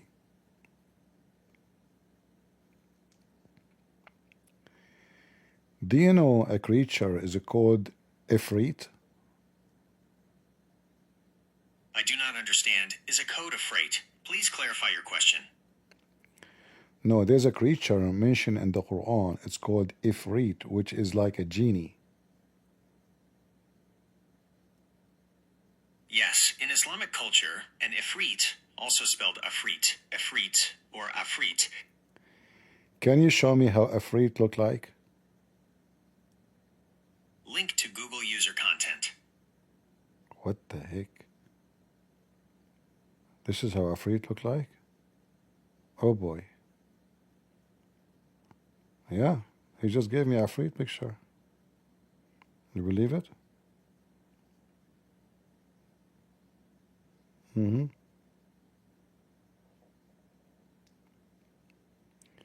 Can you make Ifrit look better? I mean, he scared the hell of me.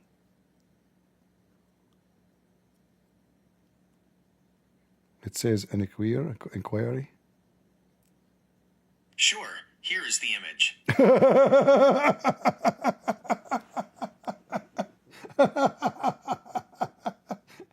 Guys, I asked him to make it better. If I show you, we'll go crazy. Let me show you. Hold on. I asked to make it better, look better. That was fast. Hold on. Let me show you how the Afrit look like.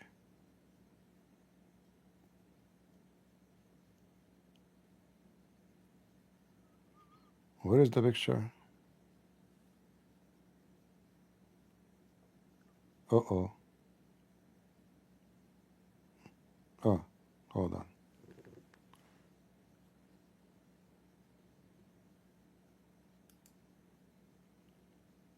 Afrit.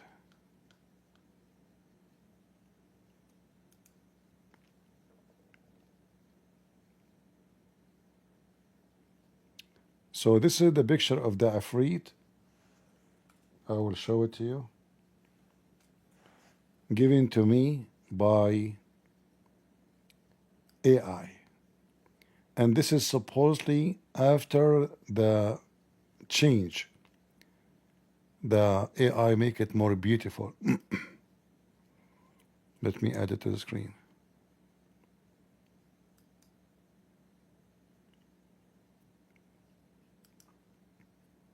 Afrit.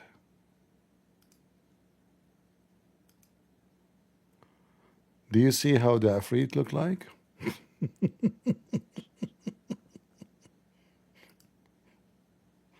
Oh boy. What do you think, guys? Which one is better, the new Afrit or the old Afrit?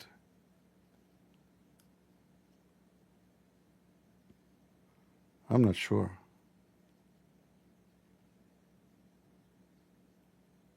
Man. We have to make like a vote, you know. Which Afrit can be better than the, which Afrit is better?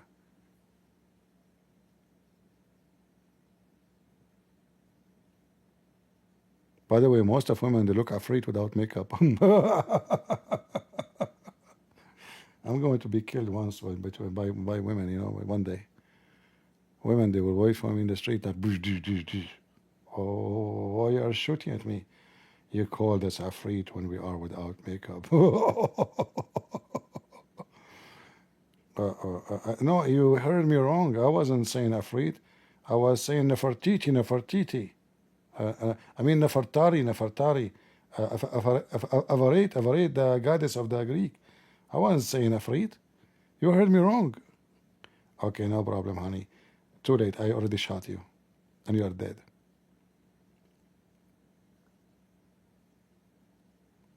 But this is the one I have, the Afrit. I have the green one.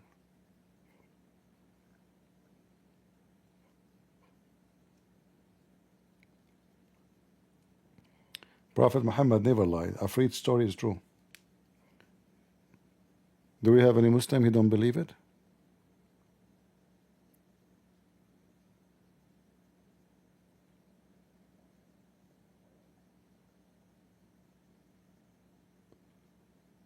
Anyone? Afrit. We have Imam Tawhidi is a better Afrit. He knew how to penetrate himself inside every society. Very sneaky. And people are so stupid. Donkeys. All right. Any other thing? Anything like, you know, the thing, like Joe Biden?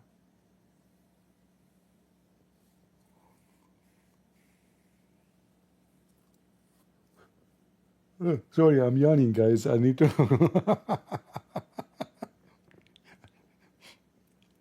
When I was a kid, you know, we are not allowed to watch TV for long. I think I told you this story before. So there's an old woman close to our house. She's very old. So I go and knock at her door. And I tell her, my mom, she's asking you to come and watch TV with us today. The woman, she live alone. She have nobody. Her sons are far away, you know. And my mom, she give her food. She's not poor, by the way, but she is old. She take care of her. So she come.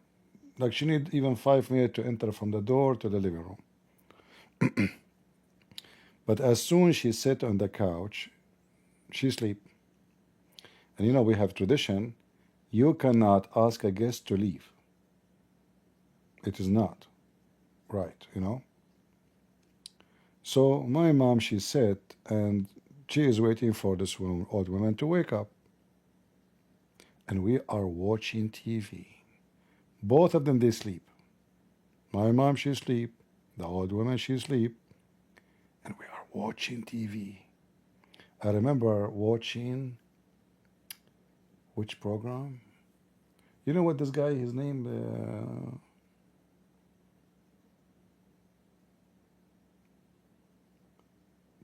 I forgot the name. It's an American series. It's like, you know, kind of crimes and Hawaii and, you know, etc. Or there's a program. It's called the Virginie. It's a cowboy, but really at that time they used to produce like or make a series about something good, like the good men, they go after the bad cowboy, etc. So I sit and watch, and when the TV close, not like now you have TV 24 hours, when the screen go gray and with the dots, you know, and then mom, mom, mom, mom.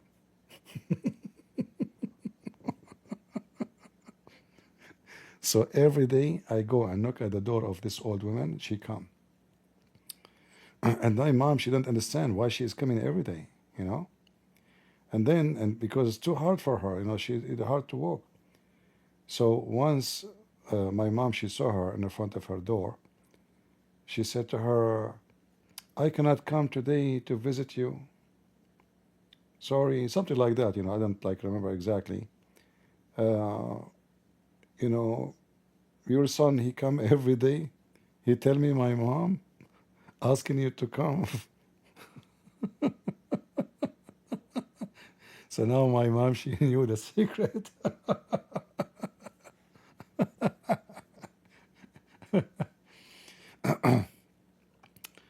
And my mom, she said, he did? He said, so you did not send him? My mom, she said, you're welcome anytime. You're welcome anytime. You know?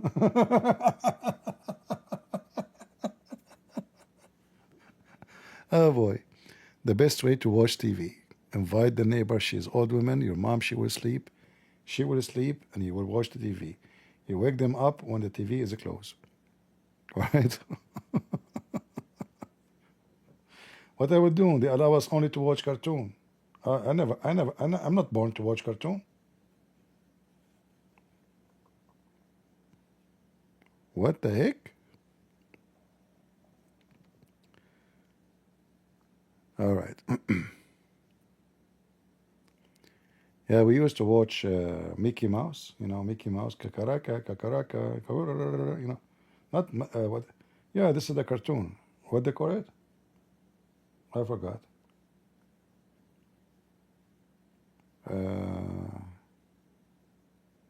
Yeah, it's like I don't know, 15 half hour cartoon, something like that, and that's it.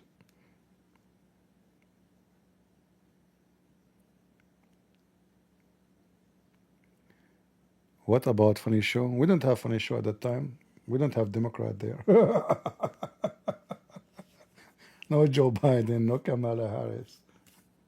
We have nothing funny in our life. You know, we cry. Here in America, you cry from laughing. In the Middle East, you cry because it's so dusty and sandstorm is all over the place. Anyone have a sandstorm in his area? Have you ever seen a sandstorm? Man, it's disgusting.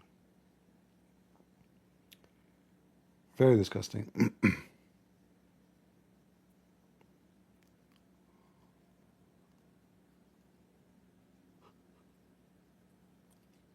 Did you watch the show Lost in Space? My friend, I'm lost in the internet. What space? Here we go, in the net space.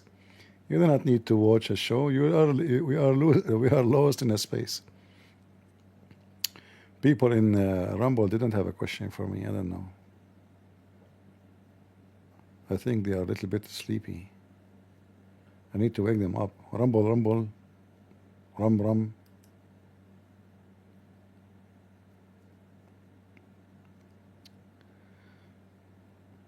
Yeah, sandstorm is very ugly because the sand is very fine, very small, tiny, and can go in any hole, like little hole in your door, you know, very, very bad. The whole house will be covered by sand. The whole house, just little tiny hole anywhere.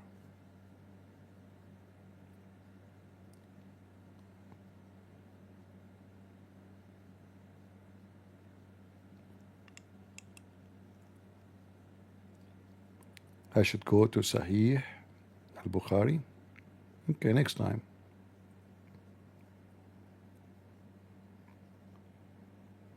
All right.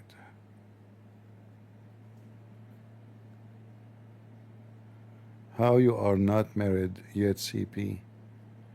You are so charming and funny. Well, you do not know how I look like.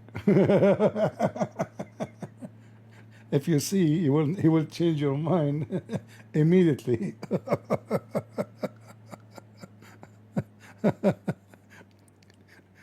All those girls who they say whatever they say in the chat, if they see me, they will commit suicide and they will join ISIS in the best scenario, Hezbollah, to avoid the marriage. Oh, all right.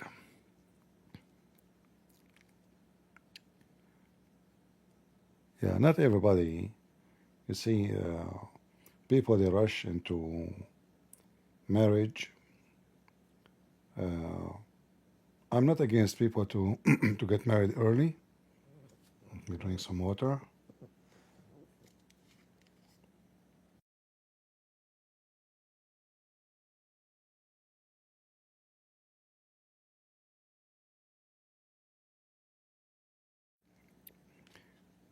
But people like me, they will struggle with maturity, which means it's hard for me to find someone is mature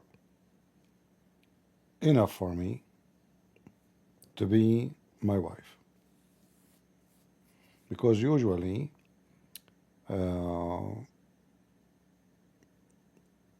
usually men are not mature. Usually women are more mature than men. Like a man, he is 19 years old. A girl, she is 19 years old. The girl 19, she is more mature than the man who is 19. However, because our society became very fast food, the education is very limited. Some women, they live like men and they die like men, sadly. So maturity become different style. It's not about wise and smart. It's about arrogant and stubborn and big mouth. So if you look around you, you will find how married people, they are struggling in their life. Like I have a neighbor, I always see them, they look nice, fine, there's no problem. One day there's a fight between them. I said to myself, thank God I'm not married. The women, she have very filthy mouth. Very disgusting. So imagine yourself getting involved with such a woman or a man. So when you want to get married, if you could not find someone fit with who you are, don't even think about it, because you will get nothing but a struggle and drama. I will invite you to my marriage? No, I will invite you to my funeral, because it's going to be the same day. You will witness both in the same day. All right? So, many people, they think, the man, he see a woman, she look pretty, she look nice, she is kind, he like things about her for sure, maybe he love her. But all of this can disappear in few days. Like maybe a few months, maybe a few years. Because he never know her really, and she never knew him. So mostly, and even those like in the West, for us as a Christian, we should not have sex before marriage. We should not sleep with the women, and then after we have kids with her, and then we say we want to marry you. That is very weird and awkward and stupid, and it's sin. But even if you do those things, still you do not know the man, and you do not know the women. Why? Because relationship with the women, she is a girlfriend, is not the same with someone she is your wife. A girl, she is a girlfriend, she can leave anytime. So you cannot ask for much. You cannot put rules. She's a girlfriend. She can carry her bag and bye-bye. Same for the women. She cannot request too much because he is just a boyfriend. So they will not know each other until things become serious and there is a marriage. And then when they are married, they are going to face different level of life and experience. And then the problems will start coming from everywhere. All right? That's why boyfriend and girlfriend is just a stupid relationship. It's not only sinful, it's just a very stupid behavior. It's a sexual abuse, because if you sleep with too many men or women, you will have a very hard difficulty to love anybody, because you've been with many. Already your body, your soul, your mind is abused. Even though nobody rape you, but you're abused. In your mind, you have many men who step with them, many women who step with them.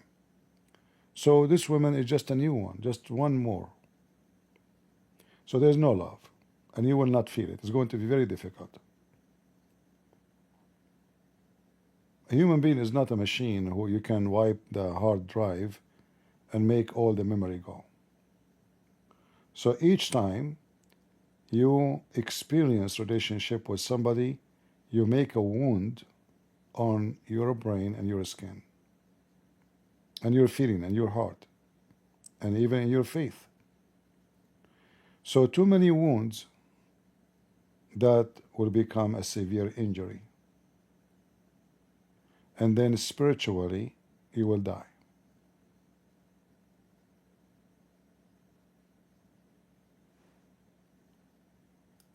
I don't know, YouTube is restricting messages of people. I'm trying to read, I cannot read. Somebody mentioned something about Japan, and YouTube right away delete his message.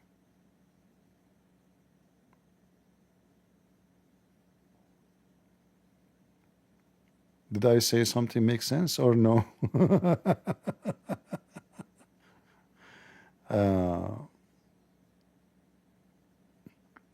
Somebody saying, is that why Japan and South Korea have a low birth rate? I think in South Korea and Japan they have different problem. Number one problem is housing.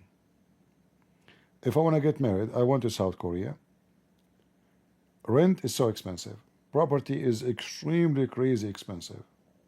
We are talking about millions of dollars. So how in the world somebody is 25 years old is going to marry and have a family when he cannot afford to have a place, a space for a baby? And if you have a kid, you don't even have a kid for one baby. You put him next to the sink in the kitchen. It's very expensive. So some countries, they have a different reasoning or reason for low birth, or let's say even not even getting married. All right? Every country have different problems. Every nation have different logic and different culture, and all of those involved together to make who you are.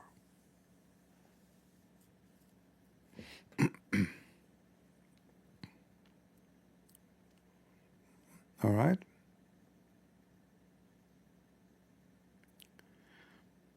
Marriage is a commitment.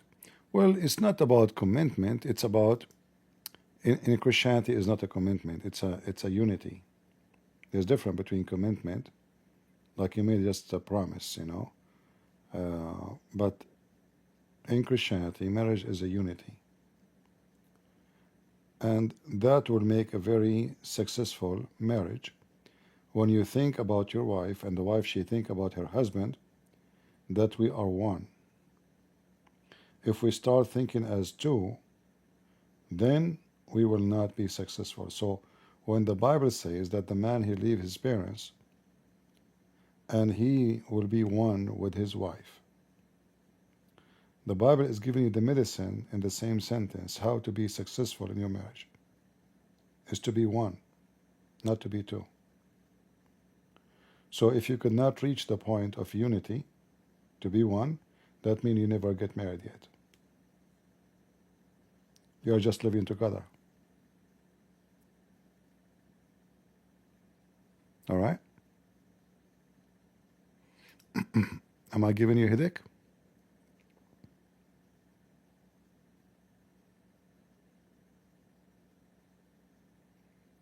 Because if you feel that your wife, she is not in unity with you, then you are speaking about her as a different person. So there's me and her. And the second there's me in relationship and you, then we are selfish. And always selfishness will lead to very better, I don't know if I'm saying correctly, not better, like as a taste as better, sour life. Even though I like, by the way, sour food.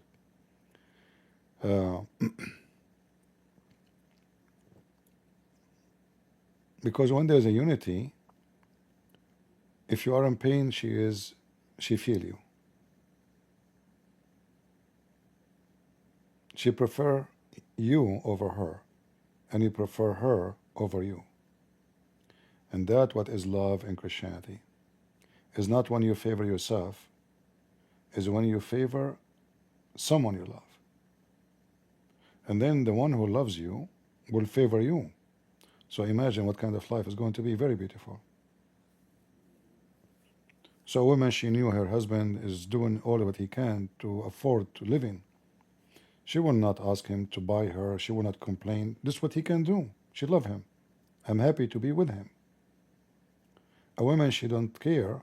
She just want to have nice dress. She want to have nice bracelet. How he get it, I don't care. She will give him all the drama because she is me, which means her. She is not in unity. So the union is what make life between wife and husband happy. If you look these days how people live, you will see there's no union in anything. Everybody is selfish. Selfish is the main standard of life today.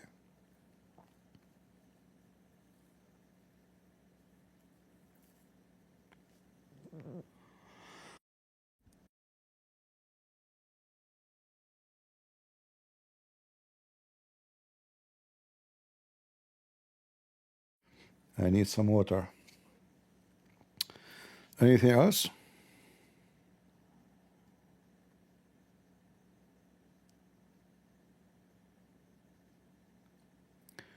What do you think about Supreme God Krishna? I mean, he is supreme to the point he slept with his mother. Right? Supreme God. Those are just a stupid. You see, we are talking about unity and selfishness. So this Krishna, all what he think about is how women around him will make him happy. So even when he met his mother, which is supposedly the one who took care of him when he was a kid, he did not think about her in a unity as a mother, love her, adore her for what she have done to him, but he have lost. So this Krishna is a fictional creature for fictional stupid people who have no love but lust. Because this is what he teach you. He teach you to be in lust.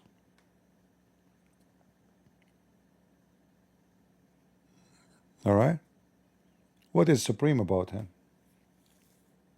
Not only the story is very fictional and stupid, you have to be mentally ill to believe in such a story. By the way, I did not tell you, I'm a Krishna.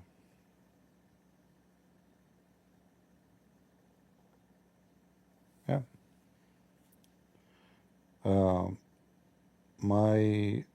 When I was a kid, my mom called me Kir. And then I met a woman, her name is Shna. We married, we became one. Since then, we are Krishna.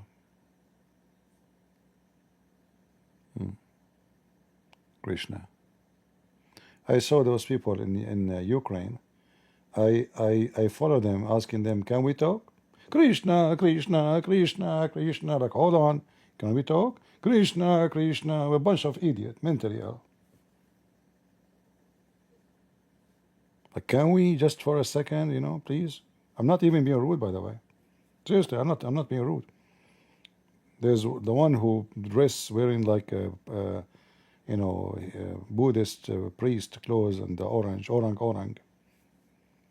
Can we talk? Krishna, Krishna. He keeps shaking in front of me like somebody put something in his butt, and the electricity is going all over the place.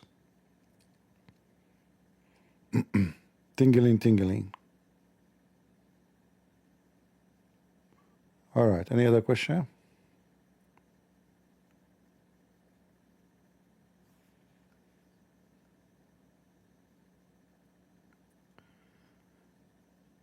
Supreme God Krishna is the father of Jesus Christ. You are being stupid now. Did Krishna teach you not to have fornication? No. If you go and read all the so-called scriptures of the Hindus, you will find that a man, he can sleep around. The woman, she should not. But ask yourself, if the Hindu man, he can sleep around, he will sleep with the women. So how the woman, she can sleep around, but the man, he can sleep around?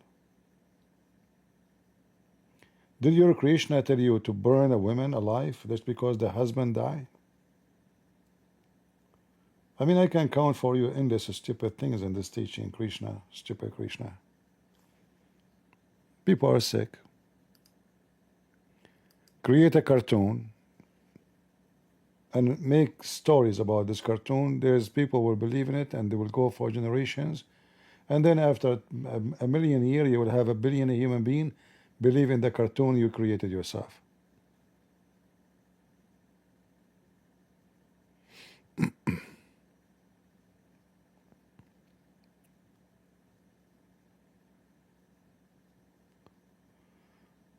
All right.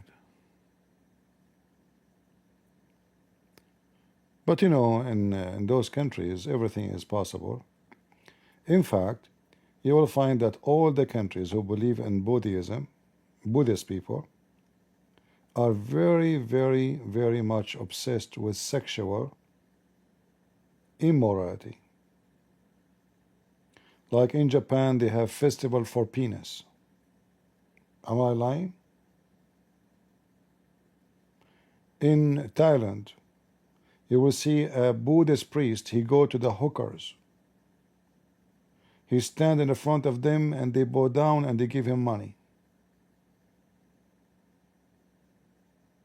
And then he take the money at the end of the day and he have sex with somebody and he drink vodka. Very, very corrupt religion.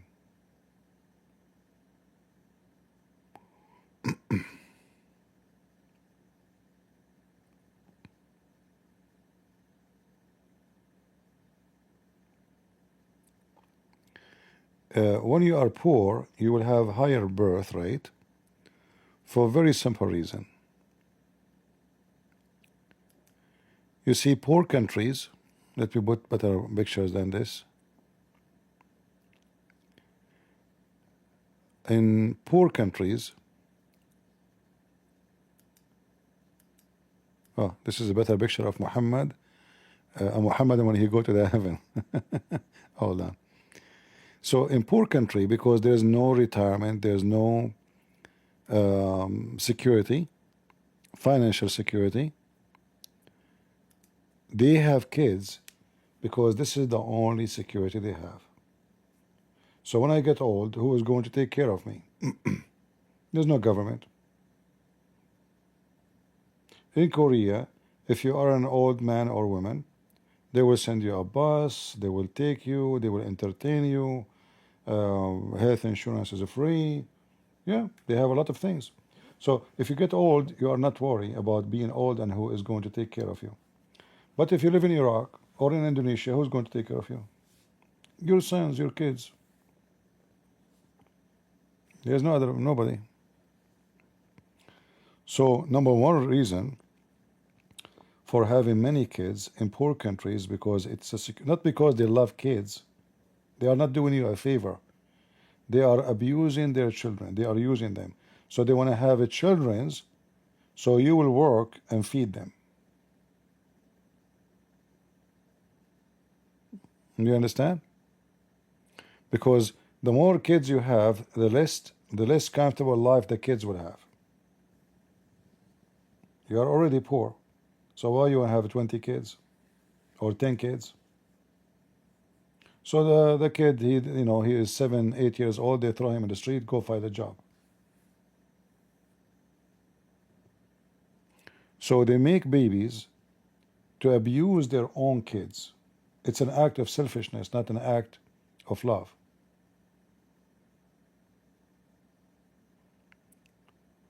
If I cannot afford to take care of my kids, to go to school, to study, to become something successful, why I want to bring him to life? Because I'm selfish. I favor myself and my future over having no kids, or 1 kid, or 2 kids, which I can support. So I have 10 kids, will be easier. This guy will give me $10. This guy will give me $10. Here we go. I have $100 a day.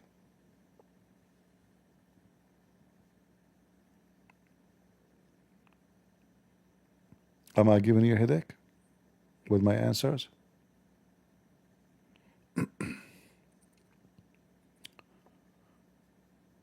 Yeah, in order to understand the behavior of people, you have to understand everything around them, their religion, culture, lifestyle, safety, security.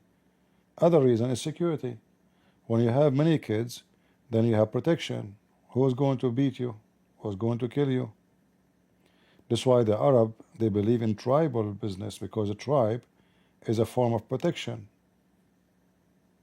Like we saw what happened in Syria when they have issue with the Druze. More than 50,000 tribal Bedouin idiot, they took their guns to attack the Druze.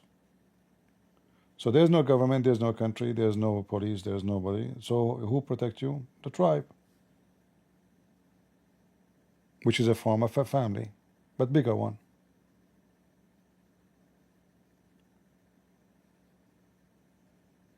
All right.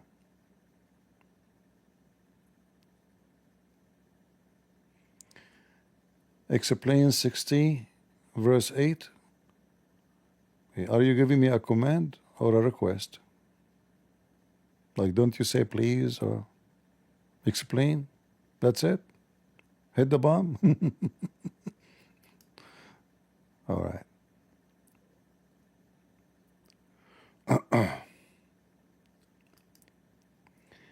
Yeah. But, most of people, they don't really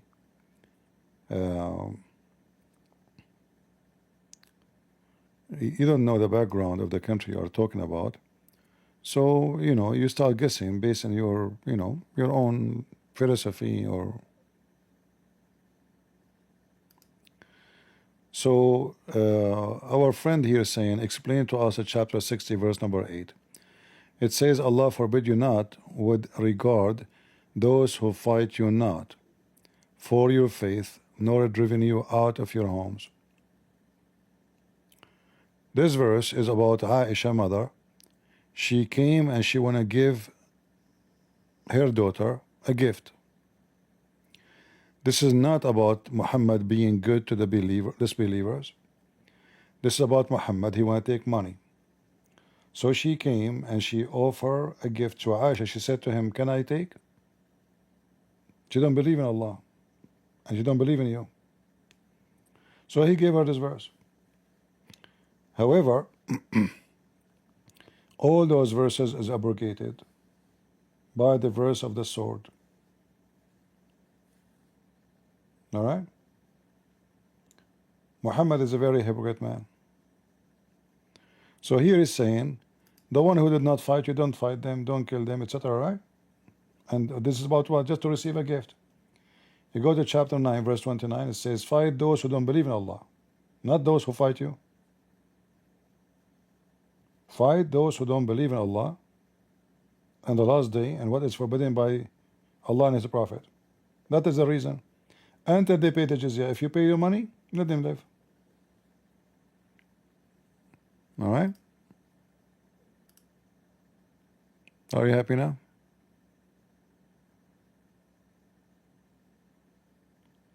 Yeah, it's getting very late for me actually, but people keep asking questions. What I can do? If I leave, they might get angry and harm me, and I'm very weak.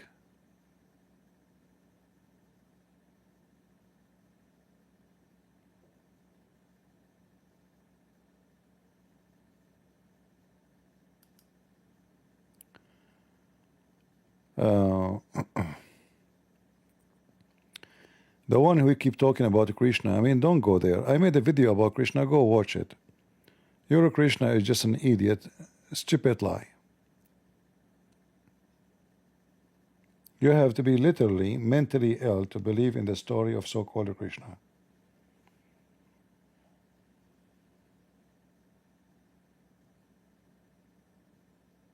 If you want, even though it's very late for me, this guy want to talk about Krishna, I can let you call me.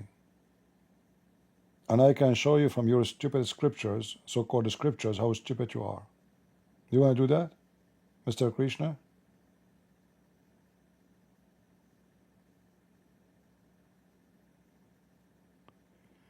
Do I prefer coffee or tea? I like coffee for sure.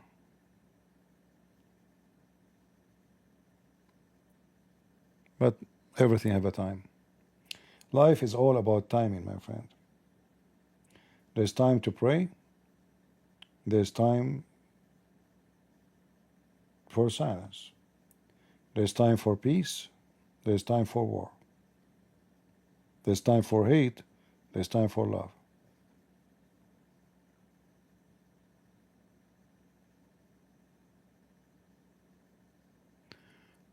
Thank you, Jack. God bless you.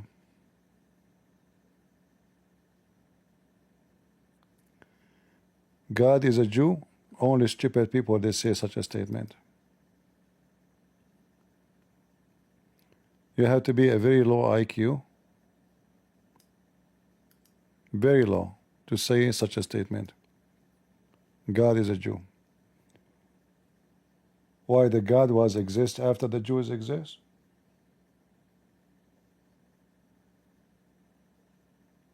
People they say stupid things, you know. Our Bible says everything created by Him and for Him.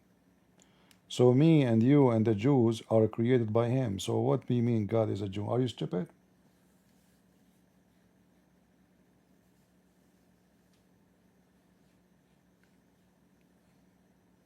Some people, they don't have a mouth. They have a poo-poo mouth. They drop poo-poo because of their stupid. Nobody want to think. Nobody want to use his brain. So maybe this guy, he heard somebody saying God is a Jew. That's the most stupid statement ever. Isn't it Jesus says before Abraham I am? Isn't Abraham before the Jews?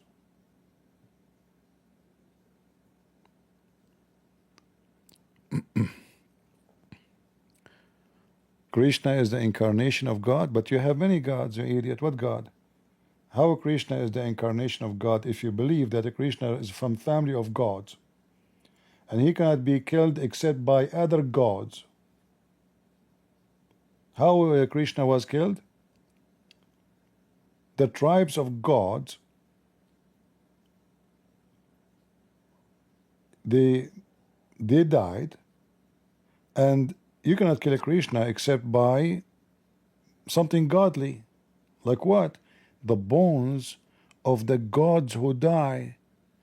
So we make a sharp arrow and we put in the tip of it a bone of one of the gods who died, and then we shoot it, and then we hit the foot of a Krishna. Or Krishna hit in the foot, Krishna he died. I mean, your God, he died because of his foot.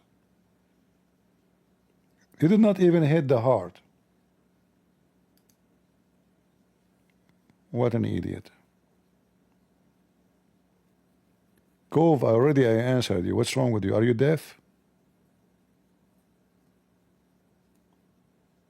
Don't you see? I even showing you the verse in the front of your eyes. You keep saying to me, CP chapter 60, verse number 8. Are you going to repeat that? I already answered.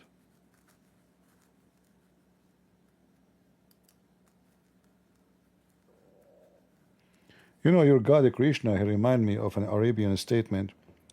If somebody is making excuse for something stupid, so we say that the camel, he cannot walk because he have a pimple in his lips. And this is your Krishna.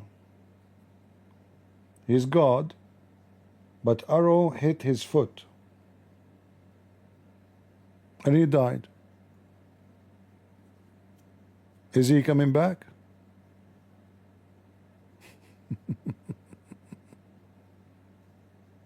Krishna,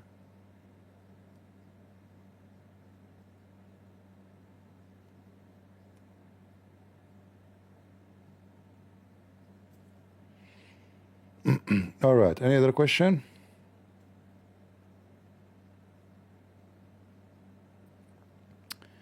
How I say it in Arabic? Say in Arabic what? Oh, you mean the method?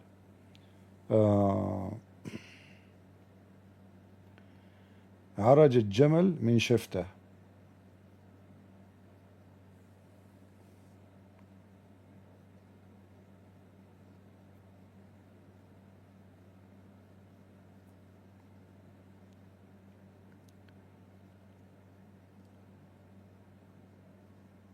Muhammad in his night journey. Maybe next time. Let's not talk about Muhammad now. If you have any question, something else. You know, we spend a lot of time talking about the stupid Muhammad, and we have time for that. Anything else?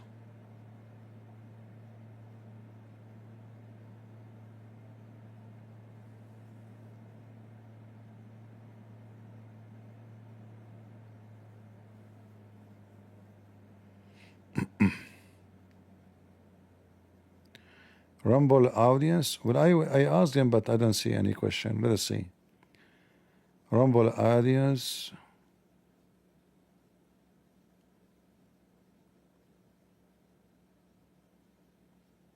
He have a question for you. Can you please answer him, please? Okay. What is the question?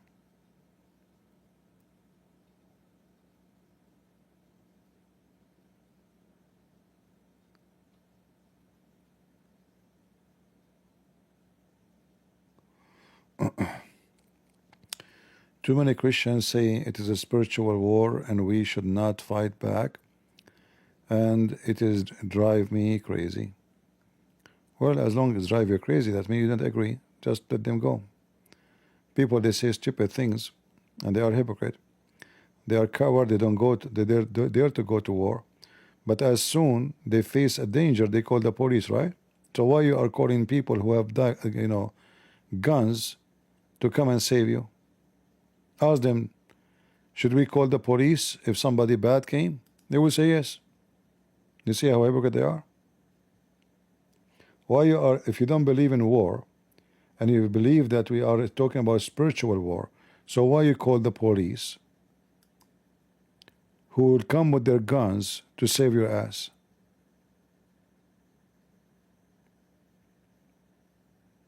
Right? You should not call the police. Let them kill you. Let them rape your wife. You're a coward potato. Whoever say those things are just a bunch of stupid donkeys. They aren't even Christians. So Jesus, he commanded Peter to buy a sword, to do spiritual war with the sword. That was a spiritual sword, huh? So Peter, he cut the ear of the soldier by a spiritual sword. This very sharp spiritual sword.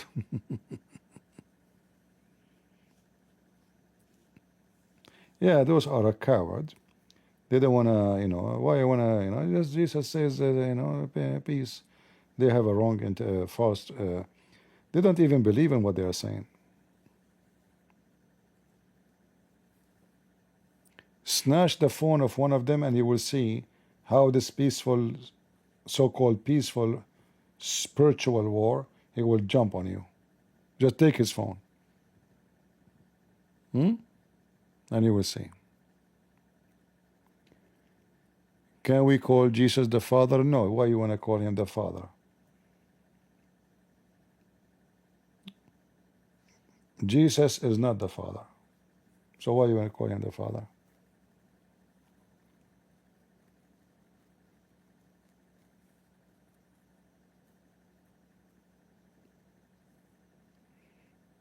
Even though Jesus says I and the Father are one, but still there is I, that is Jesus, and the Father. Don't we believe in Trinity? So don't mix the names.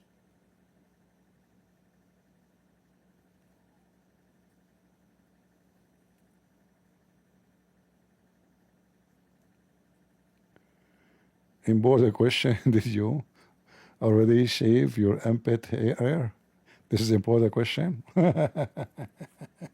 All right. Very serious question.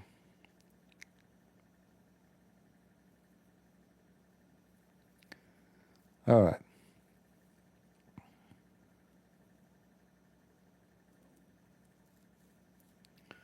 Jesus is alcoholic? Really? Who told you this stupid story that Jesus is alcoholic? You see those stupid Hindus, they you know, I think like they watch Hindus videos attacking Christianity. So Jesus, he drank wine. He said, "This is my blood. This is alcoholic." And look who is talking about alcohol. You Hindus. I mean, your life is a life of a pervert.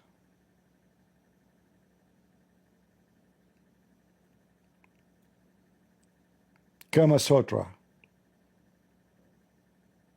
is about what? Sex and drinking, lust. Stupid idiots.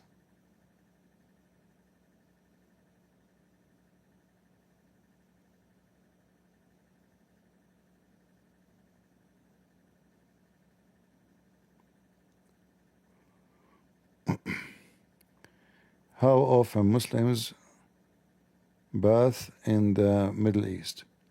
You know, people are different. There's people are dirty. There's people are more, they care of themselves more than someone he claimed to be Christian. This is not really. But usually, if you are a Bedouin, the Bedouin, they don't take a shower normally. You know, this is why they will smell bad. But there is people who they are Bedouin now, who they became royal family in Qatar. They shower with the perfume. If you go to their palace, they don't have houses, they have palaces. The palaces smell perfume, you know. So, you know, this is not really, this is not the topic.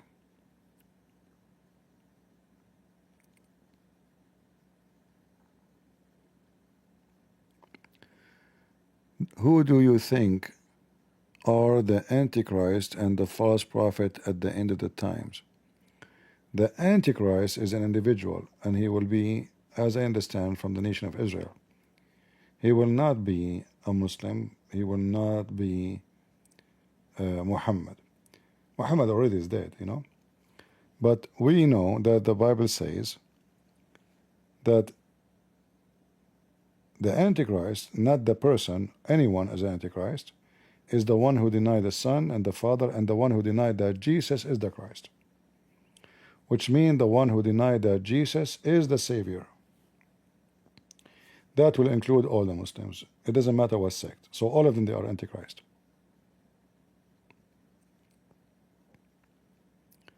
All right?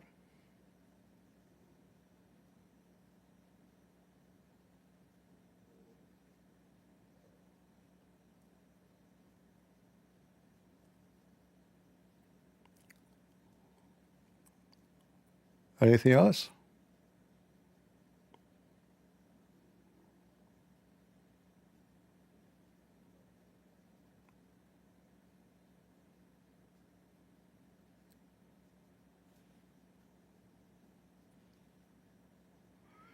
CP, Living Stream Ministry claim to be Christian, but they are not.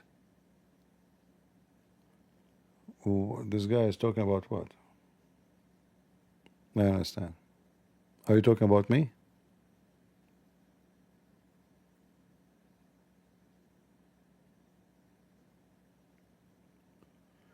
No, don't worry about this Krishna boy. You can say we hate you as much you want. If you think we hate you, no problem. Go ahead. Are you happy now? Let me tell you something about me. I hate stupid people. And you are stupid. Are you happy? Somebody worship an idiot.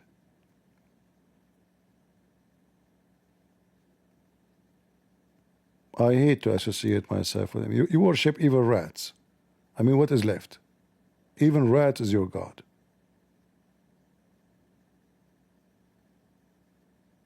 Like you could not find better than a rat?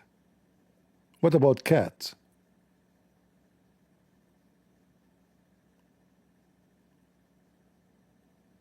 What's wrong with cats?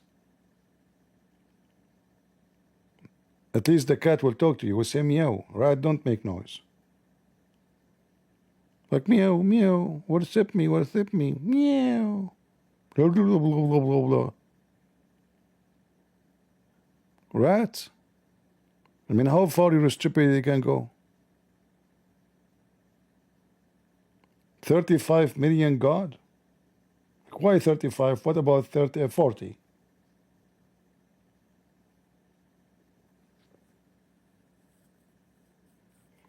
Welcome, my friend from Serbia. God bless you. All right. 40% people leave Christianity in Australia. True story. And why you are worrying? You should be happy then. Krishna boy. Why India is a very pervert country and rape is very high skyrocketing? Is that because you are a Muslim or because you follow Krishna? Why India is very famous with gang rape? Is that because you follow Krishna or because you follow Muhammad? Do you know the answer?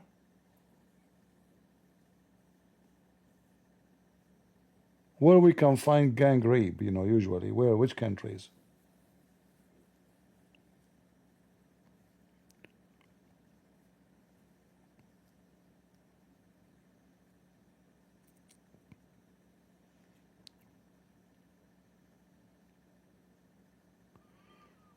Thought in essence, energy, distinction. I would like to know how about Eastern Orthodoxy. I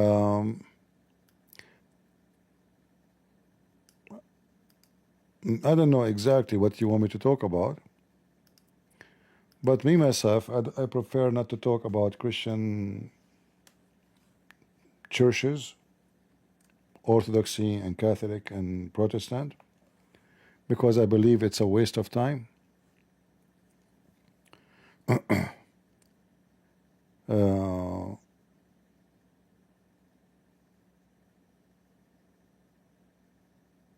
And not only that, it's bring enmity and hatred between Christians.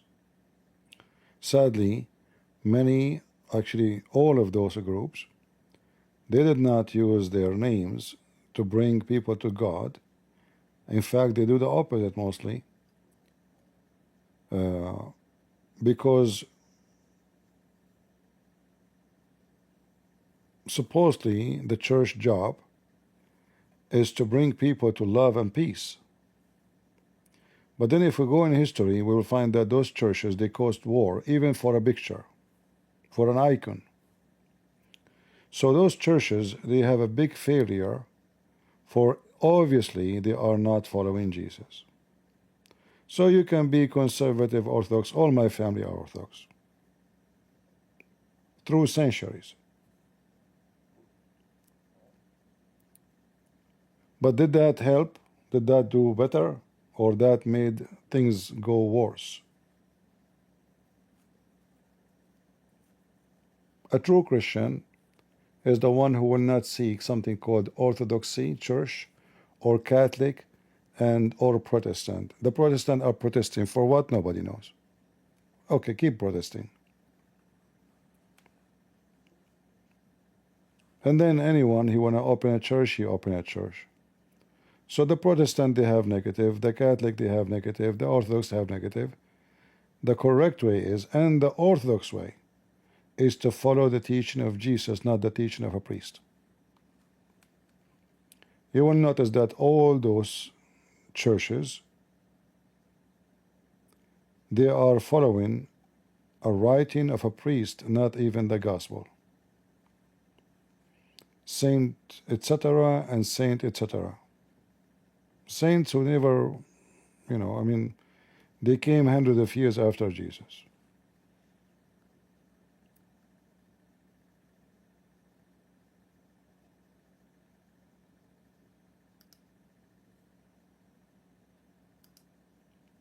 So me, myself, I don't support any of those churches' names, even though I'm willing to do teaching any of them if they invite me. I consider all of them, they are my brothers and sisters of Christ, but I wish they would do the same.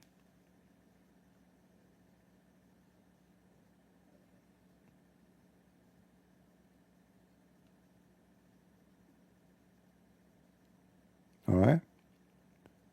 A true church of Christ is the one, don't discriminate a person. And you might say, what do you mean discriminate? Well, if you go to a church, you're a Catholic, you tell them I'm Protestant, they will say, oh, we cannot marry here. You cannot take what they call it in English? The bread? Excuse my English, is not good.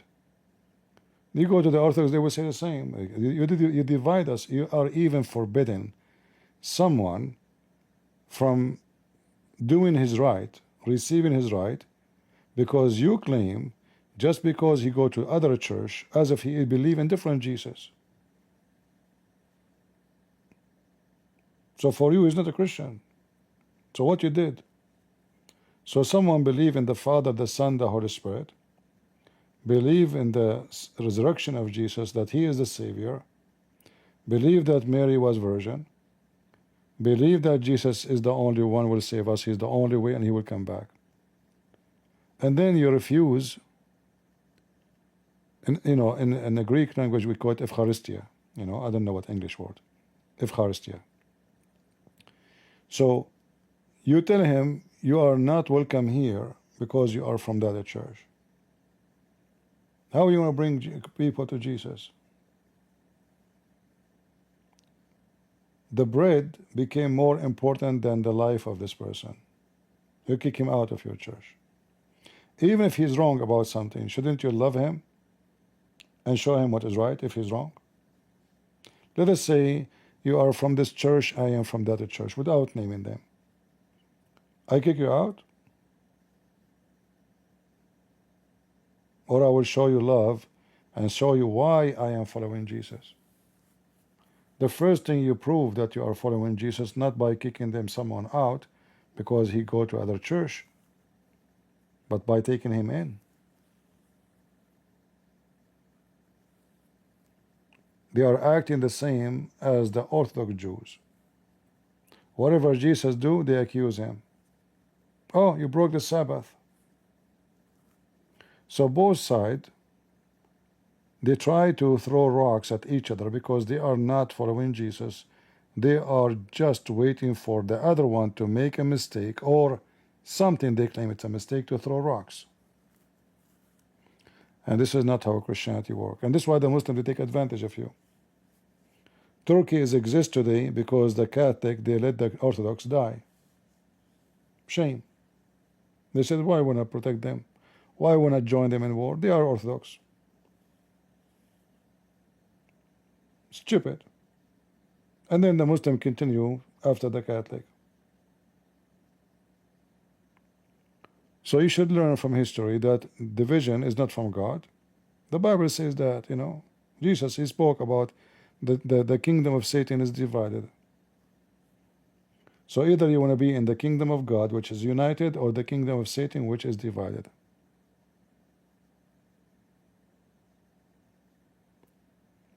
All right? This is why I don't care for all those names. None of them is going to save me from hell. The only one who will save me is the Messiah.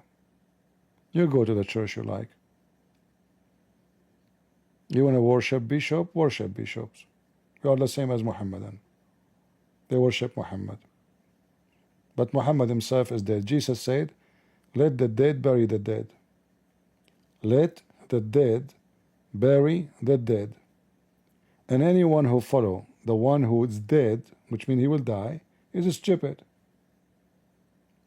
You should follow the one who is alive. That is the Messiah, not the dead. We bury each other. You die before me, I bury you. I die after you, somebody else will bury me. Let the dead bury the dead. The only living person is God. So why you want to put your hope in a priest and a bishop or a Christian prince when you have the living Lord? That is very stupid.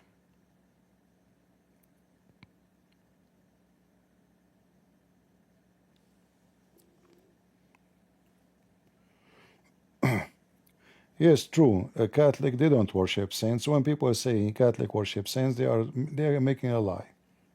And this is other proof that people are not following Jesus when they are fighting. They even fabricate lies against each other. Catholic don't worship saints. That is a lie. However, they became more interested in saints more than Jesus. Saint, etc. There is a church, saint, etc., saint, etc., saint, etc. There is saints everywhere. You go to a church, you find 1,000 pictures. Where is Jesus? And by the way, none of those pictures are even true. So instead of focusing in Christ, we start focusing in individuals who follow Jesus. Okay, they are wonderful Christians. What does have to do with why there are pictures on the wall? So what? They did their duty.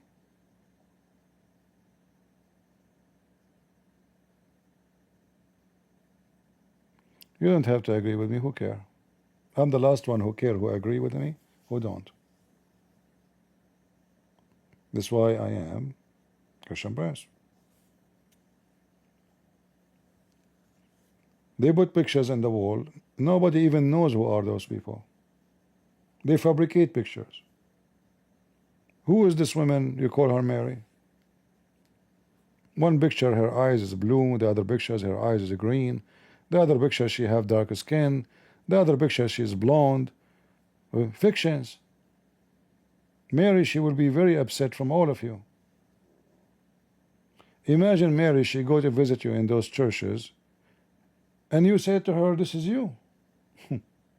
She would die laughing at you.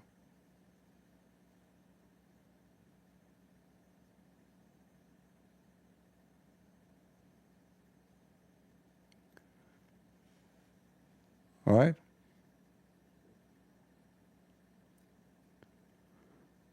Which one came first, the sword verse or chapter 60? Are you a Muslim, my friend?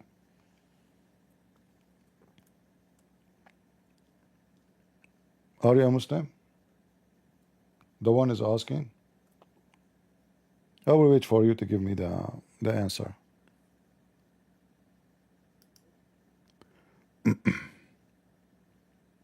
Are you a Muslim?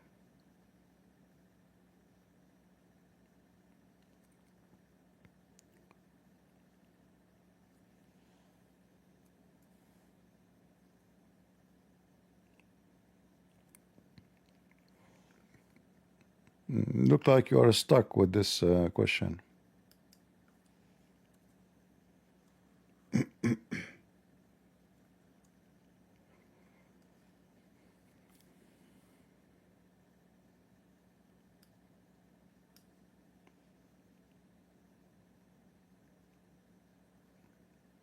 I know that the sound takes some time to arrive, but it's okay.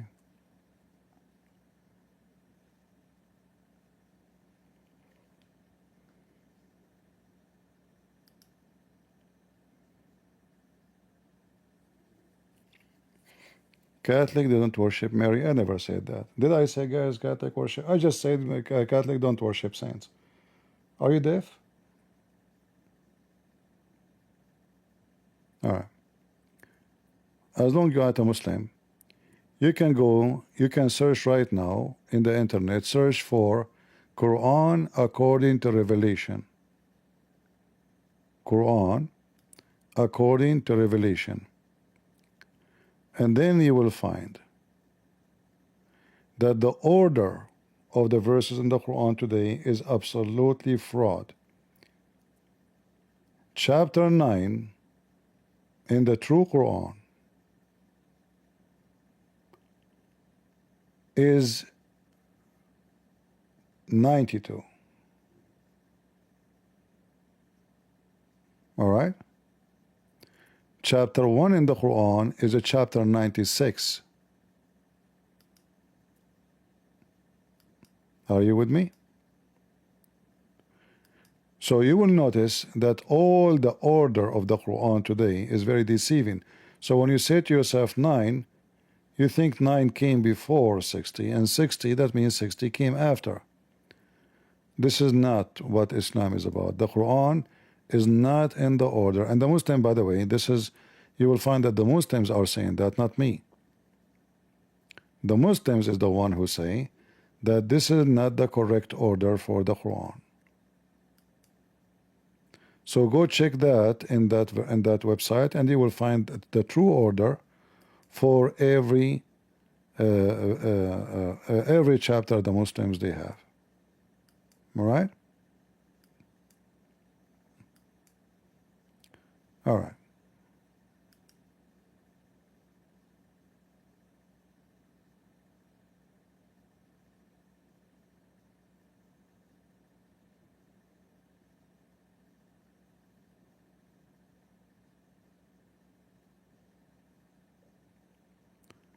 Anything else?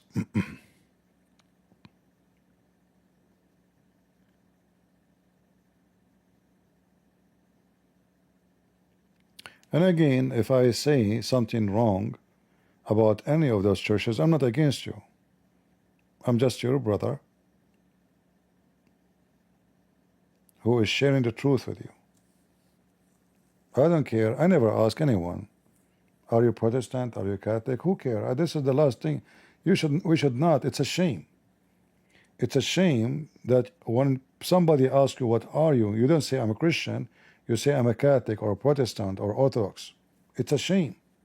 It's an insult to Jesus. The Bible have one name for you, Christian. If there is a better name than Christ, if there is a better name for you to call yourself better than Christian, which means you are part of Christ, it is a shame. I was baptized as a baby. Should I do baptism as an adult? You see, I don't want to do what Muslim program do. Shave your arm, shave your underarm, do that. Already you are baptized, that God, He blessed you and you receive baptism. Did you still a believer? You are a believer? You are a believer, that's it. And you are baptized. There is no need to repeat it. God is not a joke. And baptism is not the one who make you believer too. It's you being a believer. I will remind you, I'm not saying baptism is not necessarily, absolutely not. Every person who believe and convert to Christianity should get baptism. But in some cases, you can still, you are a believer, you are a person who will go to heaven even if you did not get baptism. As an example, the person who was next to Jesus on the cross, did he get baptized?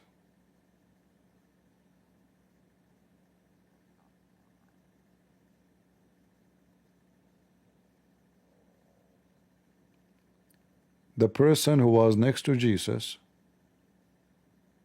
on the cross, and Jesus promised him, today you will be with me in heaven. Did he get baptized? No. So why Jesus received him even though he did not get baptism? For already the Lord, he baptized him by his faith. Baptism is receiving the Holy Spirit as a believer.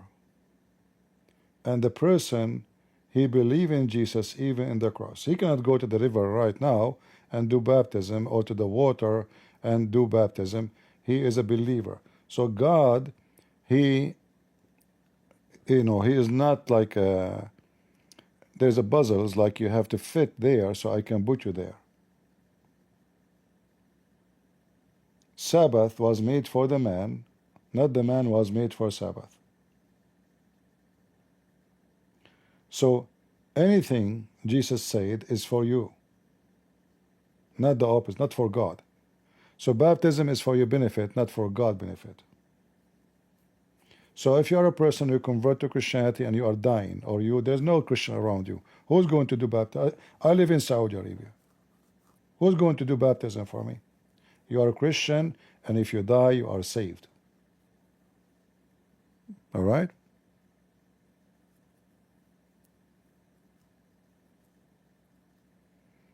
For Jesus said, whoever believe in me and die, he will live. Whoever, doesn't matter.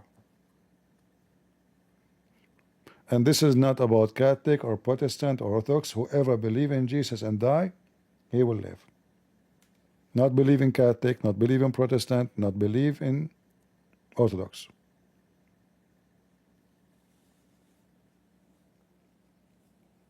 Your Savior is the Lord, not a church, not a bishop. Those who have obsession with names and titles, they are unhealthy. When I say unhealthy, I mean spiritually unhealthy. Because they forgot that those people themselves, who they are calling them, like they call the Pope the Holy Father, he himself is a sinner. So you are lying when you call him Holy Father. And the Bible says to you, call no one Father, no one in earth or anywhere, except your Father in heaven. So they are breaking the command of God, right? In public.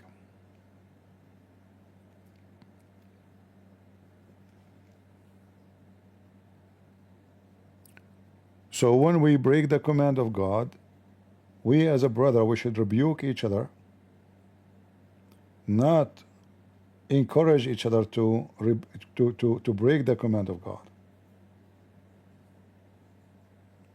All right? This is not what the Christians do.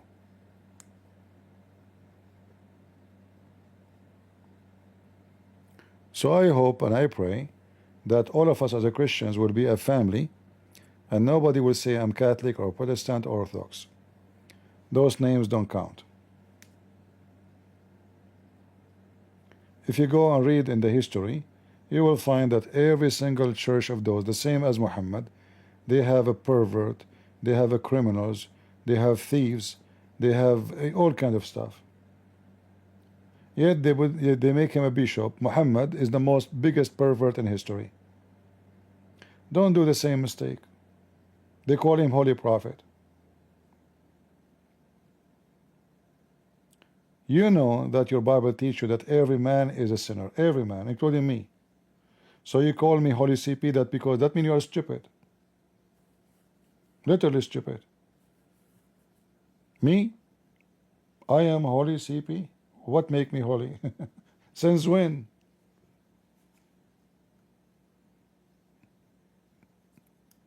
So if I put a big cross in my neck and I dress like a pope and I put a hat and then I am holy now?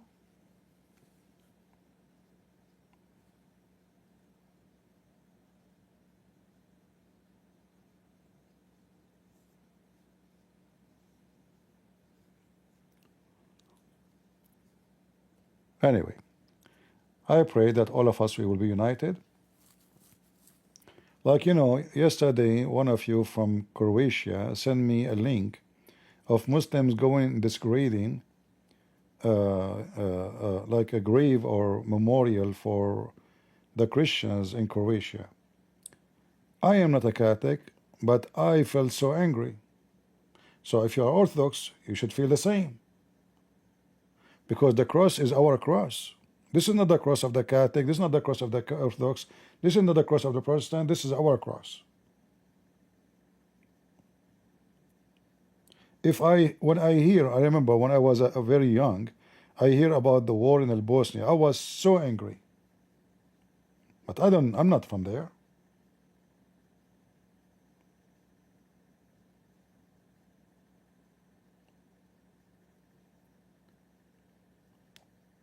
What I care for is not he is being Orthodox and that one is being Catholic, and this one is.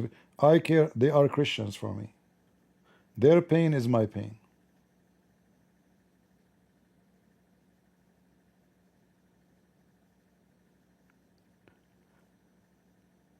So, if you are a true Christian, you will be warrior to any church. Anyone will burn your church. A church of a Catholic, I will die to protect it. A church of Orthodox, I will die to protect it. A church of Orthodox, I will die to, because all churches are mine.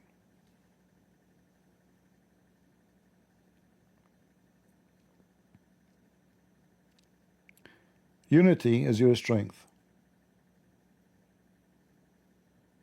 Division is your enemy.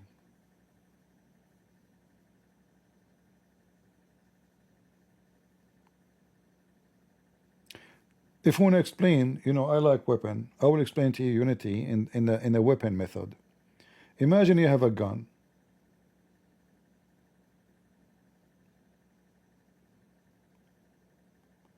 And then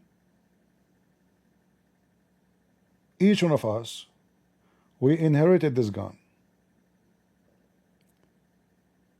And then we say, okay, well, we inherited, so now we have to divide the gun. You take the magazine, I take the barrel, you take the handle, I take the bullet. But what the benefit of those? There's no gun no more. The enemy will come to kill you. He will use the magazine. I will use the bullet. You have the barrel. None of those are useful. Why? Because you decide to become stupid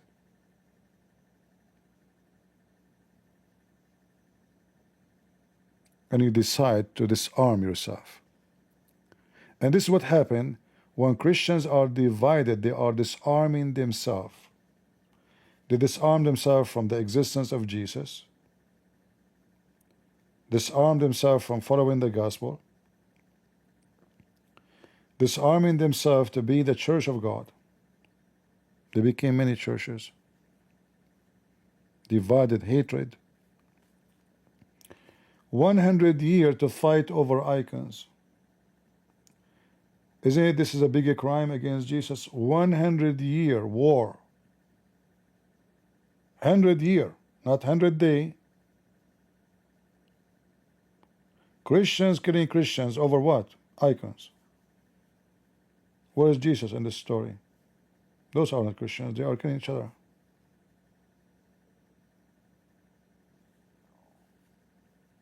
So your foolishness is your enemy. The Bible says, my people have been destroyed because of they are perished because of their ignorance. The more ignorance you have, the more you are far away from Jesus.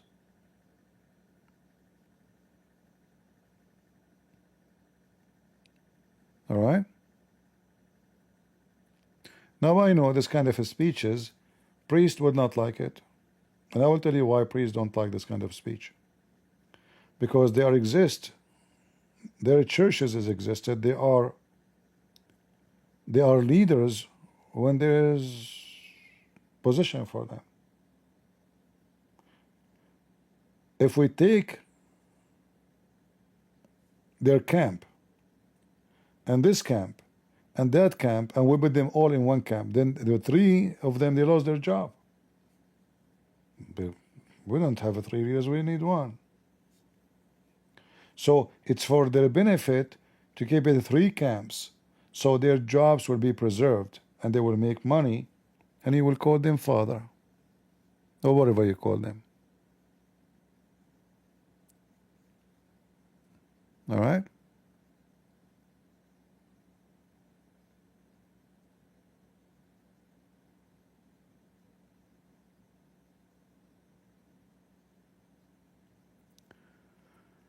IG says, CP, I totally agree with you, and I haven't seen AP declare Jesus as his Lord.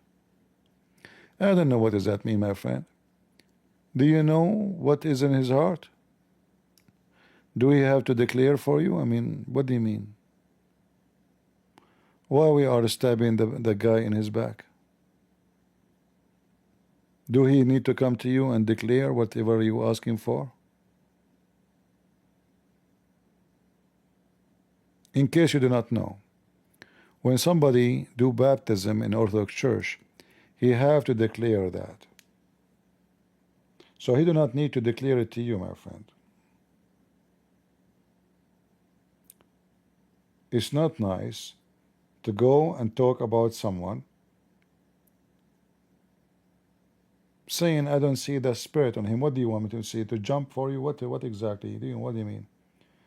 Don't do that. This is not a very nice Christian of you.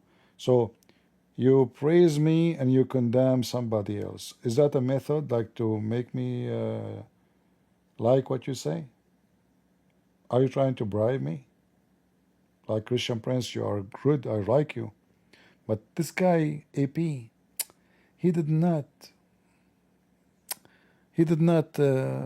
announce that Jesus is his Lord.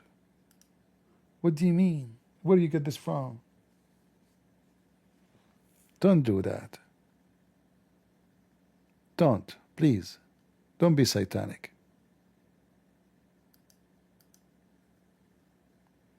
Even though those names, I don't agree with them in many things, but if I speak about something they say wrong, there's nothing personal. But don't do that. Don't say this guy is, I don't see Holy Spirit on him. What does that mean?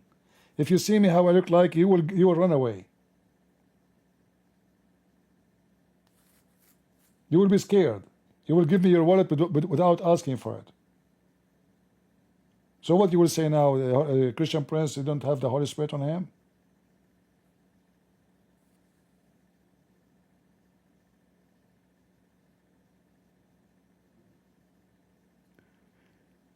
AP stood up for the rules. This is not our topic. And what that stood up for the rules mean?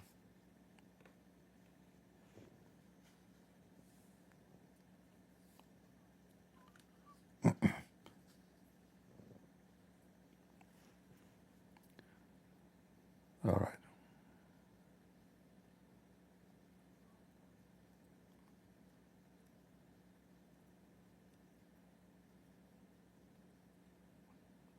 Anything else?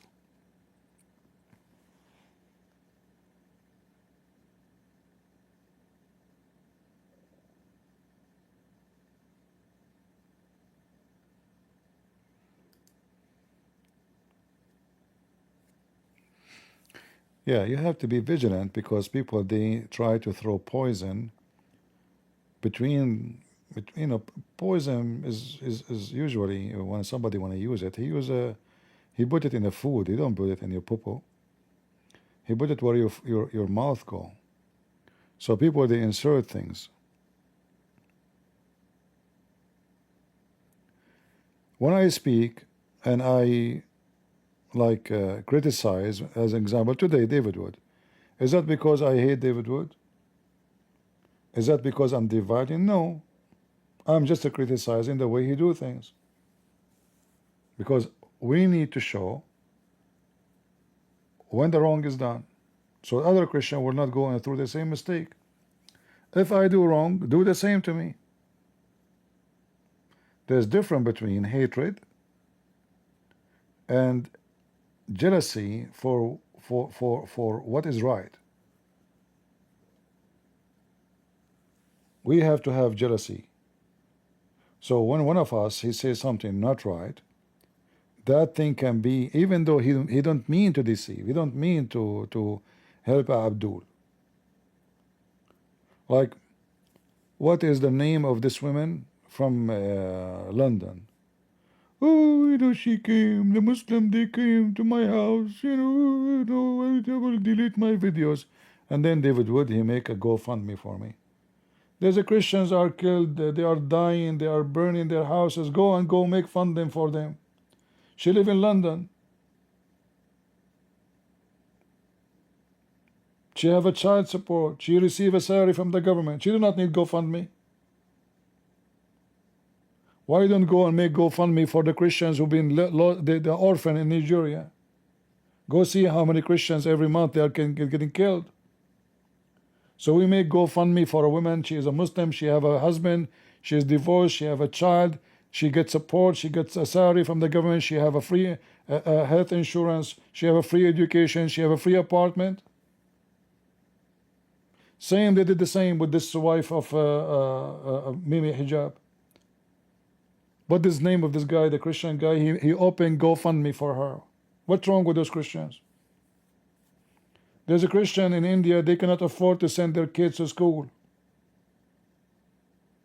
There's a Christians in Pakistan, their kids are being kidnapped, raped, because they are poor.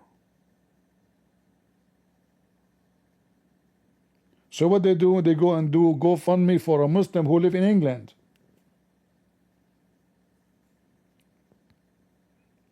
In England, if you work for 1 day, is a salary of somebody in Pakistan for 2 months, 3 months.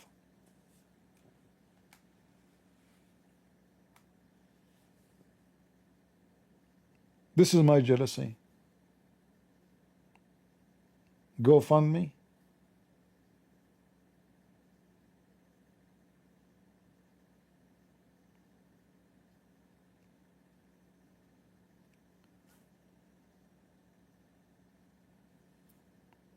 I don't know what to say. They are childless, emotional, and not smart, not mature. So the Christian money go to support Muslim, the wife of Mimi Hijab, who she said to them live on air that Islam is the truth. And then she will take the money you gave her from GoFundMe and she will donate to build a mosque. What a bunch of idiots.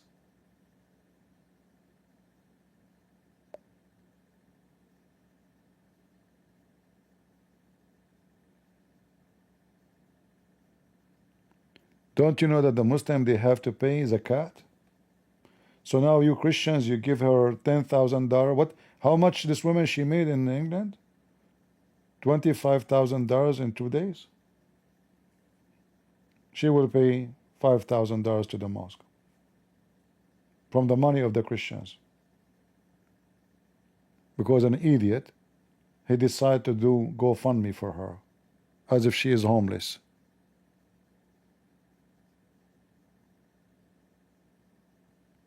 Mosquito brain.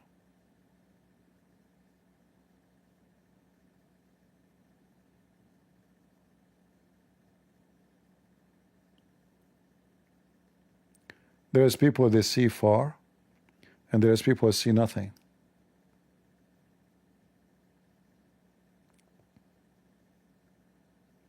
If you yourself now, from those who come here all the time, says, guys, I'm bankrupt, who want to help me?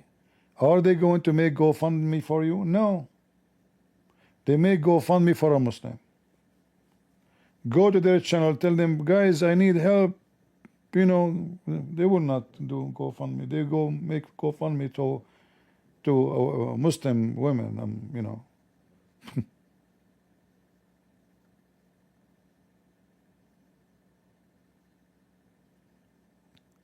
A bunch of weirdo.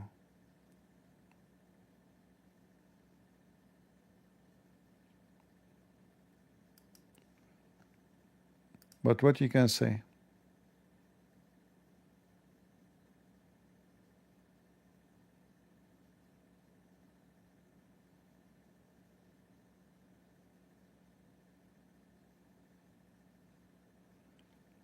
What we can say?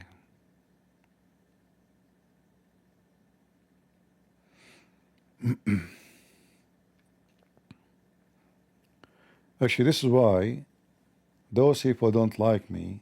You will never see them inviting me for their channel, right? Because I criticize. There's many things they do. You will see them ganging together. The same as the Muslims, like Muhammad Hijab and 75 Ali Baba. You have to agree with each other in everything. Like you never criticize each other, right? Because if you do, that's not right. But that means we are hypocrite. So the second you criticize, they will not like you. No. You have to agree with us all the time.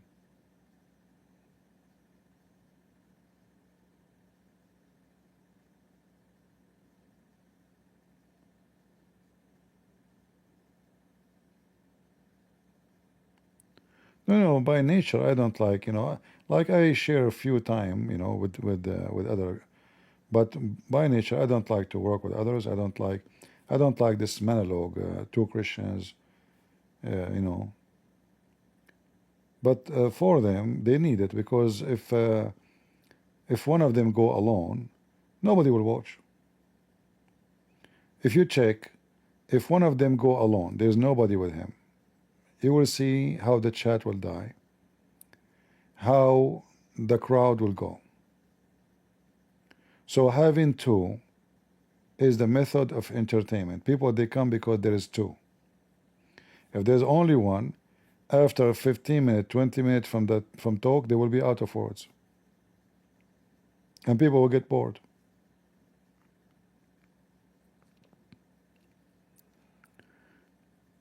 This is why having two is necessity. They cannot go alone.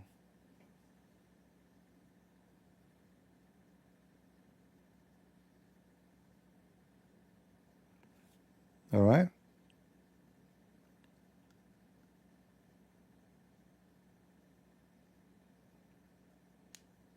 It's very hard. Like now, you don't see me, and there's people, they want to still stay. But this is not normal because people like to see the person who's talking to us. What this picture on the screen? These are horses. So the rule of entertainment, if we can call it entertainment, which as I don't do, is to see somebody on the screen, and then you look at what he is saying, you see him. This is how it should work.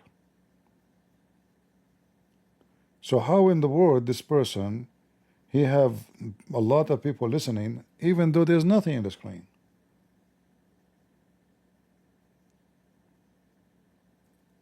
So for them, they need 2, 3, 4 talking. Otherwise, the conversation will be very cold and very dead, and they will be out of words.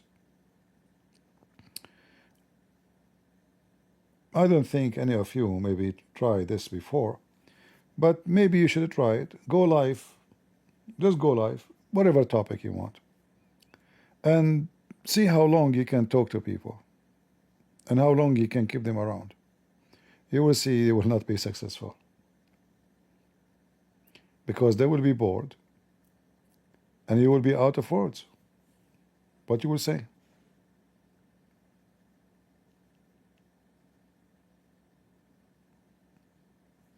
What you will tell them?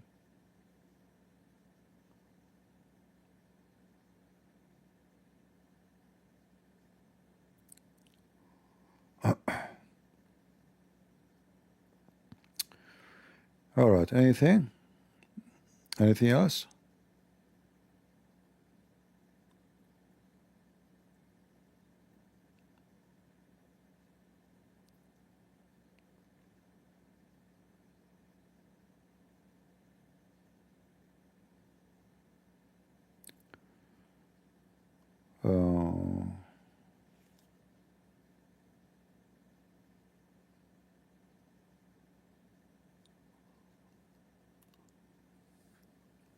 I'm trying to hide my yawning.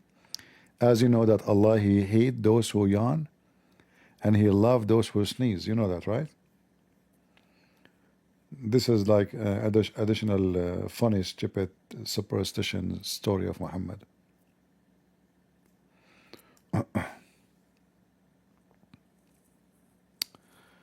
Radio, yeah, but no. Here you see, we show reference. This is why I'm glad that we have YouTube, because we show evidence, we show reference. So it's a school, education. In the same time, when somebody need a question or have a question about something, can be personal, can be serious, I don't mind. I always will be happy to answer. However, speaking about topics which is not about Islam can make many people upset from you. Like when I say, like somebody made a comment, I said stupid, right? Or satanic. This person, he might be, let us say, ignorant. He don't mean to be stupid or to be satanic, but he did not think carefully about what he wrote. But Christian Prince, he called me satanic, so he will take it. He will be sad. He will be upset. He will be like, look what he said to me. So when I speak to people, there's many people, their feeling will be hurt. Because I am very straightforward. I don't sugarcoat. It can be good, it can be bad. It can be good if I got his text correctly and I understood that really he is being evil or being stupid. It can be bad if the guy, he just said wrong words and I got him wrong, which means I did not understand him the way he is, but the way he said or the way he made his text. So there's negative and positive by being straightforward and you say things as it is. However, being natural and truthful is the most important. And if you are a Christian and you listen to me, you should not be upset if I was harsh on you for something you said. Because you need to understand that he is harsh because of what I said. If I understood you wrong, mostly because you did say it in the wrong way, or you did not explain yourself to me enough. So being harsh is like a guard. He is reading the text, reading the comment of everybody. And this guard is looking for a mistake, is not looking for something right. It's like the one who is filtering the bad food. He want to be sure that the bad food will not go out. So there is a tray and the vegetables or the meat or coming, and he is watching carefully which one is bad. The one is bad, damaged, smell bad, he have to take it off, otherwise somebody will eat it. So my job is very difficult. Watching hundreds of people text.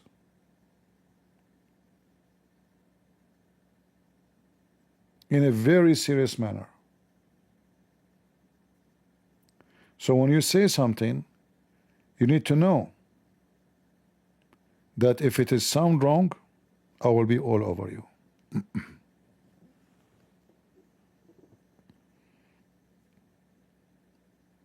And I don't care if you are a person who come here every day, or you donate, or you support, I don't care.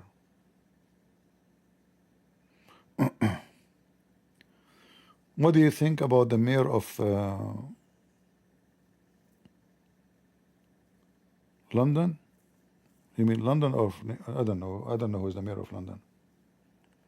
And I don't care really what happened in London.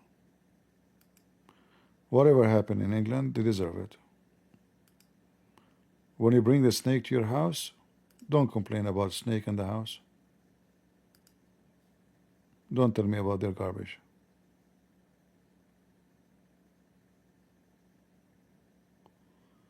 You mean New York? The same. In fact, I think it's a good thing.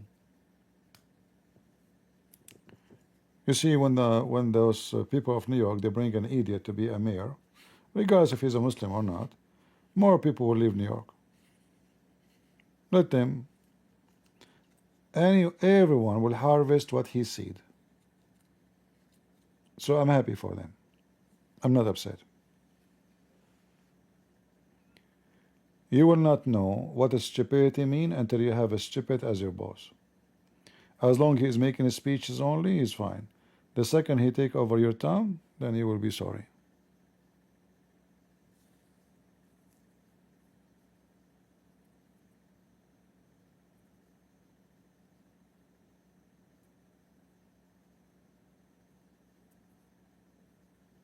All right?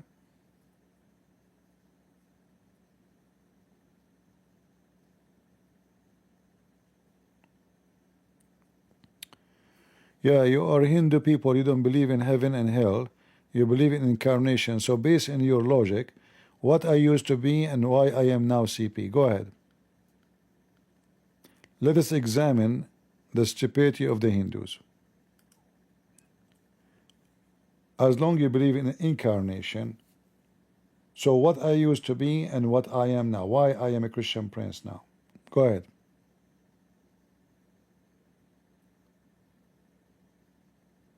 Tell me.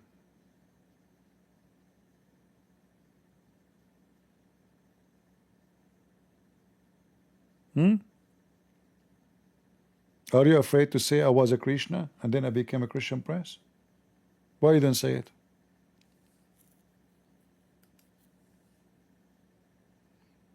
I was clicking at the name of this guy. Where his name is gone?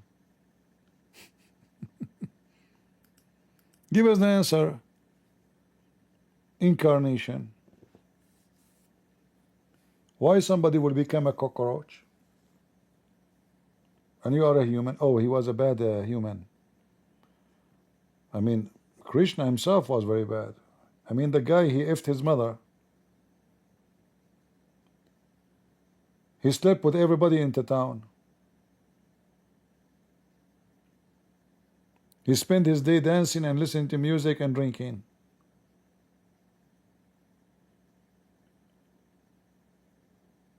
The god of Kama Sutra.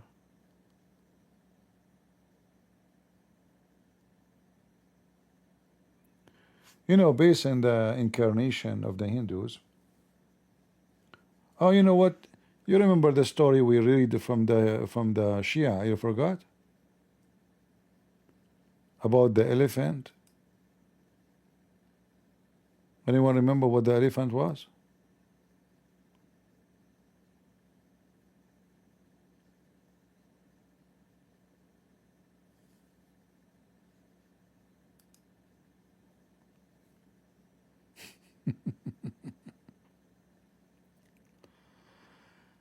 Lord have mercy.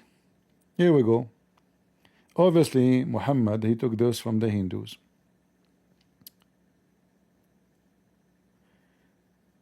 The elephant, the bear, the swine, the monkey, the lizard, the seal, the leech, the scorpion, the spider, the rabbit, the combus, the Venus, all of those, the same as the Hindus believe. The same garbage. The bear was a she-male, right? She-male. The bear was a she-male who invited men to herself. So this is the incarnation of the Hindus. You did wrong, you will come back as a lower, you know.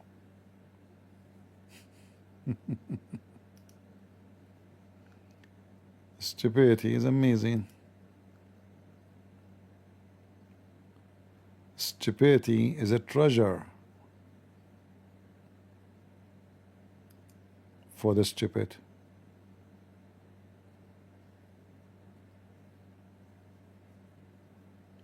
Is that the teaching of Krishna? The bear was a she-male who invited men to F her, and then Krishna, he cursed the she-male who was a human and make her a bear? Huh? What I used to be? What do you think? based on a Krishna teaching.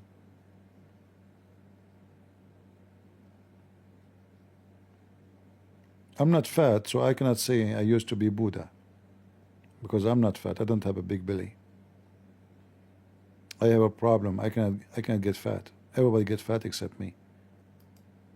It doesn't matter how much I eat, which is a big problem, huh?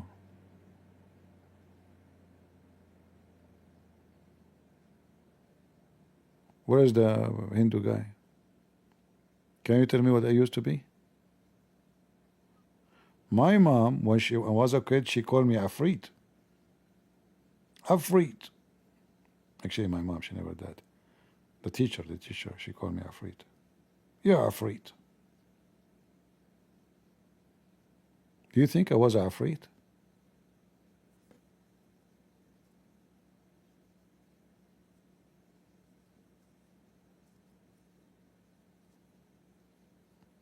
Man, oh man. Skinny? No, I'm not skinny, but I don't get fat. I'm very physically fit, thank God.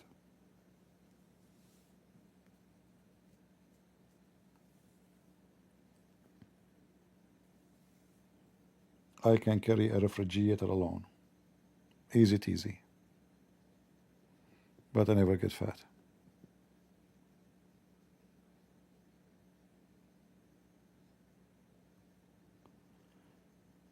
After I left the army, do I still work out? Yeah, I chase Muslims. Don't you see? From person to person, Hindus lately too. That is the best workout.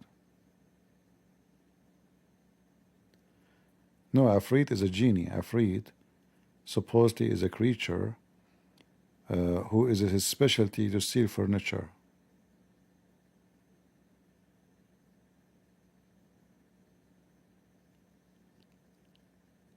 All right?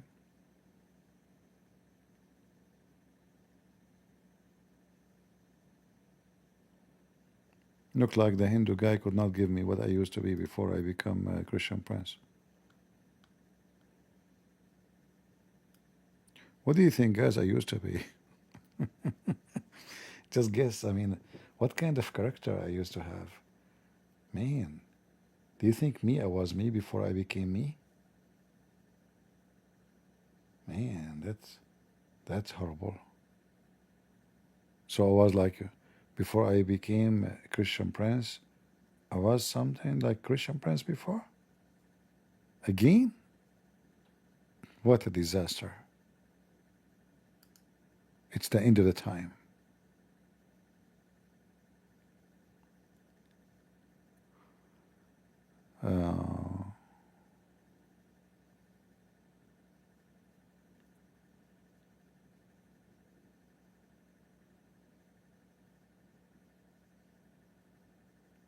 I was a cat?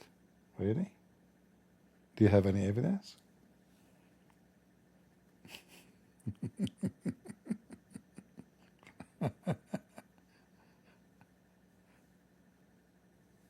Anyway, cats are one of the most funny and at the same time very, very deceiving, very cunning.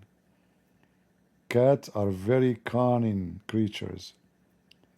You know, the cat, she come to me from time to time. Unbelievable how actor she is. Very deceiving creature. You know?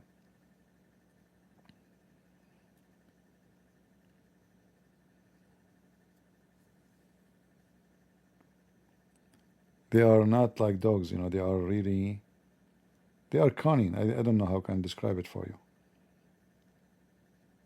They will make you even feel guilty.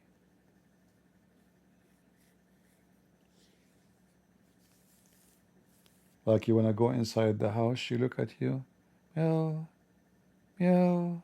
You know, she want to go in, you know. She is literally like it's somebody studying psychology and trying to have an impact on you, trying her eyes, her look, the way she is looking at you, her voice, she is really trying to control you. Get me in, you know. And if you are a person who's easy can be deceived, you will let her get in.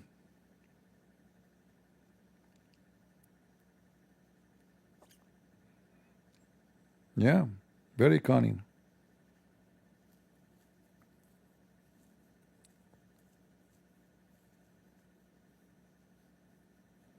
Somehow, don't get upset from me now. I say, oh, you open the topic. Women and cats are very close, but not all women are like cats. But all cats are like women.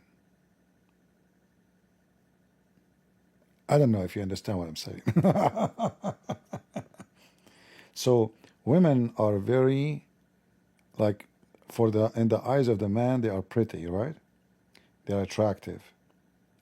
The man, he look at the women eyes, seeking the mystery behind the eyes, and there is a beauty.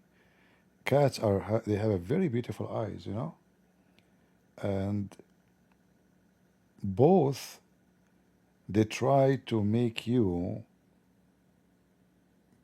feel something, anything, in order to control you.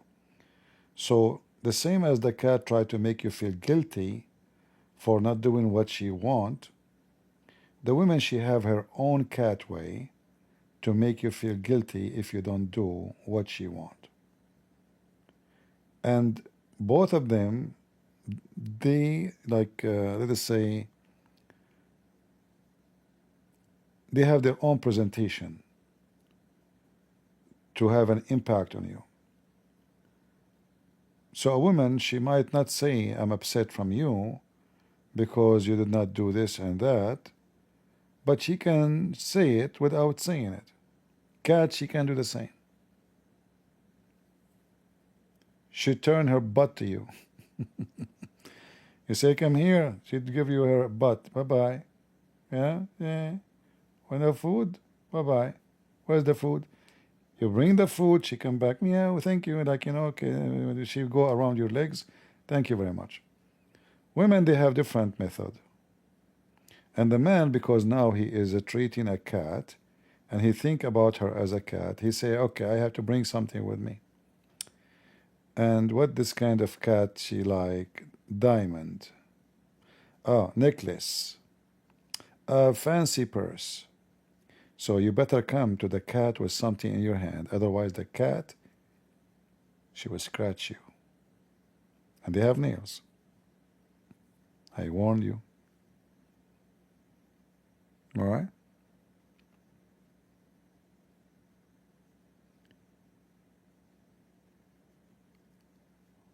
Again, not all women are cats, but all cats are like women.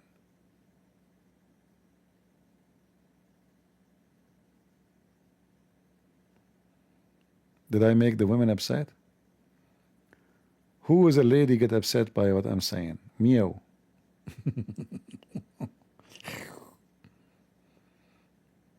Anyone?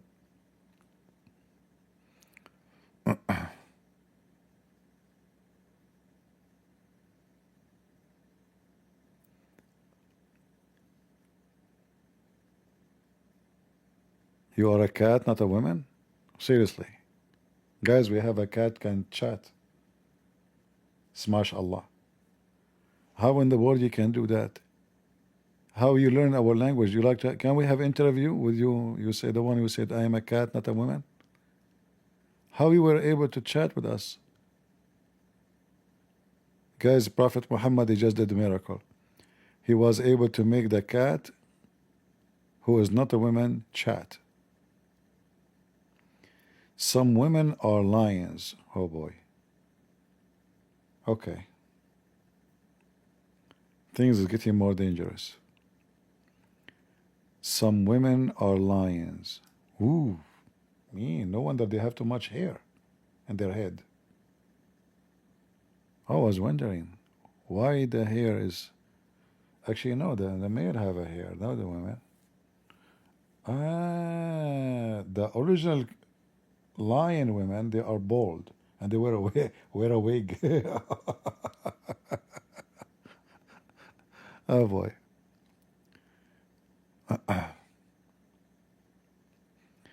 Who was that girl gave drama and listen to Christian Prince for entire life. No, I am an observer. I do not need to take drugs to know that drugs is bad. I never smoked a cigarette in my life, so I do not need to smoke to know that smoking is bad. So I know that women are dangerous. However, men can be way more dangerous because men, they can be evil.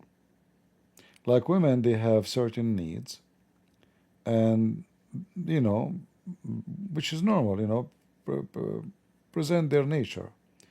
But men, they can be very dangerous and very filthy. So a man, he can say to the women whatever she like to hear. Anything. He can even afford her things she like to have. But not because he love her, but because he want to use her. So a man, he can be very evil and very, very sick. A man, he will say to a woman, I love you, but he don't mean it. He say that to any women he meet. Women, usually, for sure there's some kind of women like that, but usually are more sincere than men. Unless she is being used and abused. Like let's say a woman, she slept with many men, she knew many men, so the word love does not make sense much. It's just an experience. They were never able to have love because they don't feel it. They cannot feel it actually. Not because they are bad, but because simply life abused them. Life used them. It's like, when you have, when you are a person who live in India, you need to eat a lot of spice to feel the spice. But if I eat little, I will go crazy. An Indian guy, he will not. Why? Because they keep eating spice since they were kids. And then the more they eat, the less they taste it. So they have to add more. So when somebody becomes 30 years old, he needed 3 times more spice in his food than what he used to eat when he was 5 years old. Because his tongue cannot taste the spice. The spice kill the, what they call them? Those things who, take your taste from the taste of the food. And this is what happens when people, they are abused. So some women, they will be, doing business in their relationship. And those are the women, you will find them around people like Andrew Tate. He is a pimp, they are a whore, so they match. So the whore, she want to use the man, he's a customer. The pimp, he used the women to make him money. The women, she will do anything to collect money. There's no feeling, there's no love, there's no, it's just money, it's a business. So she get naked to get money. She show herself in camera to get money. It's not because she have a feeling for the person, but she want to get the money. But those women don't present women, they present a group of people who they are lost. And those can be even men. There's men, they can do the same business. But still, men can be way more deceiving because women are emotional, and a man, he can give them false promises to receive what he like. Until he receive it, he dump them. So he said to her, I love you. He gave her a gift. He hold her hand. He buy her stuff. But in reality, he say that to every woman he see. A true man, and this is my advice for women, a true man is a man who will be very hard to say, I love you. He will not say it to you after 1 week or after 1 month or even after 6 months. In my opinion, a true man, he will not say to you even in a year. And he will not sleep with you. He will say it only when he want to marry you. So if I say to a woman, I love you, that means I'm asking her to marry me. Otherwise, if a man he say to a woman, I love you, and he don't want to marry her, he don't love her. He's just saying that to get into her pants. All right? So my advice for women, if any man, doesn't matter. I don't care what your religion is. If a man he said to you, I love you, yet he did not ask you to marry him, then you should know he's a liar.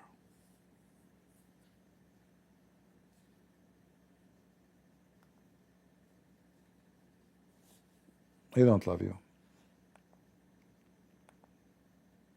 Because what do you want exactly? Okay, what do you mean you love me? What do you want? What is next? I love you. Okay, what? I love you. Boop. That's it. But what he meant, I love you to be in my bed. I love you to be but he don't love you. This is not love.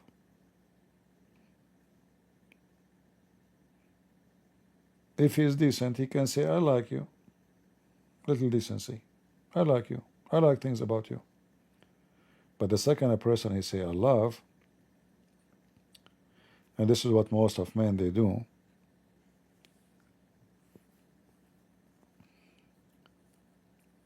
you know, they meet even in the internet. Second day he love her. You know? Easy come, easy go. Right? True love does not change. Even if a person, he spoke wrong with you, he is tough with you. Like, as an example, a mother. Her son can be rude, can be sometime childish. He's a child, he's her child. Still she love him. A child, he might be stupid, he insult his mother, still she love him. Because she is not expecting, there's no expectation, it's a pure love. So a person who is in love,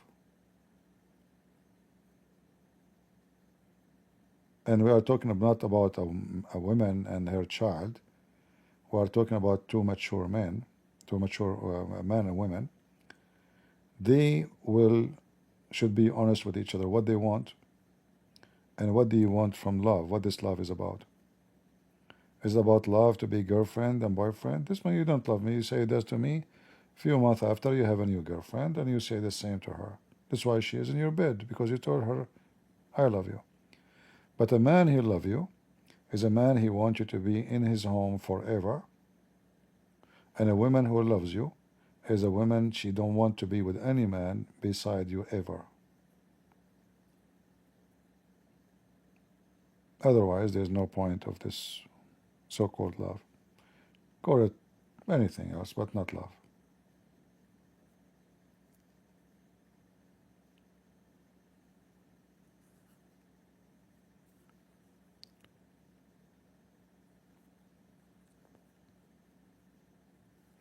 This is why, if you are a man, I advise you, never say to a woman, I love you. Unless you are 1,000,000,000% sure and you are going to ask her to marry you.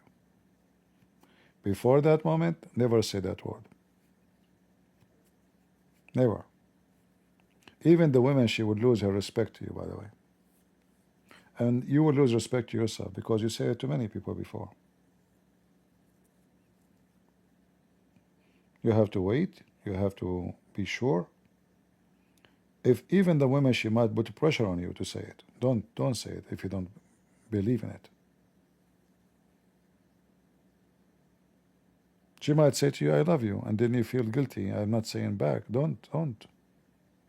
If you don't believe you're in love with her, don't say, you are making it worse. So she can say to you 1,000 times, I love you. Don't say it back. Unless you mean it.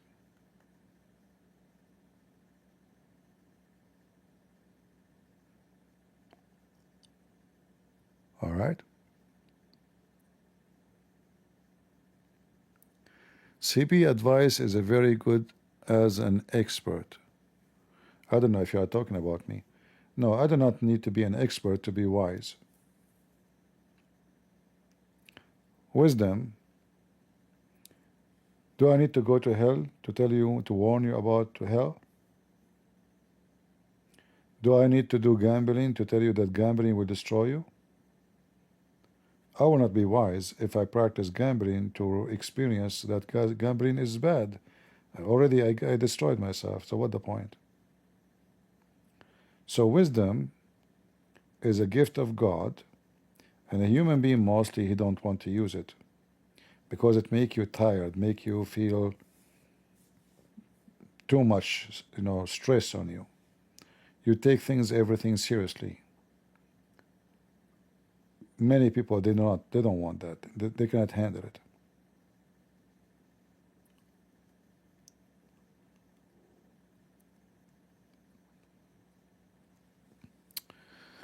All right.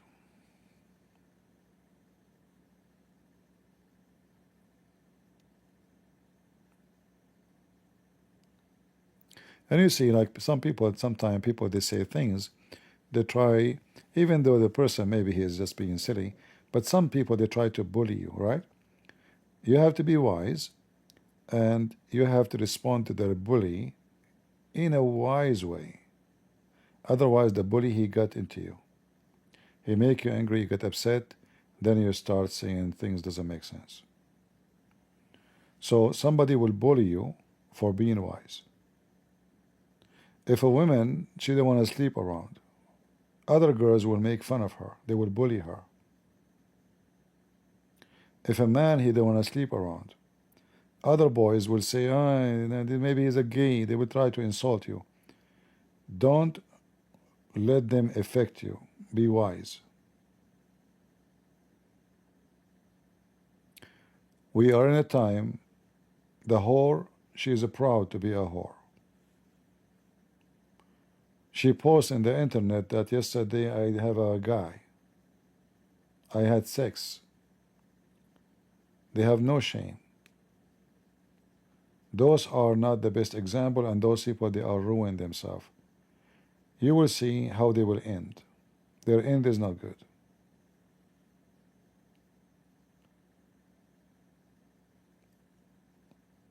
What I learned in life, that sin does not make you happy. Otherwise, sin can be fun. Yes, it can be fun. But this fun,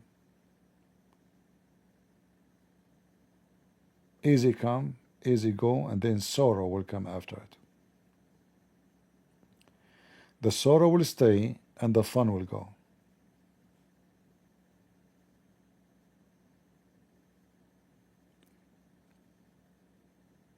Do you understand what I'm saying?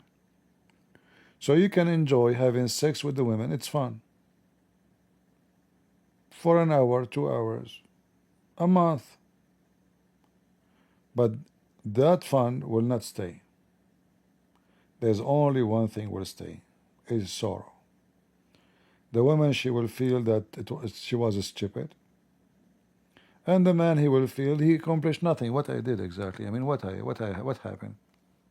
So you spend your life having sex with women, jumping from woman to woman, but you never have love, you never been loved, and you never have a family, and you accomplish nothing. You end in nowhere. Nothing but sorrow. Not to mention sin, which is the biggest sorrow.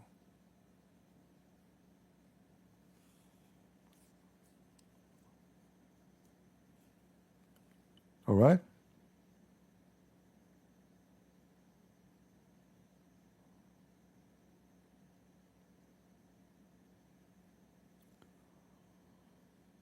Okay.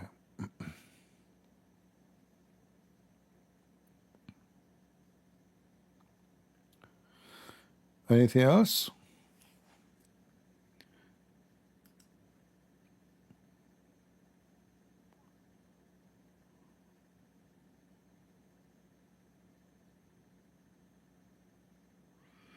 No, there is nothing. It's called 30 years ago. It was different. It's about people who they are.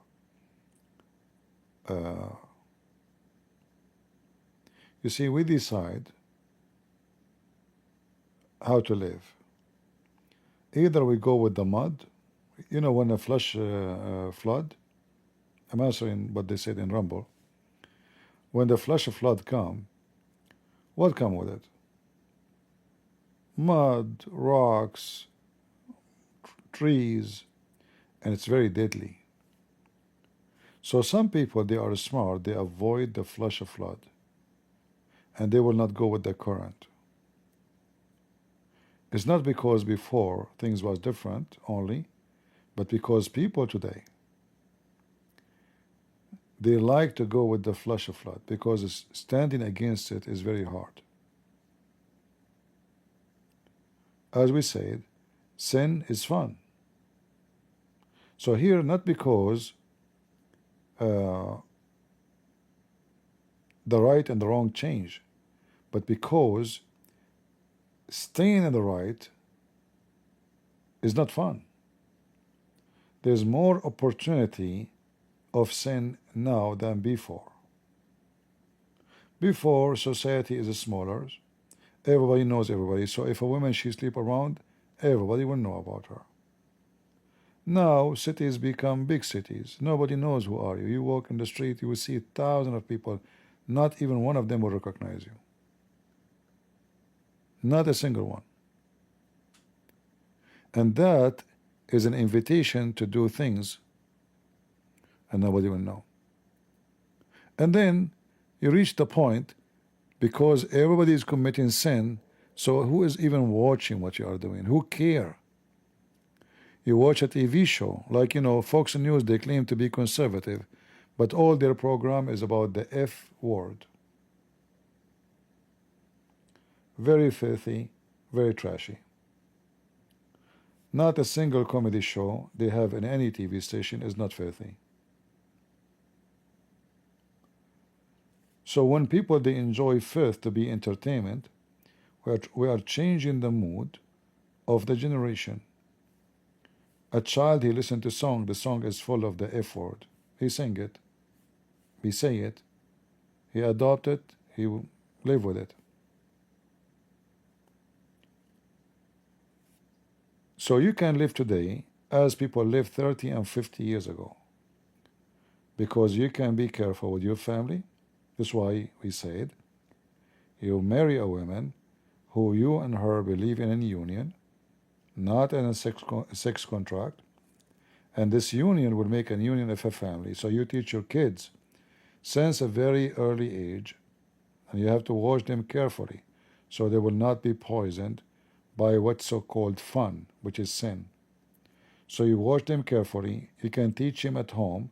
You can school them at home. Don't even send them to school if the school is not good, because this is what the poison started. So if you live in a society where the community is poisoned, then you can school your children at home. And all of America, actually, they approve that, and I think many countries, they approve that. Parents, they can teach their kids. And then there's I think an exam online or something to pass the exam, to pass the test, and they will pass. This way, and when you allow kids to come to your house to visit your kids, be sure that they are from the same equality, and watch carefully. Don't expose your kids to TikTok and the garbage. Don't give them phones. A kid, he do not need a phone. If you give them a phone, give them the old phone, all the styles, the one he can just send text and call, not the phone have access to the internet. Don't do that. What the kid he need to do with the phone? You are destroying him. A kid, he should be playing, he should be jumping, he should be reading, he should not be spending his day in a stupid TikTok. And you know what can be found there.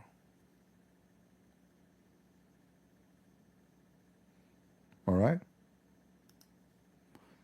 Watch your kids carefully. I mean, cats, chickens, they watch their babies very carefully. Human don't. If you go near the chick, she will jump on you as if she's a lion.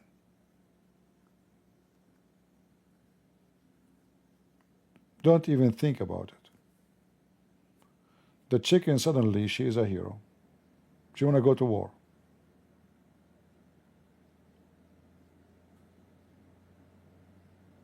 Same for the dog, same for the cat. Why you don't, is the cat is better than you? Is the dog is better than you? Try to catch the baby of a dog. She will cut your arm.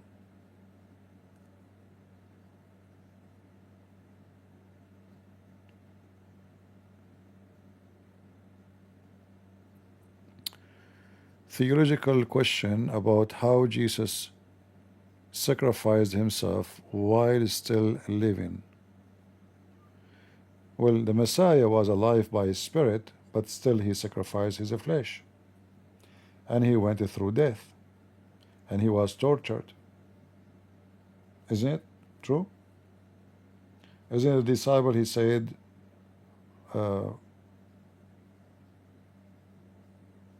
I will not believe until I see.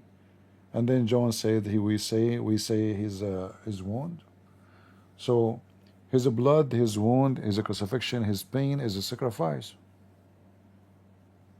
Death. If God, he can be alive and he have the power, that does not change that he sacrificed himself to you. He humbled himself. He accepted that people, they can call him name, beat him, spit on him. Is that a sacrifice for the King of Kings? If I go right now, and in many countries, if you insult the king, the punishment is death. Just for insulting the king. Just one word. What will happen if I spit on him? So this king is the King of Kings. He sacrificed himself to the point he did accept that you spit on him. You make fun of him. You put nails in his hands and his feet. And then you say how Jesus sacrificed himself while still alive. Well, my friend, he went through death. He died. And he received all the pain through death. Your question is not valid.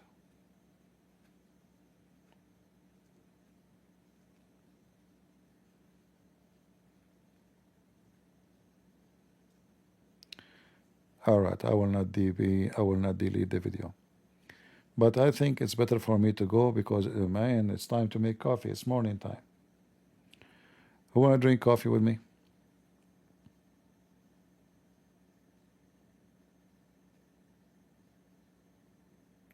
Anyone? I wish one day I can have a bunch of you, the one who they are trustworthy, so we can have a smaller group and we can have a coffee. But, you know,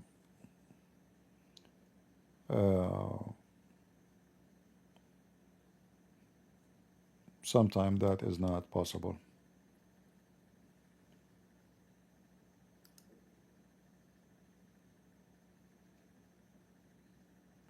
All right. Coffee is done already. You drink alone. You are selfish. Very selfish. Guys, this guy is selfish. He's no Christian. Kick him out. You drink coffee alone. Secondly, don't you know that coffee is not healthy? And baklava? All of you, if you have coffee, especially if you have baklava, you send it to me. It's not healthy. I'm trying to save you, see? If you have baklava, you send it to me, you will not die. I will die for you. I will sacrifice my health for you. Good?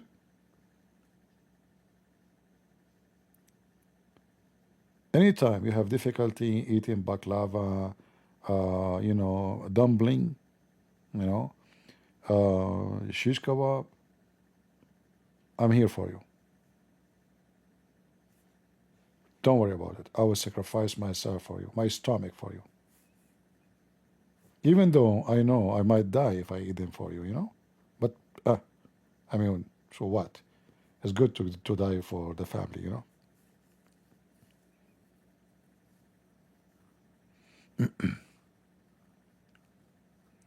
You know, once I went to inside the house of a Saudi prince. Now, you know, he have a massive palace, and there's a like a room for guests. They call it madafa. So the maid welcomed me inside, and you know I have to wait for him. And she put a big tray of baklava. I mean, when I say big, I mean big, you know. And then the maid, she came again. She said the prince, he apologized. The doctor is there with his mom. He is with the doctor until he leave in the bedroom. I said, no problem, no problem, I will wait. So anyway, it took him some time, and I have the baklava in front of me. And man, so the guy, he came, hey, I'm sorry, blah, blah, etc. And then he sat down, he said, the maid, she did not, this is what, from before? I said, what? She said, did the maid put a new one, or this is old one, the baklava? I mean, when they have a guest. I said, no, no, no, she brought one. I said, so who ate it?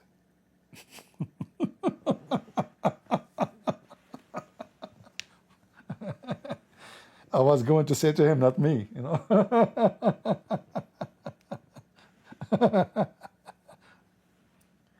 I said, me? Man. And he said in Arabic, MashaAllah, MashaAllah. Alone? Did anybody, like he said actually first, he said, did some people came, or I said, no. He said, no visitors? I said, no. He said, only you? I said, yeah, only me. Why? He said, did she put a new tray like full of, I said, no, yeah. I mean, there's no way he's worried about the baklava. This guy is very rich, you know. And then he said, you ate all? I said, yeah. He said, MashaAllah, MashaAllah. Do you want water? He said, I did not eat yet.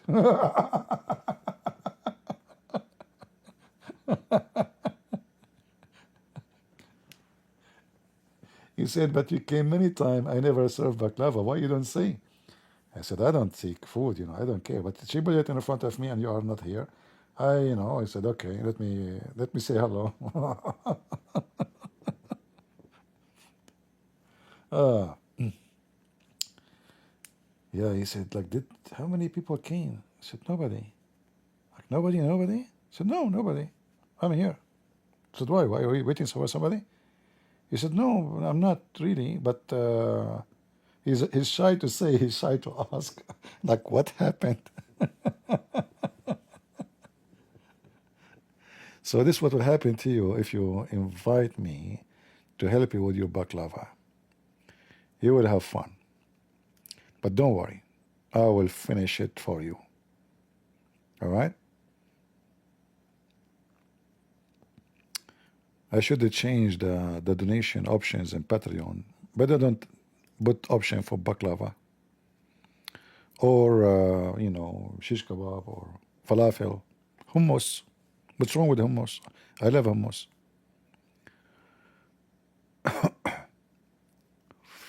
Just joking, okay? Don't take it seriously. Abdul will take this part and he will say Christian prince telling the Christians he will sacrifice himself to eat their baklava. Right?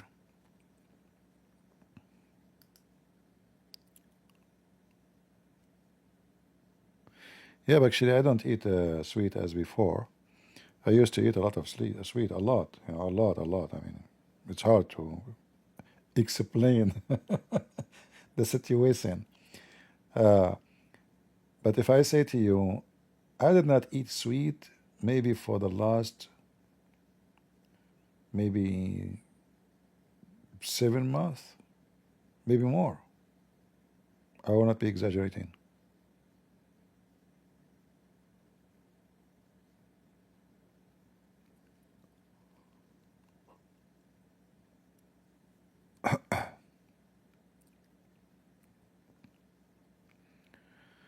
What about Starbucks? What about Starbucks? Thank you, AB, for the coffee.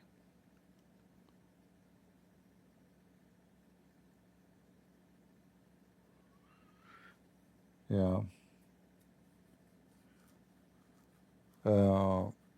I'm not picky with food. I eat anything. You know, actually my favorite dish is a tomato and salt and bread. It's hard to believe, right? But trust me, this is my favorite. My mom, she used to scream at me. She says, "Why you don't wait? Why you are eating tomato? Why? What's wrong? Wait. The food is almost ready." And then one day she said to me, "One day you will meet a girl. Just because her name is Tomato, you will marry her."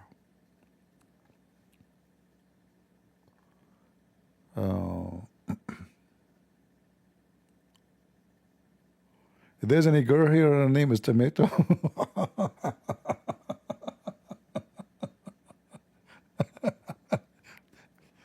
maybe the prophecy of my mother, she will work. Yeah, she said one day you will meet a girl just because her name is Tomato, you will marry her. But how in the world any woman she will call her parents will call her Tomato? That would be weird.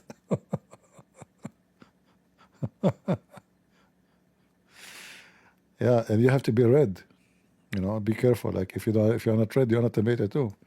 So you have to be a woman, and your name is Tomato, and you are red. Oh Lord have mercy. Yeah, I love tomato. You see, in the state, most of the tomato, actually, I even stopped buying tomato from Walmart. They don't taste anything to do with tomato. They have nothing to do with the tomato. It's like eating water. When I went to Ukraine, their tomato was fantastic. Unbelievable, so tasty. See, Ukraine, they have a very, they are blessed with their land. They have a very rich land with minerals. So vegetables there they grow, they are very, very tasty. But tomato was so good.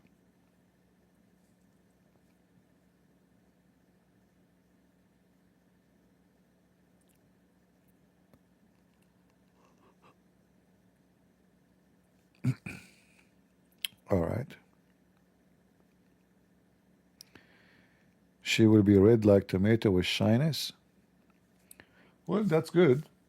If she marry a Muslim, she will be red like tomato from spanking.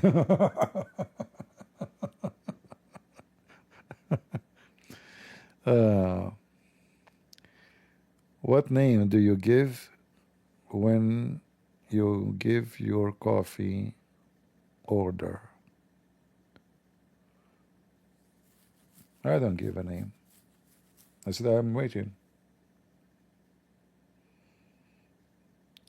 And, well,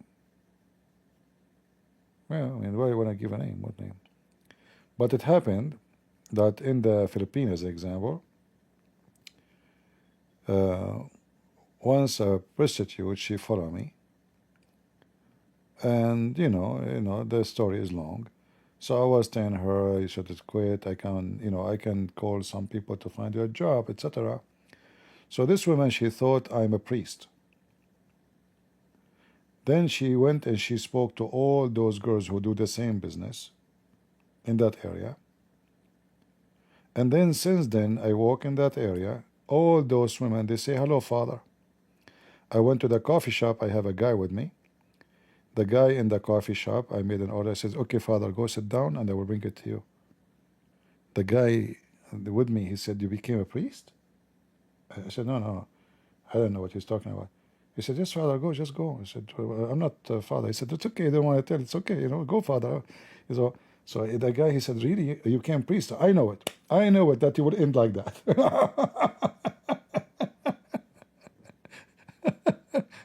So here we go. I have a name, Father. So in the coffee shop, etc. Uh, and then, I go sit, and the guy, he said, Father. And then I go, and then, there's Father, Holy Father. So, like, I became the well-known bishop.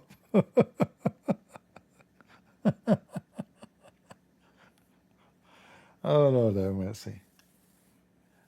Yeah, she thought I'm a priest. She wasted my time, actually, because I spent like an hour maybe speaking to her. She have a kid, and I told her, like, when your son, he grew and became a man, like, don't you feel bad that your son will say his mother, she do such a thing? And disease and, risk, and why you want to do that? You can find a good job. Yeah, so she went and she told them that this guy was preaching me. So he's a father.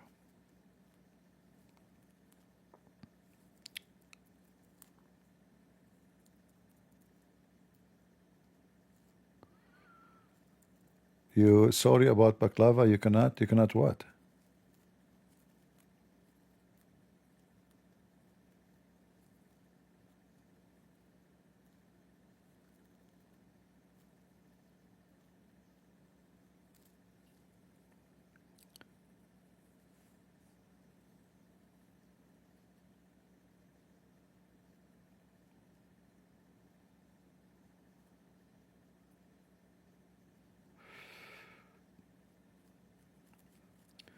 All right. Let's see if Rumble, they have any question.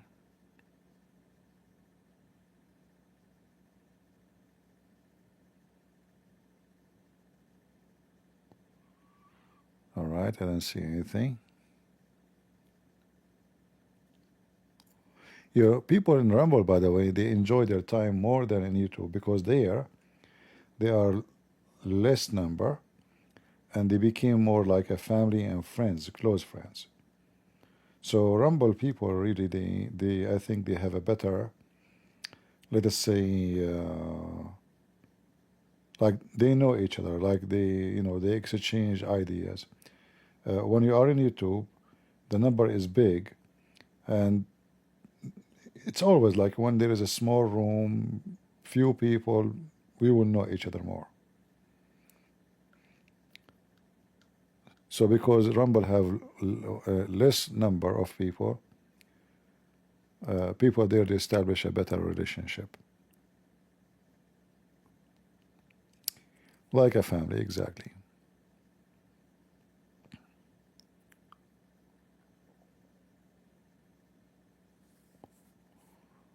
All right, some people cannot grow beard.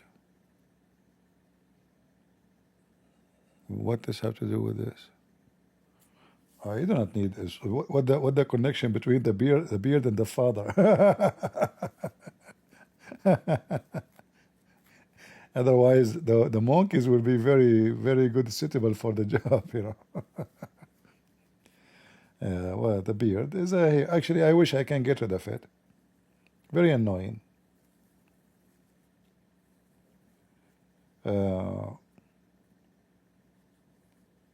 Actually, if I touch my hand with my beard, it hurt. My hand hurt.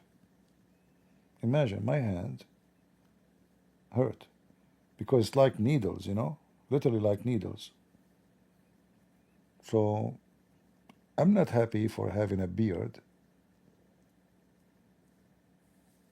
And in the summer, it's like you are wearing a coat, very thick coat.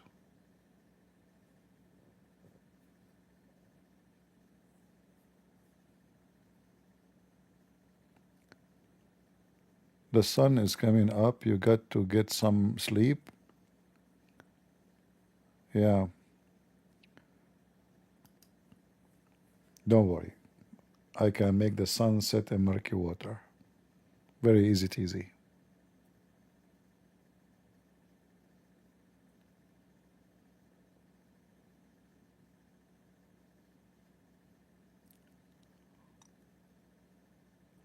shave it. I never shave my beard, my mustache, even when I was in the police.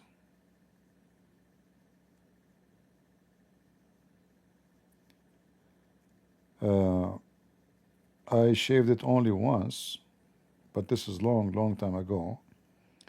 And my mom, when she opened the door, she could not recognize me. And I'm very serious about that. She opened the door, she was looking at me like, what I want, you know?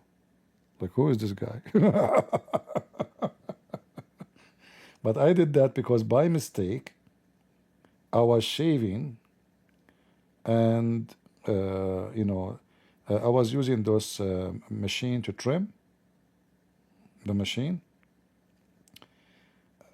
So I was like, it have, those plastic, like, like the one, like a shirt, you put it in the machine so it can cut in the same level to trim. And that plastic came off suddenly and then hit my mustache. Man. I mean, imagine you walk in the street and you have half mustache is gone. So at that point, I have no choice. And there's no way you shave the mustache, but you don't shave the beard. You will look more like a monkey, like Abdul. So I said, okay, what I can do? I will walk only outside at night.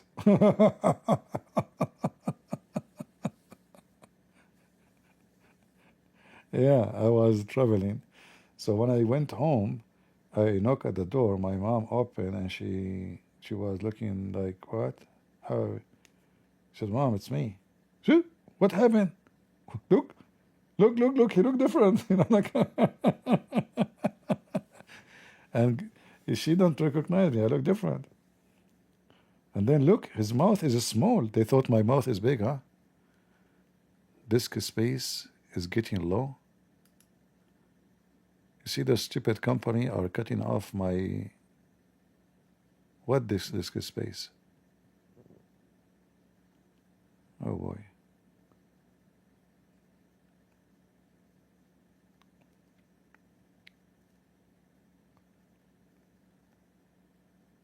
Yeah.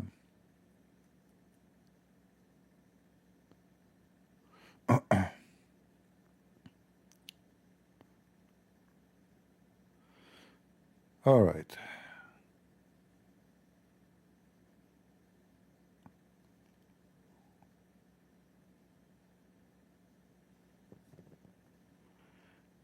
Yeah, if people did not see him for long without beard and mustache, they will not recognize you. Would look totally different.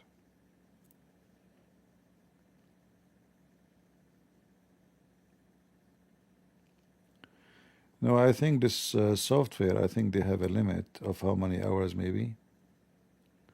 Before I never saw this message actually, but I don't know why now. My computer have a big space. This way we paid a lot of money for it.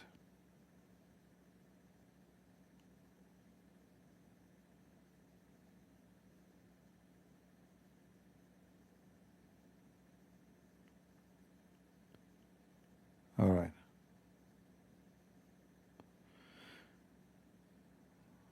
You're still here. I've been in work and I'm back. But I can do Cockney. I want to go, but they don't let me go. And there's, each time I want to go, they tell me they want to give me baklava. I stay. Temptation. Oh boy. See how easy to tempt a man? Very easy. Baklava, shish kebab, hummus. He will sit and he will say, I'm here for you. What do you want? You know?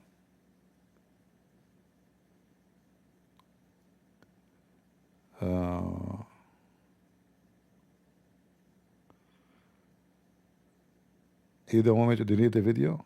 But we don't have too much in it. But anyway, We can keep the first part about this guy. What his name? Later I can cut it. Tawhidi, potato.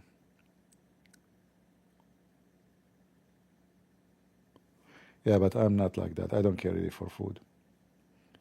You have no idea. I don't care for food. I'm just joking. I'm the last one who care for food. My food is very simple. I don't go to a restaurant. And even if I go, like some friends, they invite me to go, I prefer not to go to a restaurant. But sometimes, you know, you are forced to go. I don't like restaurant. I prefer to eat at home. And I like simple food. The more simple, the more happy I am.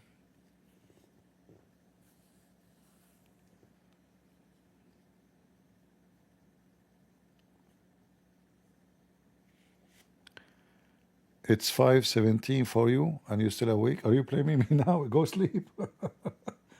It's not my fault, my friend. You go sleep. Here we go. If you are a man, your wife, she will divorce you. She will check you in the bed. You are next to her. She will accuse you that you were cheating. You better go. Sneak, sneak, sneak. Go under the carpet, etc. And, before she wake up. Otherwise, you are in trouble.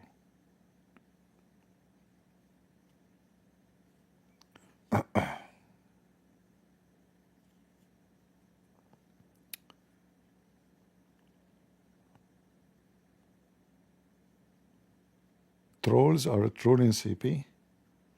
No, nobody can troll me. I enjoy people. You see, I'm a person who make fun of myself if that will make people happy. How many times just today I made fun of my look? Did you ask yourself why I say that? No, make people happy, fun. If you are confident about yourself, that will not affect you. But some people, if they say that, they will feel bad. You cannot say that to them, and they will never say that about themselves. But if you are confident about who you are and what is your place between the people, you will not hesitate to make even fun of yourself. Why not?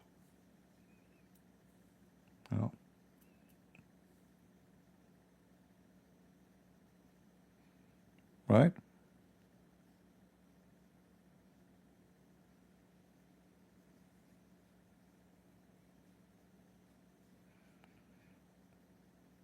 Like many of you ask me, when is your birthday? I say, I don't know. Oh, what I know that my mother, she said to me, son, I don't know which day, but it was a bad day. And you better believe her. It was a bad day for Muhammad, at least.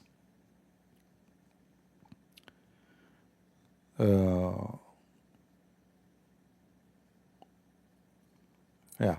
All right. We better go and finish for today.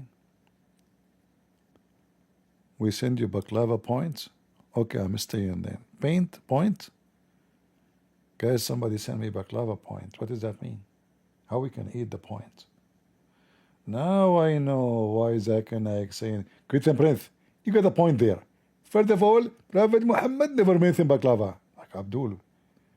Baklava is a Greek food. A prophet never heard of it. Christian Prince, first of all, you are stupid and you're an idiot. The prophet, he mentioned the Roman. And I don't give you the Roman, then you the baklava. Oh, okay. You got a point. So you want to send me baklava point? What is that? Is that a Bitcoin? By the way, I saw in the news about how many $1 billion are storing in Bitcoins, and this is corrupto coins. So if you have a Bitcoin, you better careful, because you might go to your account and you find your money is gone. These hackers are stealing hundreds of millions every day. So this Bitcoins is just a joke. Imagine you go to sleep, you think you have $600 million in the Bitcoins. You wake up in the morning, they have bit but no coins.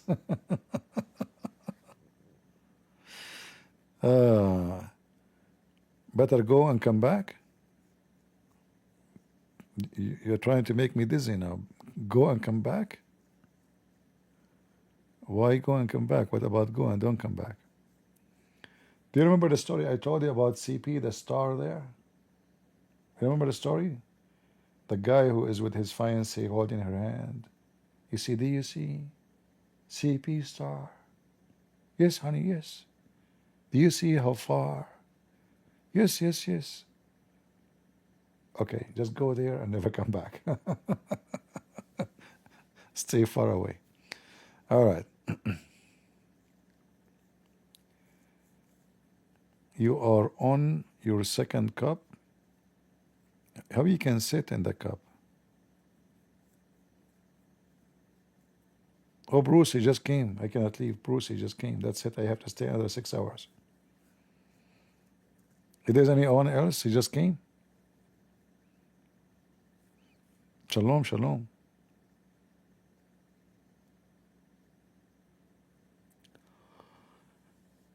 Lord have mercy. All right. Actually,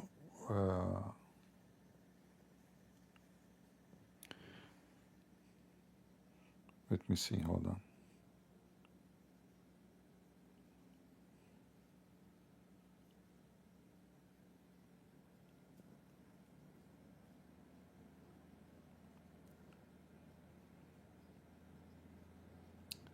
All right.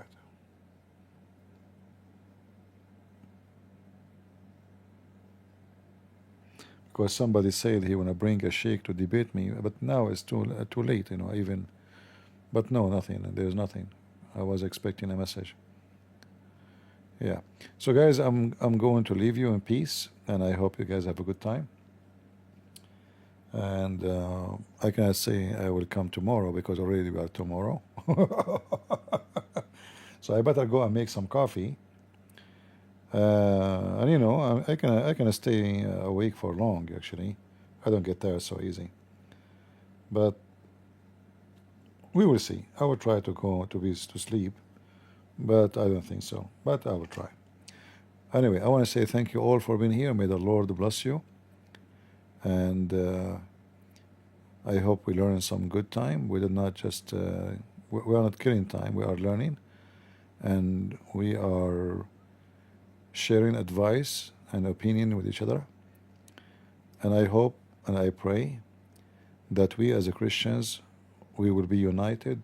We will not remember what the church name, but we will remember only that we all belong to one Lord, one Savior, who unite us and the devil divide us.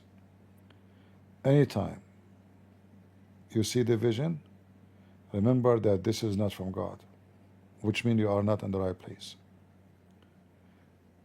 The one who brings unity between the Christians, unity under God, to believe in the Savior, the Lord, the Messiah, Yeshua, is your Savior, the one who died on the cross for you.